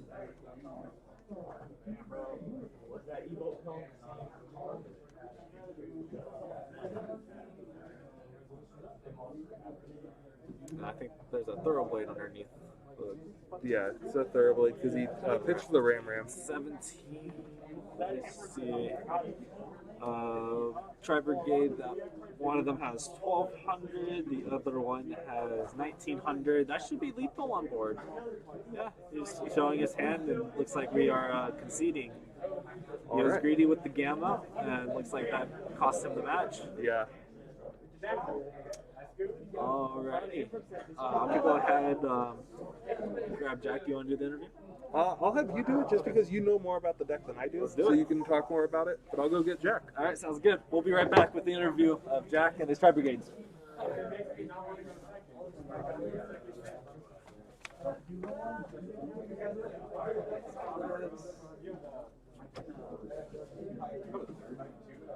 That was very.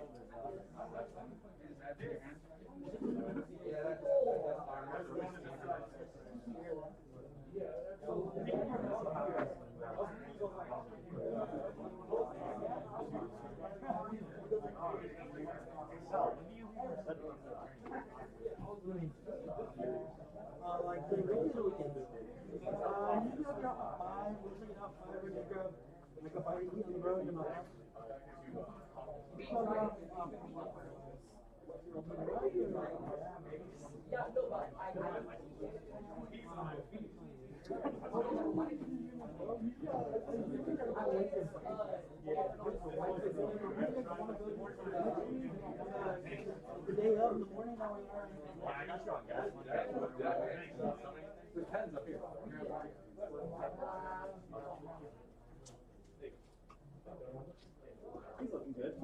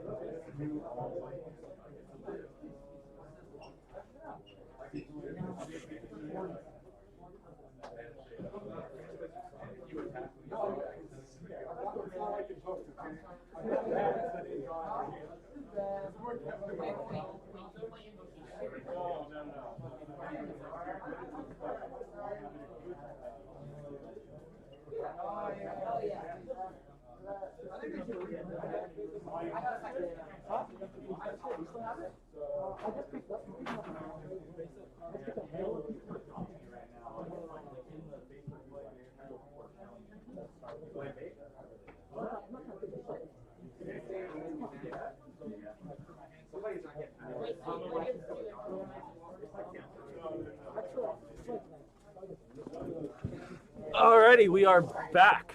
We are here with Jack. He just won round 4 with his Tri-Brigade list.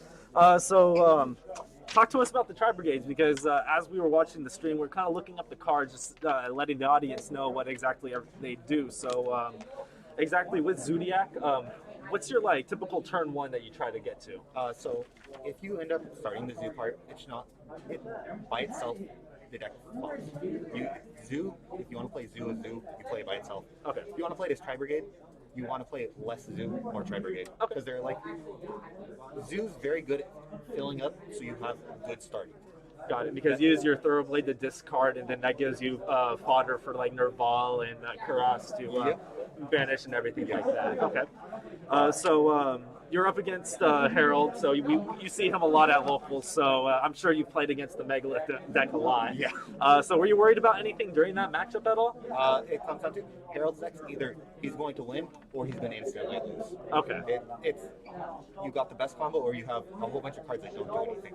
Yeah, exactly. And we saw in the last game that he held the Gamma because I think he was expecting you to go over fifth summons, but your fifth summon was that the barrier statue. So so you're able to. So do you typically get to that combo turn 2 or 3, where you use the sword to loop that back, or? So the goal of it is, it's if you hard draw it, and it sort of sucks. You just special off the floor jet. Okay. But you have 2 typical end turn ones.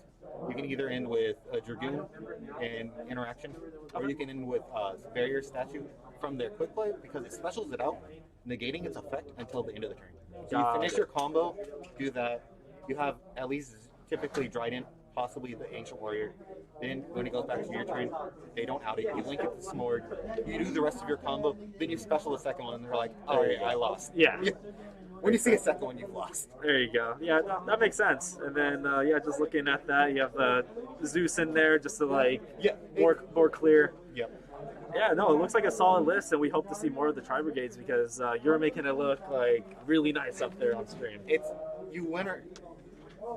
We'll leave it. Lancey is a hell of a card. Lancia is one hell of a card. Every single loss has been Lancey.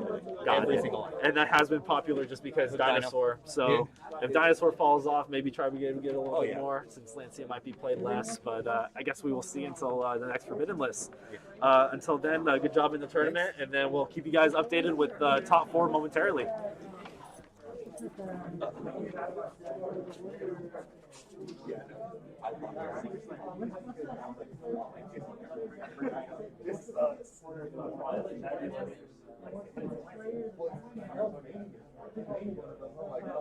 Search it. That was a good call. Yeah.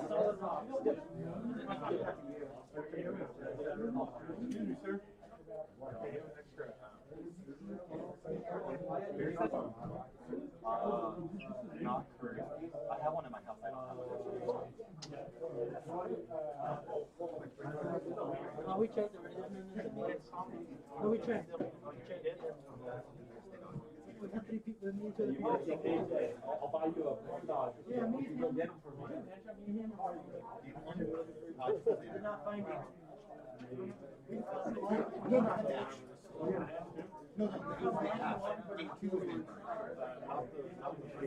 Because he said, don't do it.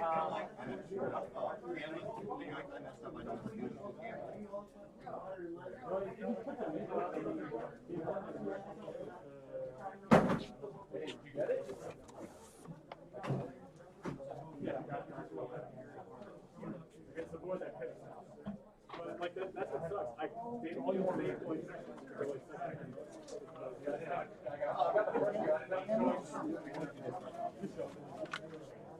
Only 4 rounds, David?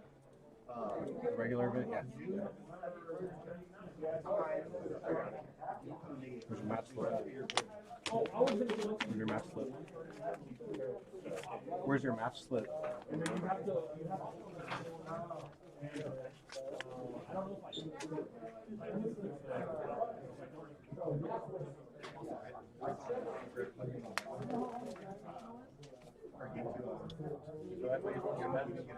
Please do.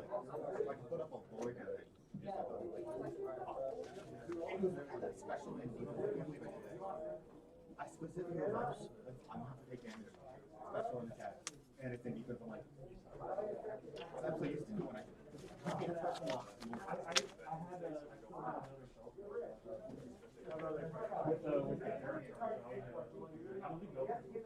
No, that's fine. I just wanted it gray. So that's when people are like, pop up, they're like,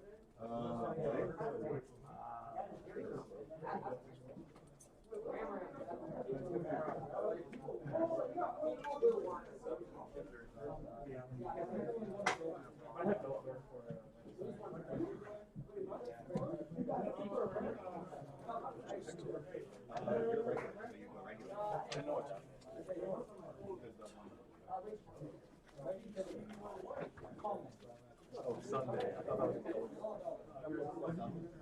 Sunday.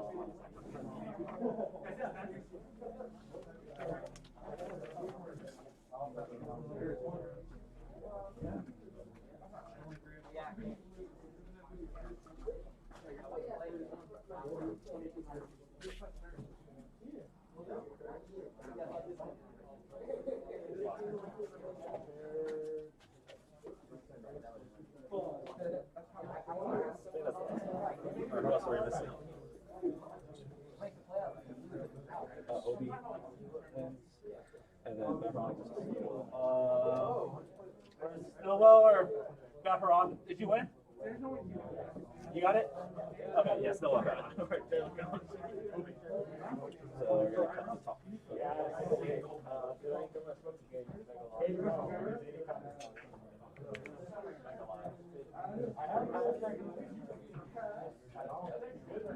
Can we see like the tall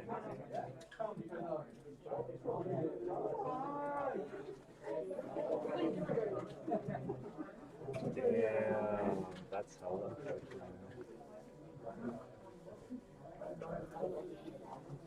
Alrighty.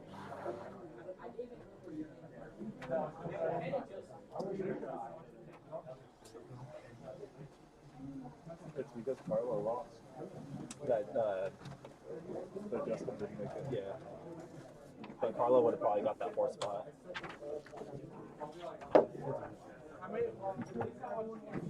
Just trying to see who we're going to put on.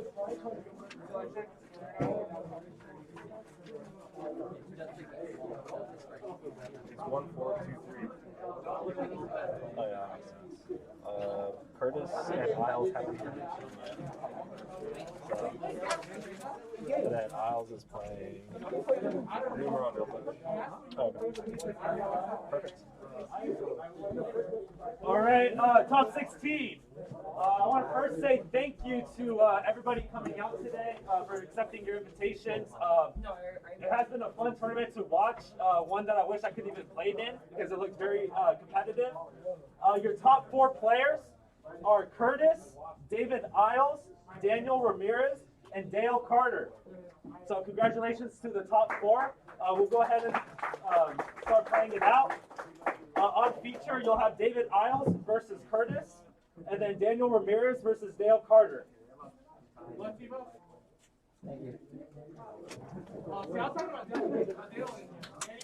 I guess you like you too, David.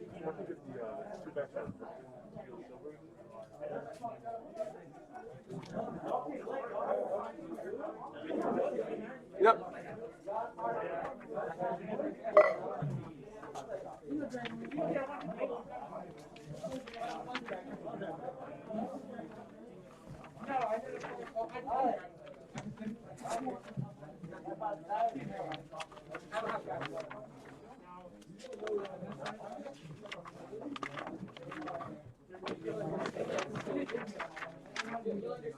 Why?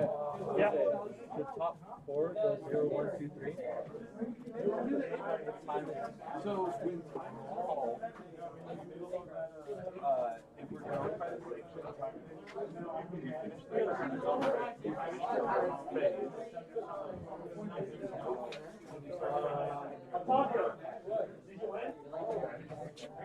if it would go to there's no side B.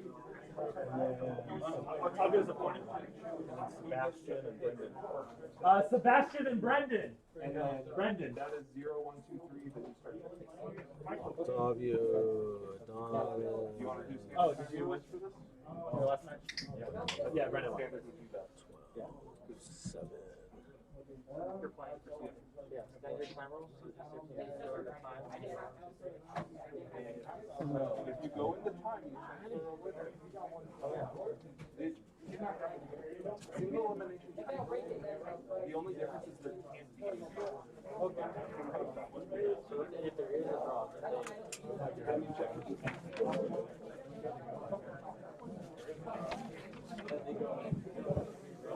All right, while we wait for AJ to join us, welcome to the top 4 of the tournament. Our top 4 list, we have Curtis. Yeah, I pulled them all out. Yeah, I got him right here. So here's Curtis. He is playing a Eldlich zombie list. His opponent is David Isles, who is playing Numeron with Eldlich. Yep. Yeah. Okay. Eldlich Numeron. And then your other 2 finalists, you have Dale Carter playing Zodiac Pure, and Daniel Ramirez, who you saw playing Infernoid in round 1. So let's go ahead and talk about this top 4 matchup we got right now. So this is going to be really cool because we're both seeing Eldlich decks, which are known for their control aspects. And both players are supplementing the control of Eldlich with different mechanics. David on top with the Saryuja regional game mat is using the Numeron archetype to supplement his Eldlich control. So Numeron will let him summon number S0 Utopic Zexal to shut off his opponent's turn. Well, Curtis is playing Zombie World, and Zombie World is pretty strong on its own because you get to play Doom King Baladrop, which can negate a monster effect, or the effect of a zombie, or it can banish a card on the field when a zombie activates. And with Zombie World, everything's a zombie. So yeah. So and then also, which is interesting to see that he's not playing, is Ice Dragon's Prison. The cool interaction with that card is that under Zombie World, everything is a zombie, so you can banish any threat that's on the field. Yeah. But, we see David opening up. Is David playing Ice Dragons? Let's see here. Neither player is playing Ice Dragons. Man, that would have been pretty good. Yeah. So interesting. David is opening up with a Numeron network into calling. Looks like Curtis has Pot of Extravagance, Eldlich the Golden Lord, a trap card. He did open, what's her name? Necro Banshee as well. That's the last card in his hand. So we'll see if that's enough to stop this Utopic Sex. I think it depends on if that's an imperm in between the Eldlich and the Banshee. And even then, it's going to depend on if David shotguns it or not. Yeah, because if he activates that X-Grab... So what I think if he does have the imperm, what Curtis needs to do here is standby phase. No, activate Eldlich, sending itself in something else. He's going to chain the imperm, and then he chain... And then, yeah. So Eldlich will pop the anti-spell, obviously, and then chain the impermanence to the Zexal. That'll be, but that's if he has the imperm, which we're not 100% sure because we have a glare. Yeah. It looks like his cards are hollow, like you can see through them, just because it's thumb reflection. Oh, it was a Conquistador. That's not an imperm. That doesn't feel good. And he drew an Eldlich for turn, it looks like.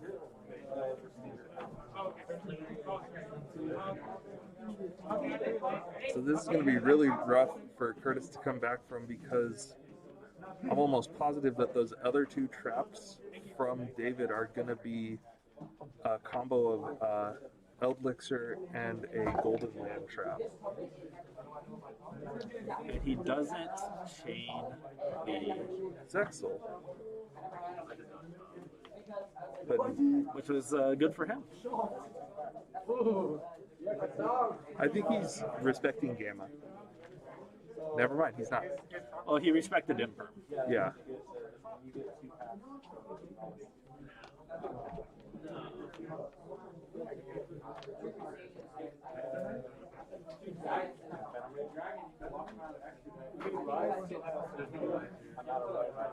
Yeah, setting Necro Banshee. That way he can at least turn on the zombie world on his opponent's end phase. Curtis's turn 2 is looking pretty good. There's the Conquistador with the Scarlet. Combo. They opened that a little too consistently. Yeah. He's going to pop the Eldland, which is turned off.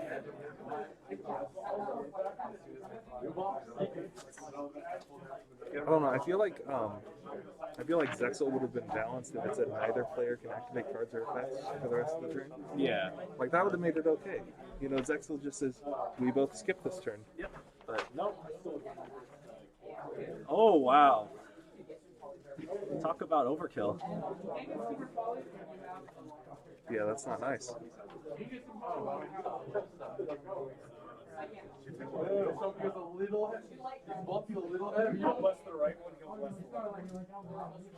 Because, correct me if I'm wrong, but Dark Dragoon can destroy the face down monsters and burn the damage. Yep. Then with he wouldn't even need to though. Yeah. Because he already has enough damage on board. Or with the red eyes, he'll have enough damage on board. Yeah, 3,000 plus the 25, the 2,000, and Conquistador's 15. But plus that burn for however much she is. Yeah, just put everything to attack.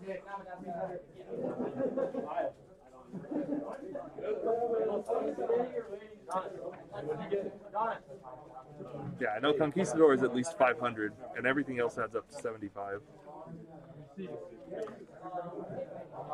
So we have a swift Game 1 win from David Isles with the help of Red Eyes Fusion.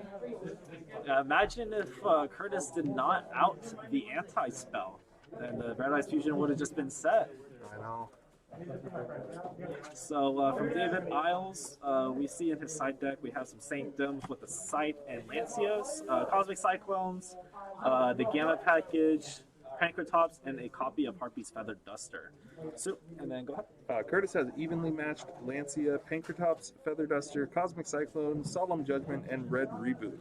With the cards at 1, obviously 1-ofs, everything else is maxed out in there. So I'm definitely seeing him citing in the trinity of limited cards, the Pancratops, the Feather Duster, and the Reboot. Even with going first, those cards are very, very strong. And even though this is a it's a control matchup, so you're most likely guaranteed a second turn. So even if you start out with the Pancratops and you're going for his hand, you'll probably summon in on your next turn. And I mean, just the great combo of thinking if he gets to go Feather Duster, and David chains, you know, some of his traps, where he chains the Imperial Order, and Curtis just chains that Red Reboot. And just ends it all. Just goes in. But I do like what David Isles is playing. He is playing 3 Lilith to tribute herself to search for those It searches for a normal trap only, right? So it gets either the Impermanence or the Scarlet Sanguine. Which is still good. Yeah. Because if your Golden Land's going to get you your missing piece. Yeah, that's always the issue with Cursed Eldland, is it doesn't say Eldlich or anywhere on the card. Yeah, no kidding.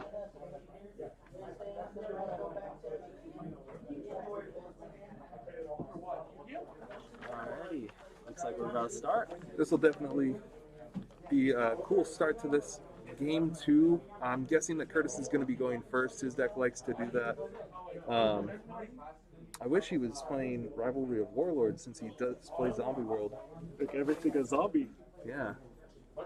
But I get the feeling that he was respecting that there would be some Eldlich players, so he didn't think it was worth it. The background's going to get outed. Yeah.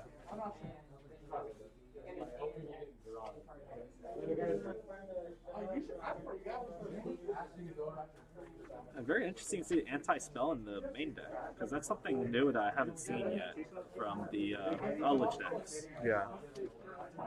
It's definitely unique.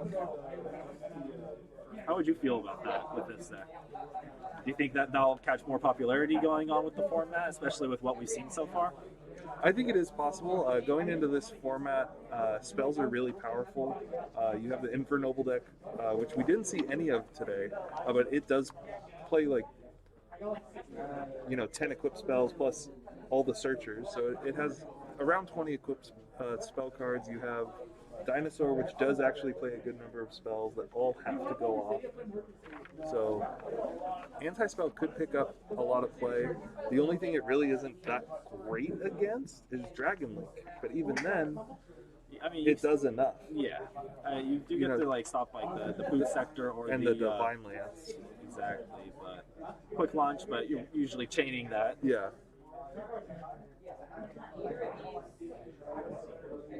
Let's see here. The extra looks like it's a set 3. Maybe just 1. So he goes set 1, then uses Eldlich's effect, discarding itself a Necro World Banshee to destroy the Conquistador. And then during his end phase, he's going to use Conquistador's effect. Oh, he discarded a Hawk Arrow, so he's going to get 2. But that's a Lancia. It's okay, because that's only going to set him back 1 turn right here. And on the end phase, he could still banish those, right? No, because Lancia's until during David's turn. Yes. Yeah, during David's end phase, he can. That'll get him the 2 Eldlichs, which one of them is going to summon a Golden Lord. The other one's going to summon either a Solitaire or a Unizombie. He actually likes to opt to summon the Doom King Balderok. That too. And he has a Solemn Judgment for the Cursed Eldland, but what I fear now is that there's going to be... Oh, never mind.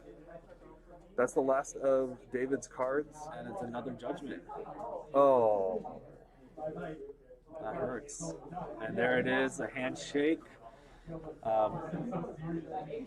Yeah, because he flipped the first Solemn, so David just has to summon up numbers 1 through 4. And they're all 1,000 attack. That's 4,000 right there. Yep.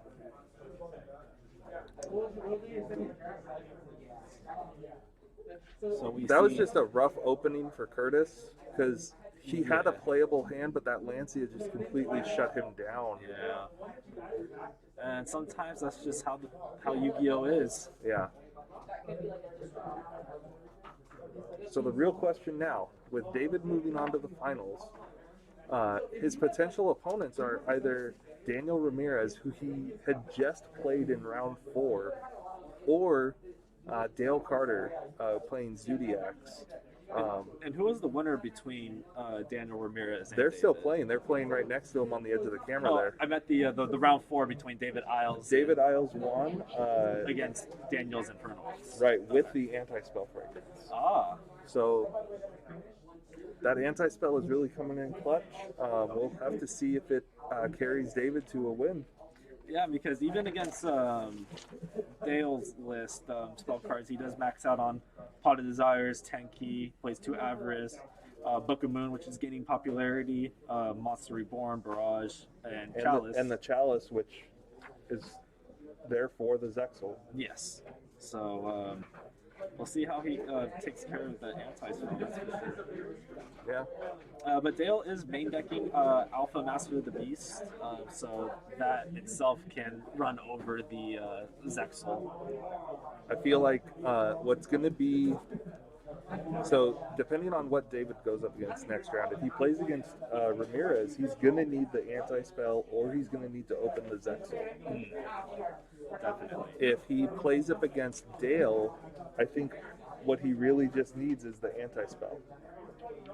Anti-spell will do enough for him, but he will have to watch out because Drynit will be able to out the anti-spell, not an issue. So long as he has the trap card, the Conquistador, that destroys the monster, then he has nothing to worry about. Oh, and look at that. Good sportsmanship, sharing the hand sanitizer. I love to see it. especially after shaking hands. Gotta sanitize. How could they? Yeah, even watching the corner, looks like I saw Daniel activate a tactics. Looks like Then a he bunch used of, avoid imagination. there's a banished Drynet, so I don't know. It's not looking too good. Yeah. I'll be right back. We'll go ahead and grab Dale. I'm David, and then we'll be back with the interview. Can I see his list? Yeah. Do you want to do it? Sure. Cool. I'll be back.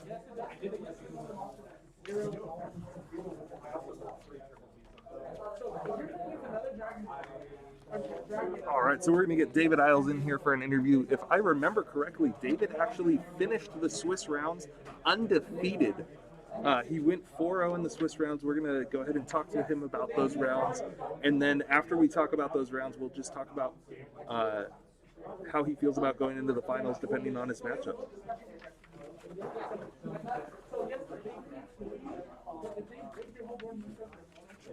I guess right here. Give Here you it go, David. Yeah. All right, David. So first of all, congratulations on making it to top 4 of the Invitational tournament. Thank you, AJ. Thank you. So, Numeron Eldlich. Yes. With a spicy normal summon in there. Yeah. We didn't get to see it on the stream just now, but why don't you tell us why you're playing Lilith? Well, so the thing with Eldlich is like its inherent problem is that it's a trap deck, so it's slow.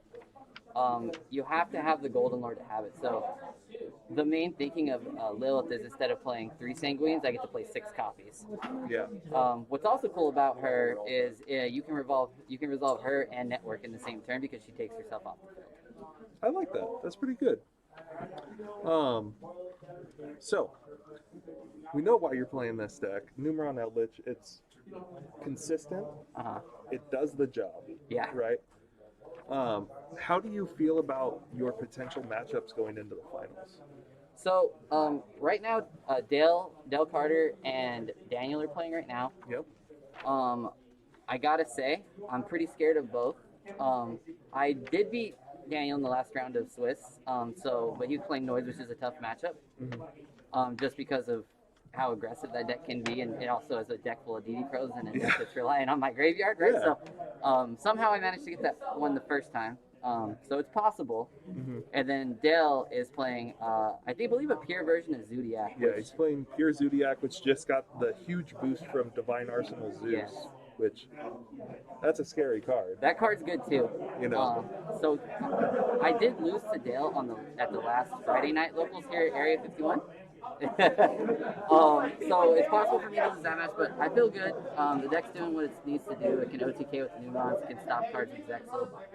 So I think it'll be interesting either way because both of them are going to be tough matchups for you. They're not necessarily free. No. But with the support and the protection you can give to your Utopic Zexal, you might just be able to carry this. Yeah, that's the goal. Yeah. To protect the Zexal. Yeah, protect the castle, as Corey would say, right? Yeah, protect the castle. All right, sweet.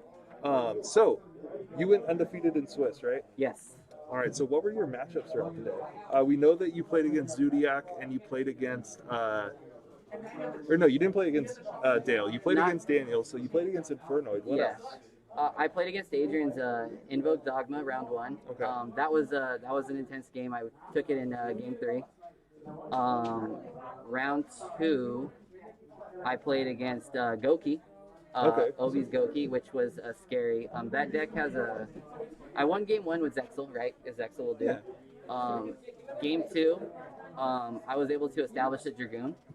And pretty much just control the game throughout. So he wasn't really able to get his combo off through my trap cards and the Dragoon. Yeah. And he could have had a better hand. He could have had a better hand because he showed it to me after the game, and it was Super X and some other stuff, but it wasn't enough to kind of push through. Yeah. And then I played against Carlo. His I want to call it Luna Light Control. It was Luna Control. Yeah. Luna Control. So he's playing Numeron too. So me and him actually had a little bit of mind games going on where we both told each other to go first after a loss. Yeah. So I had him go first because I saw the Kaijus in game 2. Had him go first in game 3, and I was able to just kind of grind that one out and get it with Numeron. Okay, nice. Well, excellent job. Thank you. Thank you. I look appreciate forward it. to watching this final match. It's going to be a big one, and we're going to get to see who has earned a spot on Team Area 51. Best of luck, David. Thank you. Good luck to whoever I face. All right. All right, you guys. So we're going to go ahead and I'm going to leave you guys for just a little bit. I'm going to go watch the final match that's going on in the top 4. When we come back, we'll be live streaming the finals to see who wins that spot on Team Area 51. All right, thanks, guys.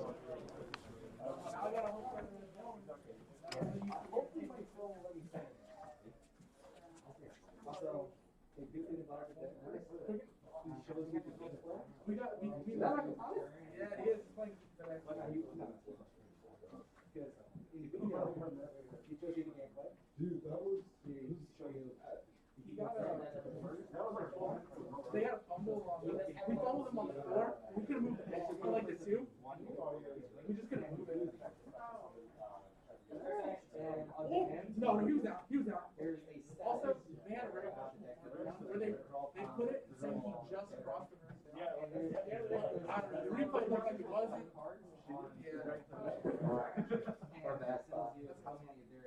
What was our challenge? What? It shows you that too bad. That was the first challenge. The seed boss. Okay.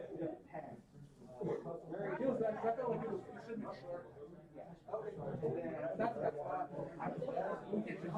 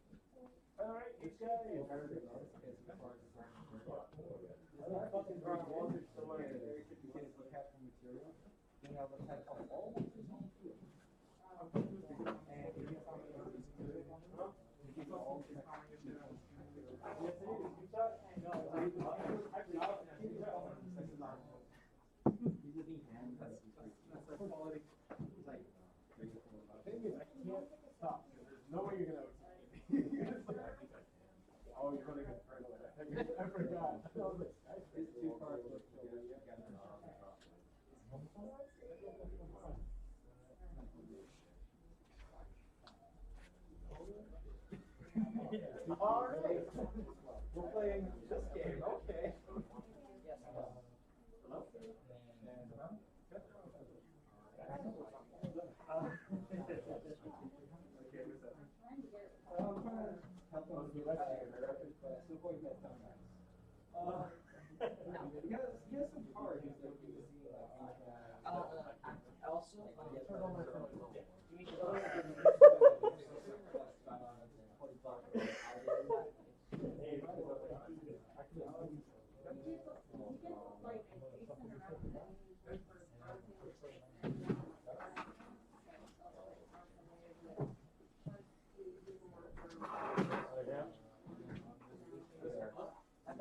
I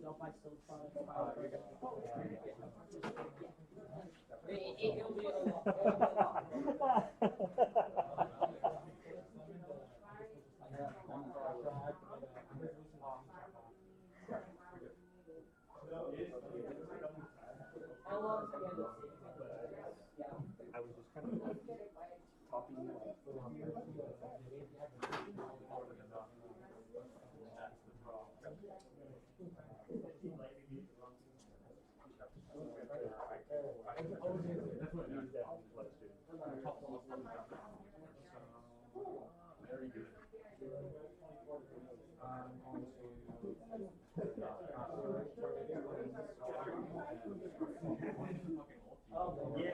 yeah.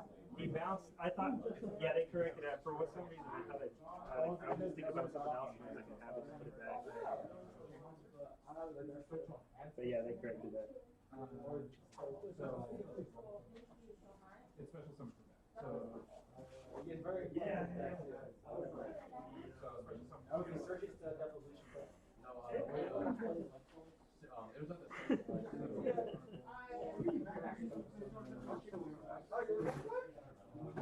oh, why didn't you tell me that? Oh, they were leaving. Okay. 750.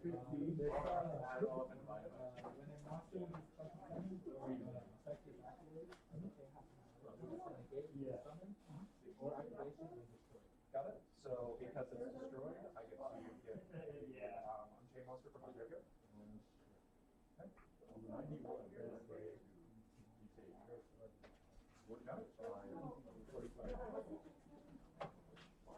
So the reason I didn't is because I literally spent the last 2 days trying every variant. I have everything in the variants I found.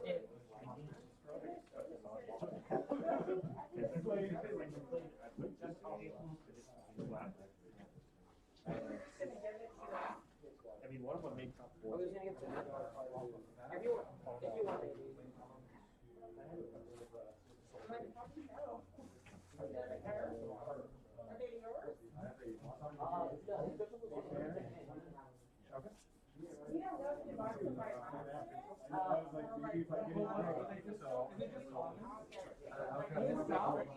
Is it Sal? I'll call him and make sure. It was Sal, right? He's with Sal. I'll call him. Just to make sure, because if he's just in.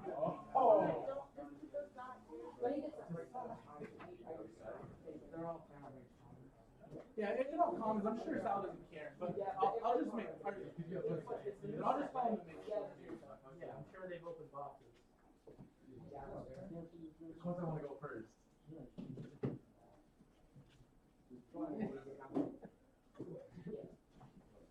Those ones are not. Thank you.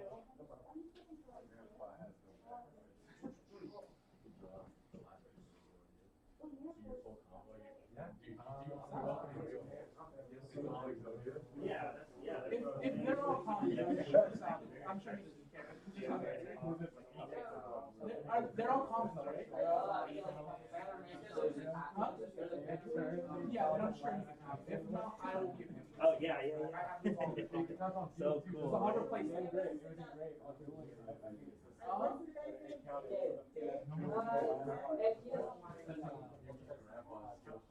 Well, think about it. You only have 50 cards. 5 love, right? Or even more sand, yeah.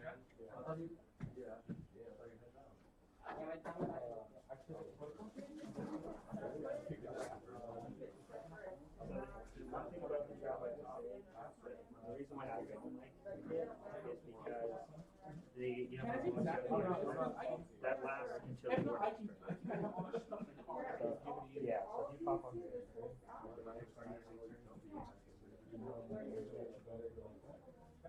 why. That's the only reason. Does anybody have Sal's phone? I like the fact that No. I'm calling his Facebook, he's not answering. Does anyone have Joseph's phone number by chance? Why do you need a number?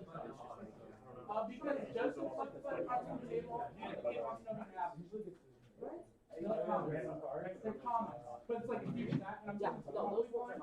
But the one was on the table.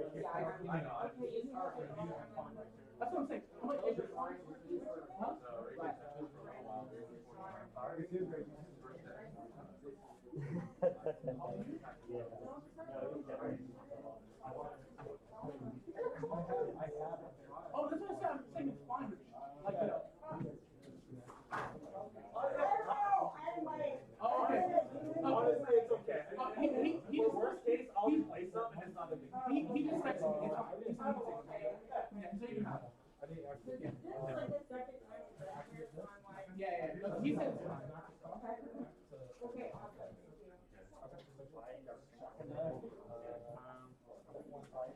There's just a lot of like you need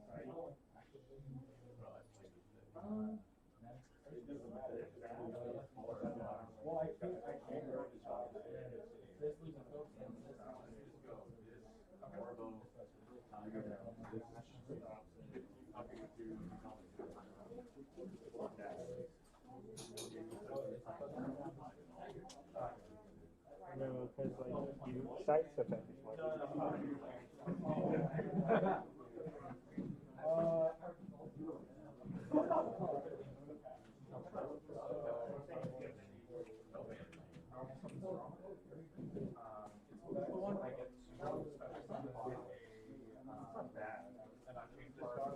So Dale, 3 solid strikes.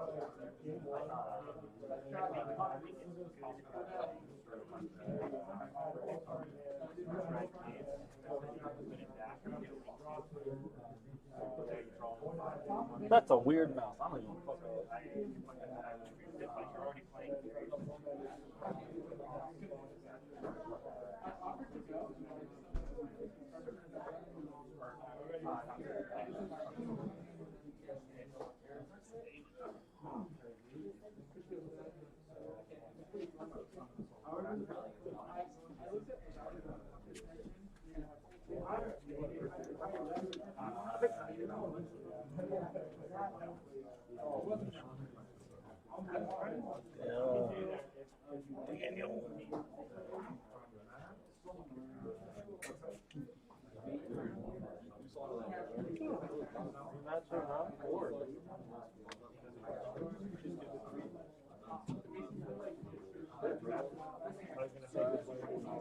And then Daniel, you can just slide over. Who are you playing? Is Dale gonna play? Are they gonna play? Should it matter maybe for evaluation? I mean, it's your call. It was a free turn. Maybe for like evaluation process, just to see the two of them play again. No. No, I'm saying like maybe. Was there any additional prizing throughout this, or just It's okay, buddy. It was Infernoid. You never stood a chance.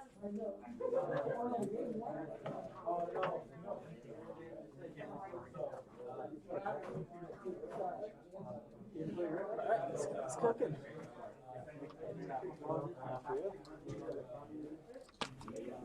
Sammy, yeah. Oh, wait. Yeah, it's in these. All right. The 2 players are sitting down. We have Daniel Ramirez. He bested Dale Carter with a 2-0 victory, right? A 2-0 victory with Infernoids triumphing over Zodiac. And now it's time for the rematch of the century. After David, who we see on the bottom, again with the Saryuja regional game, Matt, David beat Daniel in round 4 of Swiss. And so now Daniel is going to try to come back, get that victory, get that revenge, and secure a spot on Team Area 51. So, let me go ahead and get our deck lists here. Do you want David's or do you want Daniel's? I'll take David's. All right. Alrighty. So, but before we start, I'm going to tell them to kind of straighten up their play mats because I feel like my OCD is going to go off the wall. I'm sure he does not care about it. I think we're fine. Yeah, we'll be all right. Well, yeah. Alrighty, so we get to see the anti-spell and See if it wins him the match again. See what happens.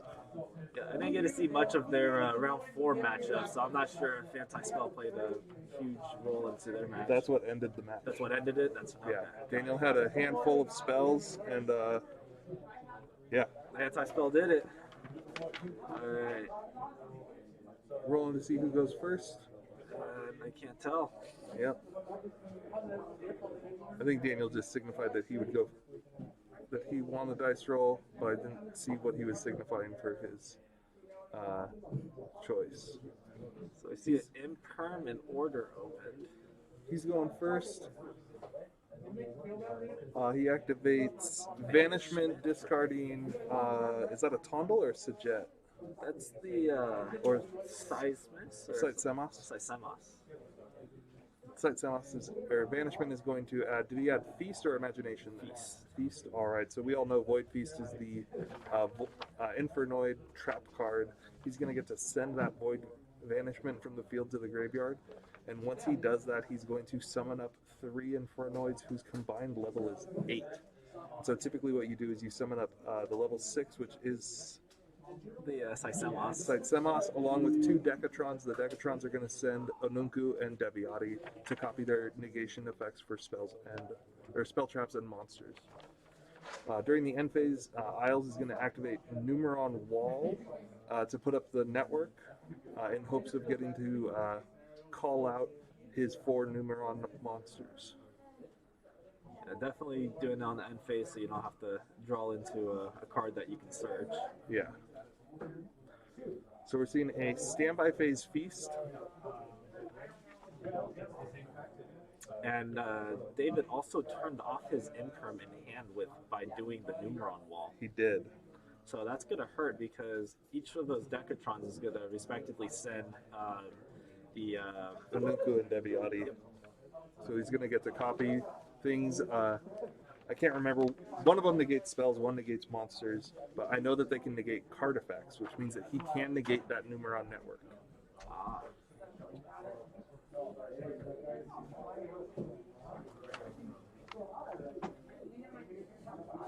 Saladosa just came back. What?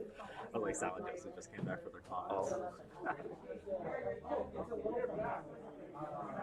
Is that what he said? Yeah, there's a stack of comments on the table. No. It looks like that's 2 of the same. For which? Oh, the Decatron. Yeah. He sent 2 of the. That's the one with the O. That's Onunku, which is the spell trap negator. So I think he's just worried about the wall.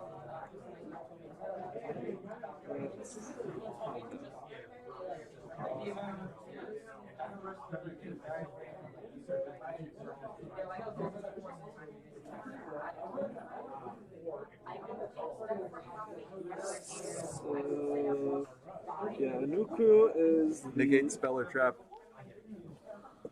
So we see Lilith going into play here. Lilith revealed 3 trap cards. I'm guessing they were Scarlet Sanguine since he already has the infinite impermanence.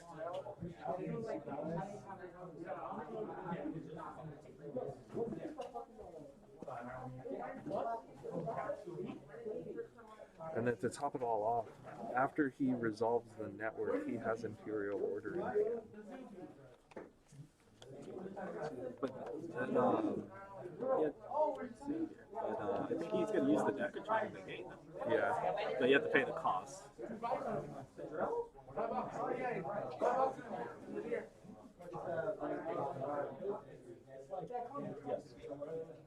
So David has double impermanence in hand, along with what I think is an Eldland. I think that's what his spell is. Or no, it's a Black Elixir. If he plays, does he play Black Elixir? Curse Eldland does the spell. It's terraforming. Because I just saw dark artwork. Yeah. So.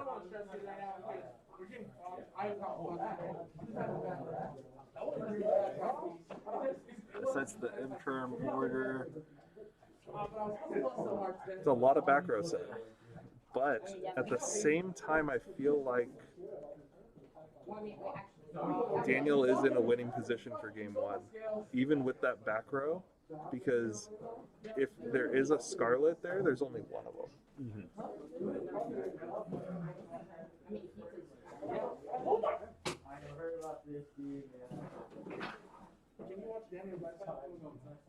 And you know, he can always just bring back the Anunku. He doesn't have a Deviati engraved. That would be amazing.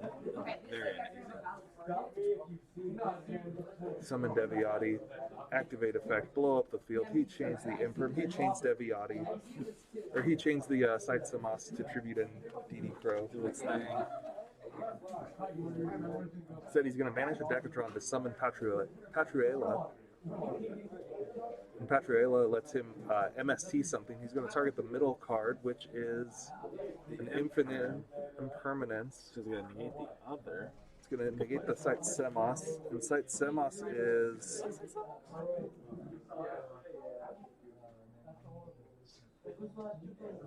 My golf. We're both checking. Okay, so it's the level 6. No, it's a Sajet. Sajet. And Sajet is the one that banishes from extra deck.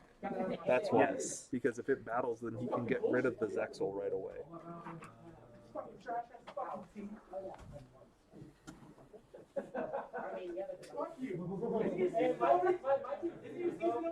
it's football. Yeah, I was about to say, damn, wasn't he on the team? Yeah, I was like, So main phase 2, Daniel's linking away the Petruela and the Sajet into IP Masquerena. He's been doing this all day. That's so powerful. Having the ability to quick link on your opponent's turn. And putting Infernoids in your graveyard as well. Not only putting them in your grave, but clearing your levels.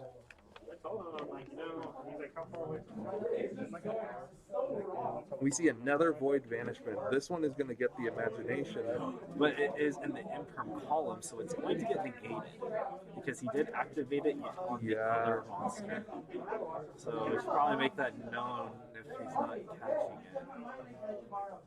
But wouldn't it go straight to grave if it's negated? No, that column? it negates the effects. Okay. It doesn't negate the activation of the spell or trap card. So he can still activate it, but will he be able to use its effect to pay cost? He would pay cost, but he won't search. Got it. Very unfortunate. I think he just realized. Yeah, I think so too. I'm fairly certain our head judge, Gage Geary, just pointed that out to him after it resolved. Looks like he's banishing some Infernoids. He banished Decatron he banished 3. So he's bringing out that Onunku or the Deviati that he has in hand. If he has a Deviati. Or if they go for Semos or Sajet. No, or is it Sajet banished? Sajet's banished. No, he currently has 2 banished, so...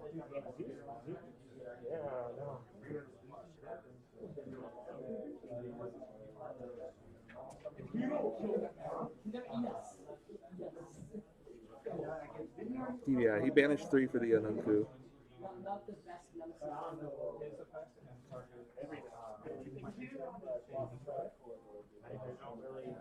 And of course, Anunku has that Raigeki-like effect, but Isles doesn't have any monsters on board. So it looks like going in for some damage. Yep. And then, there it is. Numeron out. I think I already have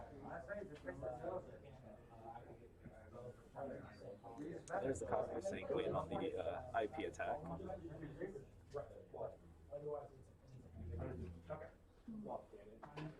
And he's going to negate the Sanguine. But he does have a second copy of Imperm. Chooses not to use.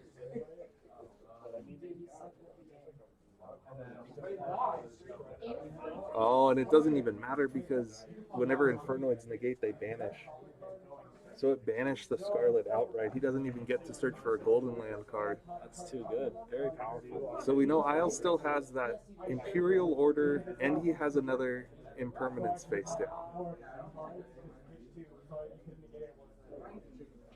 So he's Imperm now, so he won't be able to tribute itself to negate any of the spells for them. Which is going to be...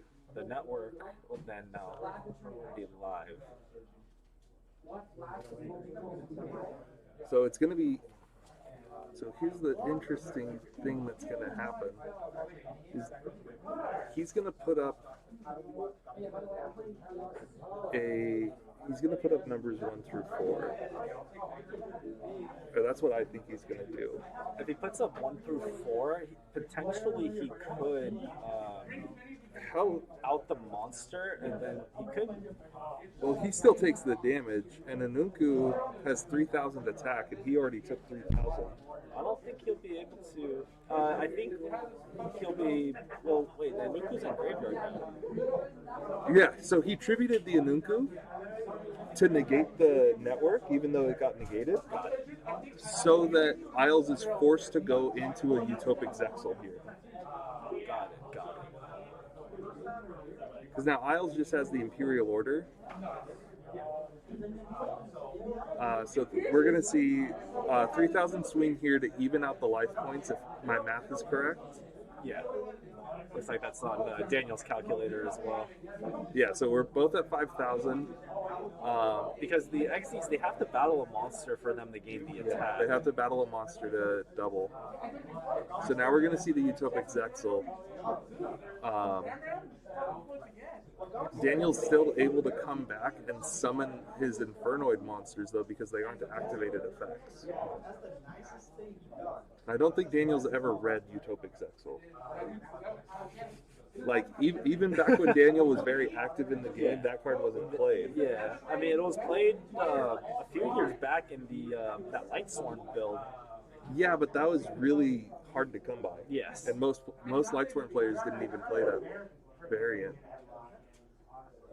I think other times Zexal's been popular, but that's the last time I thought of that. Yeah, so we're going to see a standby phase Zexal effect. Don't have to worry about it in turn. I don't think Daniel was playing Gamma either, so... He's not. Yeah, he's not playing any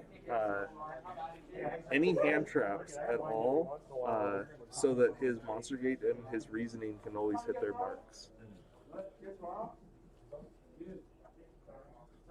But what's going to happen here is Daniel's just going to summon up either monsters. Yeah, all he has to do is summon up the Anunku, run over the Zexal. I don't have an illegal ID, so I know you. That is a little hard.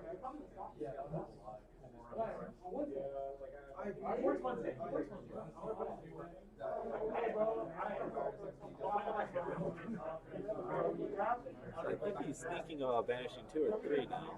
Yeah. We know he banished 1 for sure, and then he's hitting 1 from his hand. Yep. Sidesemos is going to run over the Zexal. He won't be able to use the effect to attack again, right? Yeah. Bye, Obi. Oh no, your phone. All right, so.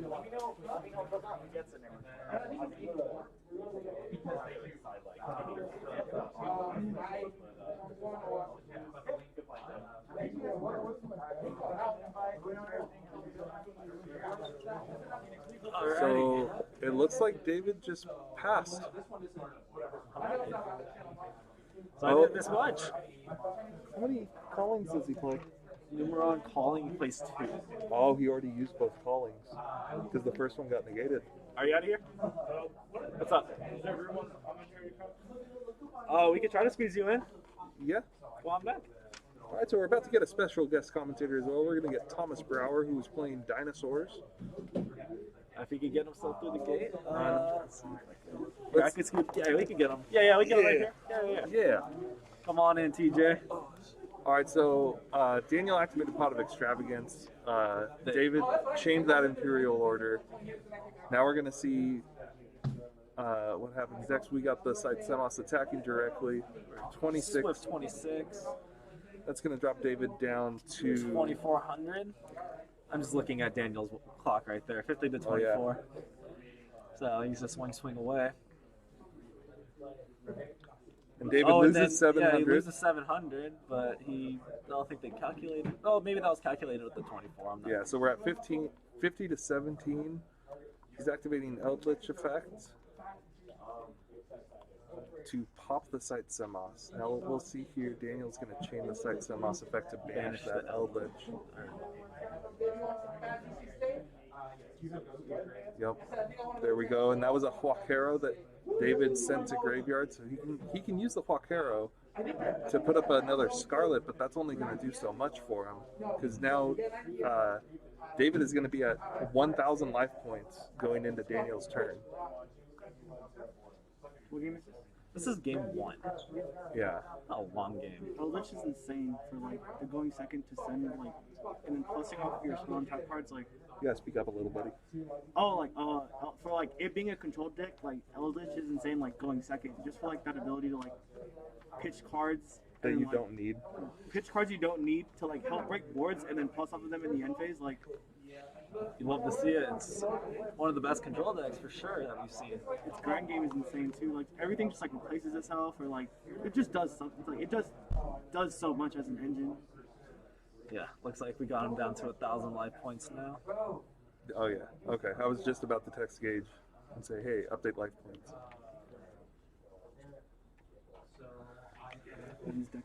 Yeah, so this one's David's right here. So we're in the game 1, so we're not too worried about what's in the side just yet. And he brings back the Sight Semos, which is going to crash through that Golden Lord. Or no, Sight Semos 26. Yeah. Golden Lord has 28 defense, so looks like he'll live to see another phase.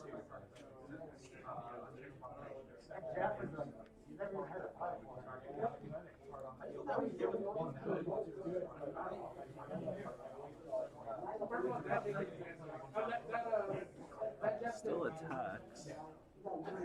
Yeah. Oh, yeah. Sight Semos is the one that banishes a card on the But he did 2,000 life, not 200. So he shows 3,000 on his calculator, but he still concedes. Yeah, so we're going to go ahead and go to game 2 here. They're going to start siding up. So we'll probably see David go first, just to set up his board. He might want to set up the what's her name? Utopic Zexal. Yes. Then we see a couple copies of Cosmic Cyclone. There's some gammas and drivers. He does side the Artifact Engine. I don't know if he's going to prioritize that, just because that only stops really like 1 or 2 things that Daniel's doing.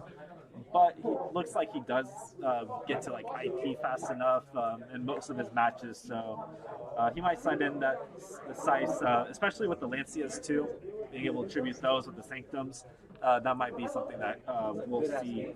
That was a really good game. So Daniel has Sanctum, Scythe, 3 Super Polys, 2 Starving Venom Fusion Dragons, 2 Evenly Matched, 2 Twin Twisters, and 2 Dark Ruler No Mores in his side deck. I'm thinking I'm only going to see him siding in the last 3 cards, the Evenlies, the Twisters, and the Dark Rulers. He needs to have that monster negation to turn off the Zexals. He already main decks the Imperms, and the Dark Rulers are going to get him there, along with the main deck Forbidden Droplets. And then the Evenly Matched will just be that blowout to finish it up. He's getting rid of everything, especially when they set all their back row with their Sanguines, the Elixirs, everything like that. Just getting those banished face down is so powerful. And David doesn't side Solemn Judgment, does he? There are no judgments at all. So, wow. Yeah, no judgments. So there's nothing that I see in there that can really stop Evenly Matched from being activated. This is pretty interesting. The 3 anti-spell in 1 order in the main. Yeah, we're definitely talking about that. That's what won David the match against Daniel in Swiss, is the anti-spell fragrance. Yeah, and Daniel, I guess, opened up a bunch of spells, flipped the spell fragrance, and it's a wrap. We might be seeing more of that in the future, depending on how well that tech picks up. I think it's very smart, because all you really need is like your 1 field spell. You set up your thing, set the fragrance. It was similar to when Breakers of Shadow came out, and when that Pendulum deck was being played, people would end on a Reflatia Infinity with the anti-spell fragrance set for the mirror match. So they want to set up scales.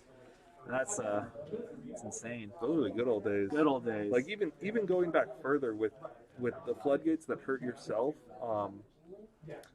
Way back in my day, with light swarms, people would actually side light imprisoning mirrors in light swarms for the mirror match. Because you set up your board, Yep. flip it so they can't set up theirs. So then, And you've already milled all your light sworn, so you can summon your Judgment Dragon and go for game. All right, so David is starting off. He goes wall into the network. I'm fairly certain he's going to use the network's effect to call out some Numeron monsters. it does look like Daniel does have a trap in hand.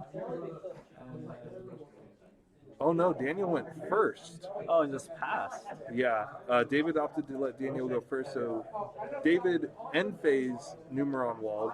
He drew the Lilith for turn, and this is actually something that David was mentioning in our interview at the end of top 4 is Lilith functions exceptionally well with this deck because he gets to do the Lilith effect, search for a trap, and then still use his network since his board is cleared now.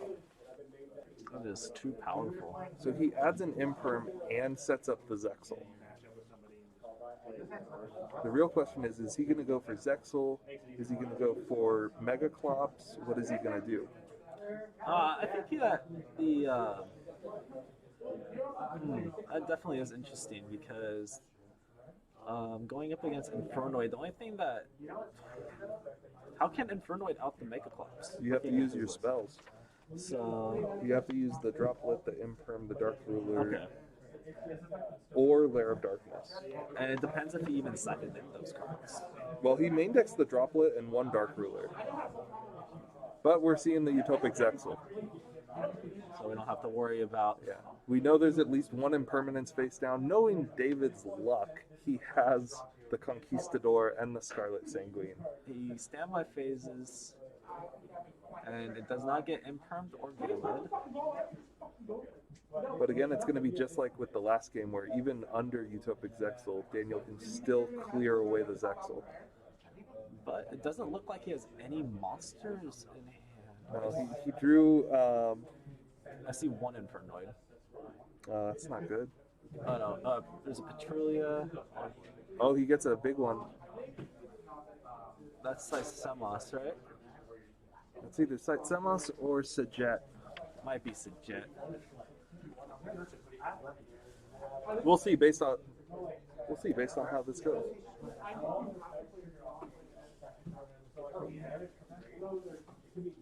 Oh, it's like Semos. No? Yeah.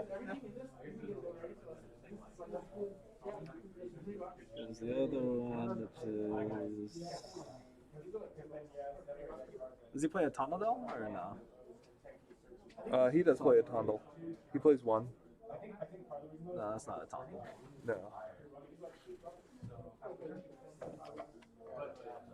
So we're seeing the second Numeron network come up. This is going to be the one that's going to push for game. Yeah. But he could distribute the site Semos Yeah. to DD Crow. And how many Zexal does he play? Oh, I have his list. Well, even if he does DD Crow, if David has an Eldlich set, that can be his final summon for the turn and for this game.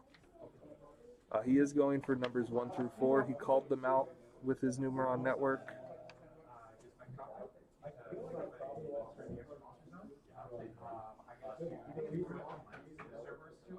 On entering the battle phase, Daniel is activating his Infernoid monster to banish. There's nothing worth banishing, really. Probably the Lilith? I mean, I guess. It doesn't matter what he banishes. Because David's deck doesn't have any recursion with those cards. Not at all, not one bit. So he banished the Lilith. This is going to mean that he's going to attack for 4,000. We'll see if he flips an Eldlich support card, whether it's the Scarlet or the Conquistador or the Huaquero. There it is, that's a Scarlet Sanguine. That's going to bring us... You only summon once for the rest of the turn, right? Yeah, one more time. But is he at 1,000 life points? Yeah, he is. so that's going to be enough to push for game. And we're going to be going into game 3 here. Yes, we are. The real question is whether or not Daniel's going to opt to go first, which puts him at a disadvantage since he can't just attack for game. Mm-hmm. But it prevents the Utopic Zexal from seeing the field. That's true. So we'll see what the... But if Daniel decides to go first, what cards would we think we would see?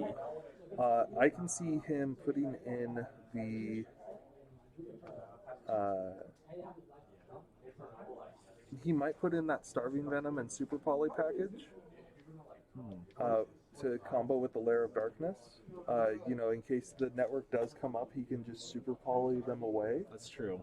And then, if as long as he's smart and hits the number 1, he'll be fine. Yeah, and then he could also do it on Summon of the Lilith, right? No, Lilith is a quick effect, but Super Poly, you can't chain to it, so he could do it that way. So on Summon, okay. What about David? What do we think he's going to decide in going into game 3? Well, I definitely see the Lancias coming in. Yeah. If they aren't already in there.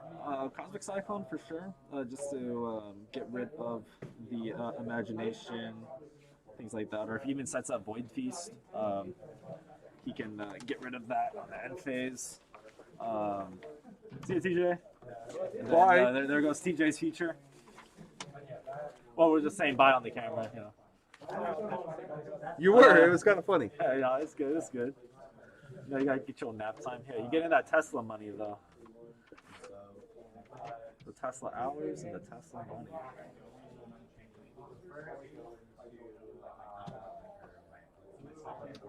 So it looks like he's taking out the Cosmic Cyclones. Yeah, he is keeping the Lancias in from what it looks like. He's taking out the Cyclones probably in hopes that they don't clash, because if Daniel puts up Void Imagination after the Lancia, he can still put up the Tiara and wipe David's board with the 3 Intis. Gotcha. He just wouldn't be able to, fill the rest of his board with Infernoids, but who cares at that point? That's true. So it doesn't look like he sided in the Gamma package either. It looks like that's still in his side deck. So if David does go second, the Gamma package would have for sure helped him. Mm-hmm.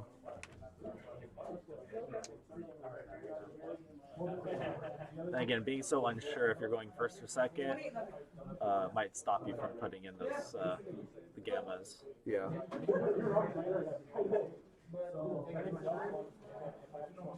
Both players are giving it David's giving it a quick pile shuffle. I don't think Daniel's going to. And then we'll be going into this. The last round. Yeah, this is game 3, right? It's game 3. Game 3 of the finals for the Area 51 Invitational Tournament. So one game to decide who will be guaranteed a sponsorship. Yeah. Both of these players are from Stockton, so they do, when they do come to Area 51, they are traveling a good 40 minutes or so. Yeah, 40 minutes. 40 minutes just to play some Yu-Gi-Oh!, play this game that they love to play, and win some amazing prizes.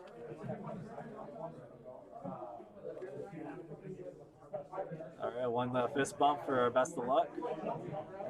And here we go. Looks like Daniel's going to go second, and not even look at his hand. David opened up with that Numeron wall. Daniel does have the impermanence. Yeah, but he also has 4 spells. Or no, that's an evenly matched. Oh, wow. That's even worse. But let's see if we see an anti-spell fragrance, too. But then again, we're going to see a Zexal. Yeah, So the cool thing about this is, unless Dino puts up some monsters, I don't think David can really swing for game right away.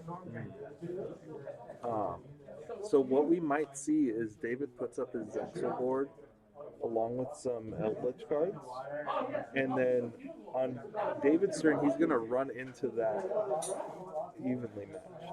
That's true. Because David, he has been shotgunning the Zexal every single turn. He's not scared of impermanence. David also opened Red Eyes. An Eldlich and a Red Eyes. So that does set him back a little bit. He has a brick in his hand. And I know he doesn't want to have to send that card to the graveyard for Eldlich's effect. There it is, the anti-spell. Oh. Oh no, I called it. It's all on that evenly match now. Yes. So now it depends if he even opts to keep the anti-spell. And there's the Zexal. So he probably said battle phase, so then he used the Zexal to dodge the evenly. Now he could set like 1 or 2 key spells so if with the evenly. But if he does that, then he's giving David permission to keep more cards. Yeah. So I would be because then I'll opt to keep the anti-spell with one other card. Yeah. So he opts to set nothing. He passes into a Conquistador. It's going to summon itself. David draws a Huaquero. And a Lancia in hand as well. Is that what that is? That is a Oh, I thought that was an Eldlich. So he's going to turn the Huaquero into a Link Spider. But the Link Spider could special the Red Eyes from hand. No, it's level 4 alarm. Oh, that's right. I've tried to do it with Driver. Oh, then here comes the evenly match. Hopefully. Yeah. Okay, we'll see it. Let's see if Daniel's... But if he does, he changes the Lancia. No, Lancia is only on the opponent's turn. No? Yeah, Oh, Lancia. yeah? You can only Lancia on your opponent's turn.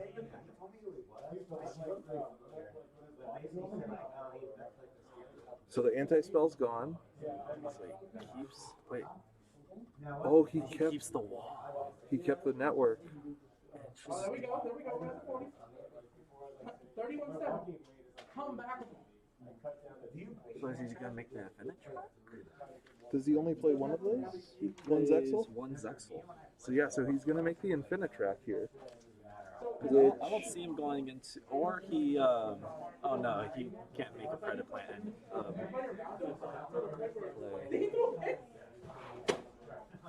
Yeah, so there's 3, and then here comes the Infinitrack.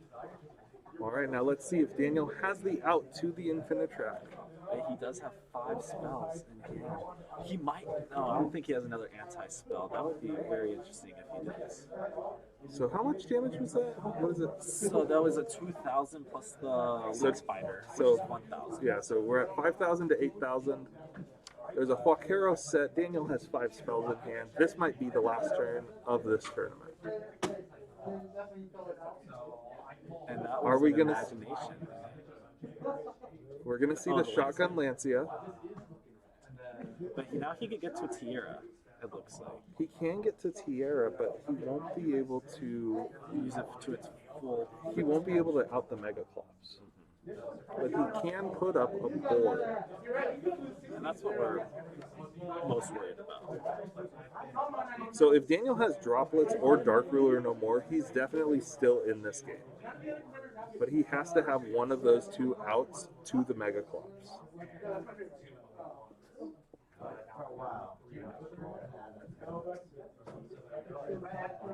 I'm gonna just laugh if he has Lair of Darkness and Monster Gate, though. Because he could distribute it. Yep. He does have a Monster Gate, though. I did see that in his hand. What? Let's see it happen. There's the Lair of Darkness. Oh, wow. And here comes the Monster Gate. I did see it in his hand.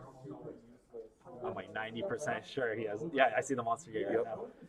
But here comes. That's Imagination. Yep. So he's going to do Imagination to force out the Tierra.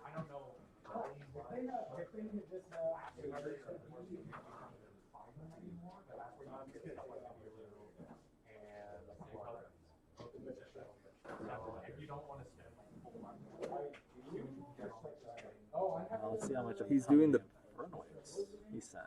We're at 4. We have Anuku, Deviati, a Tongle, Patruela,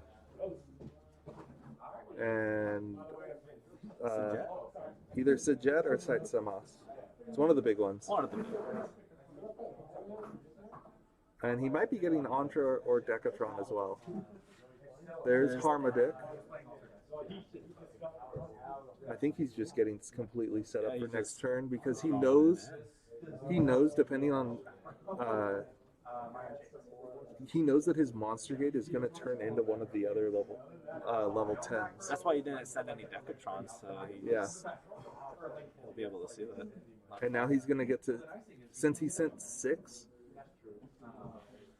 Oh wait, He sent 6 with the, so he could get the 3 effect by sending the 3 extra decks.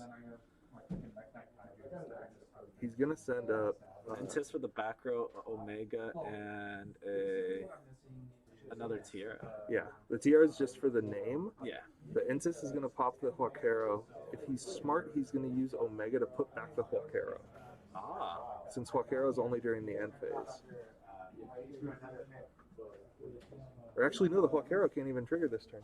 Because of Lancia. Oh, that's right, that's right.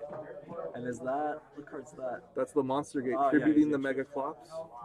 And then we'll probably see a Decatron get summoned here soon. There's all the tactics. There's a Tiptrulias, Saisamas. There it is.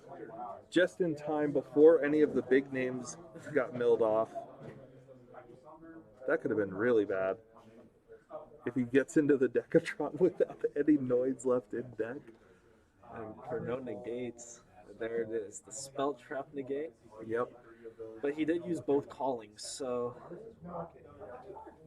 So a punch for, I believe, 3,500? Yes, 3,500.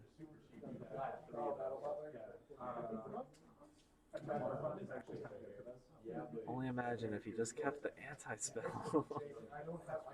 Oh, crazy. Imagine if he didn't Lancia, this game would have been over. Yeah. You're out of here? Oh, okay, what's up? Alright, so here we go. We see set 1, banish Huaquero, banish Conquistador. Oh, he's gonna set it up. He's gonna set up 2 golden land Eldlichers. I think Daniel knows that they're cost to banish, so he's not going to try to chain around them unless he's saying still in main phase. Oh, he's just stopping one of them. So he's only going to get a Sanguine. He's stopping one of them, and then Lair of Darkness is going to give David a token in attack or defense position, since a monster was tribute. Oh, never mind. Did not use the left, but he did top deck a Decatron. That's pretty good. Oh, there it is. Oh yeah, Lair of Darkness is mandatory, so you have to get the tokens up. And does the turn player get to choose attack or defense, or does the I think controller Lair player? just forces defense. Got it. But we see the other Decatron hit the board. That's going to copy. Deviati. Oh no. Oh no! It copied a. Or is that that's a level 2, right? That is. Starts with the P. No. Antra. Antra is. Okay. I know that one's a Papa tribute to Papa Monster or something like that, or once per turn Papa Monster. Yeah, this returns it to the hand. Okay. And then opponent's turn. Yeah, then Attack. Dino. Conquista or Scarlet. Tributes to negate the Scarlet. And then he's going to attempt to swing per game.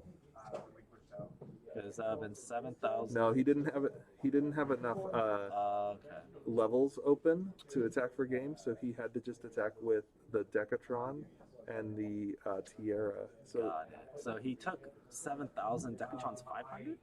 I believe so. So then he should be very low. Yeah, David is at 500.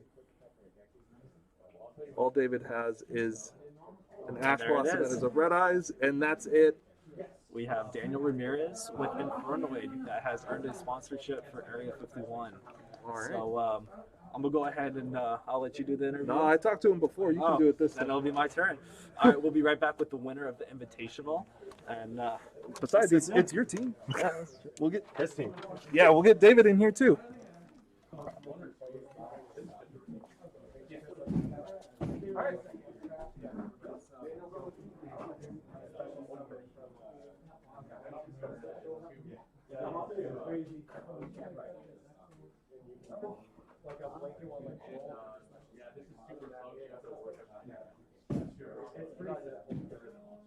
It's also The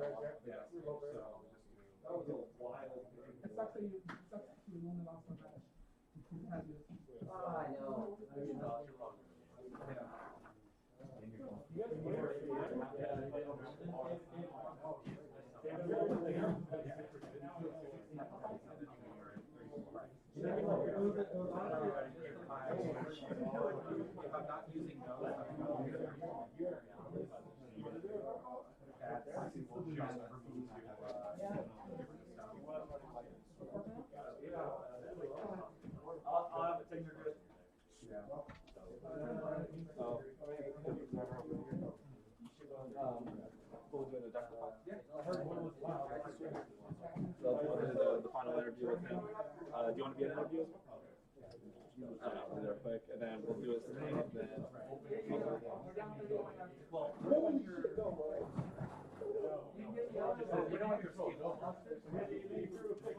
So we'll definitely and then we'll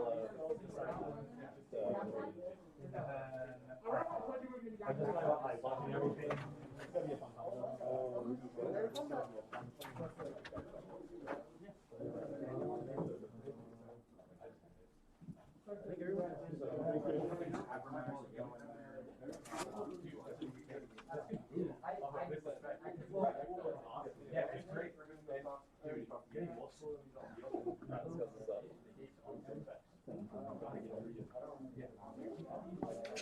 All right, we are back with the winner of the Area 51 Invitational, Daniel Ramirez, who had piloted Infernoid. So walk me through.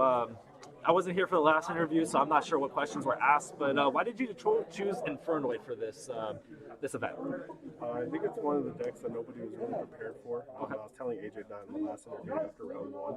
I truly believe that a lot of people don't even really know what the cards do, and it just kind of gets overwhelming and people tend to overthink it. But the deck is just filled with so many powerful cards, just like all the faster meta decks currently. Yeah. They all have one card engines. Well, Imagination happens to be one of the best cards in the game if it resolves, and it shows. But it does show. Yeah, and just the ability to be able to interact with your opponent's graveyard, where the graveyard is just so important in this format. I thought that was going to be the best call for this because no one was prepared for it. Yeah, definitely, especially with like Zoo on the rise, just being able to hit like the Track and 9 target, even with Eldlich too, just controlling what spells and traps are in there, even the Golden Lords. You can definitely see like the graveyard control being very important. So piloting Infernoid, what was your hardest matchup of the day?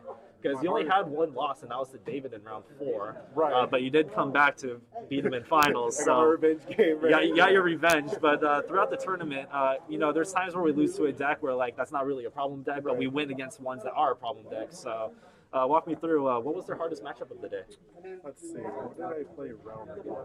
Round 1 I played against. What was my feature round 1? Oh, that was against the PK deck. Phantom Knight. Honestly, I was really scared of Dragon Link this because they have the ability to play the multiple hand traps.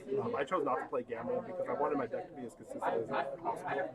I was telling AJ that the previous format that I last played in, I told him that it was kind of like Ogre against Pendulum Magicians. I felt like I was going to auto lose against the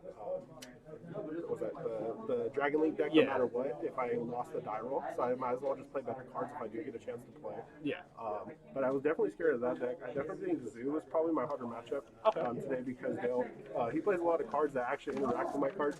Specifically, he was main decking the Cosmic Cyclones, which was an interesting choice, but it worked out for him because it negates my Void Banishment, which is one of the most key cards in the deck. Yes. But I would say that was the hardest one just because they have the ability to clear the board at any time with Zeus now that it's legal. Yeah, Zeus and then Dryden even just popping the one-ups. Those even exchanges can also hurt at the same time. The deck is just a tech deck that has a lot of cards that are generically good against me, so that was probably the hardest matchup today.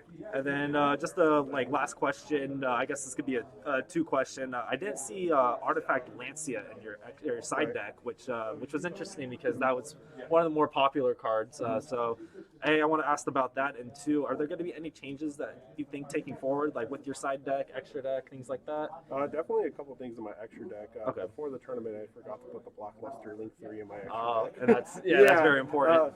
Fortunately for me, one of my favorite cards in the deck, believe it or not, is Deco Talker in the extra. Just because you're able to push for so much damage. Not only that, but when you're able to make it during main phase 2, it protects your layer.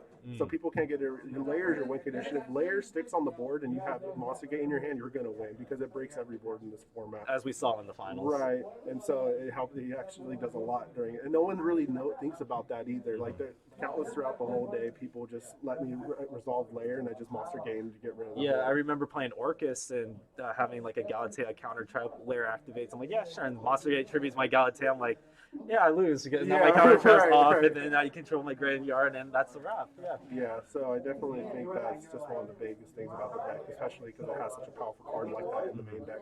Definitely. And no one usually negates it on just when you activate it outright, because usually you toss it out there for a bait, and sometimes they don't do anything to it, and you're just like, oh, okay.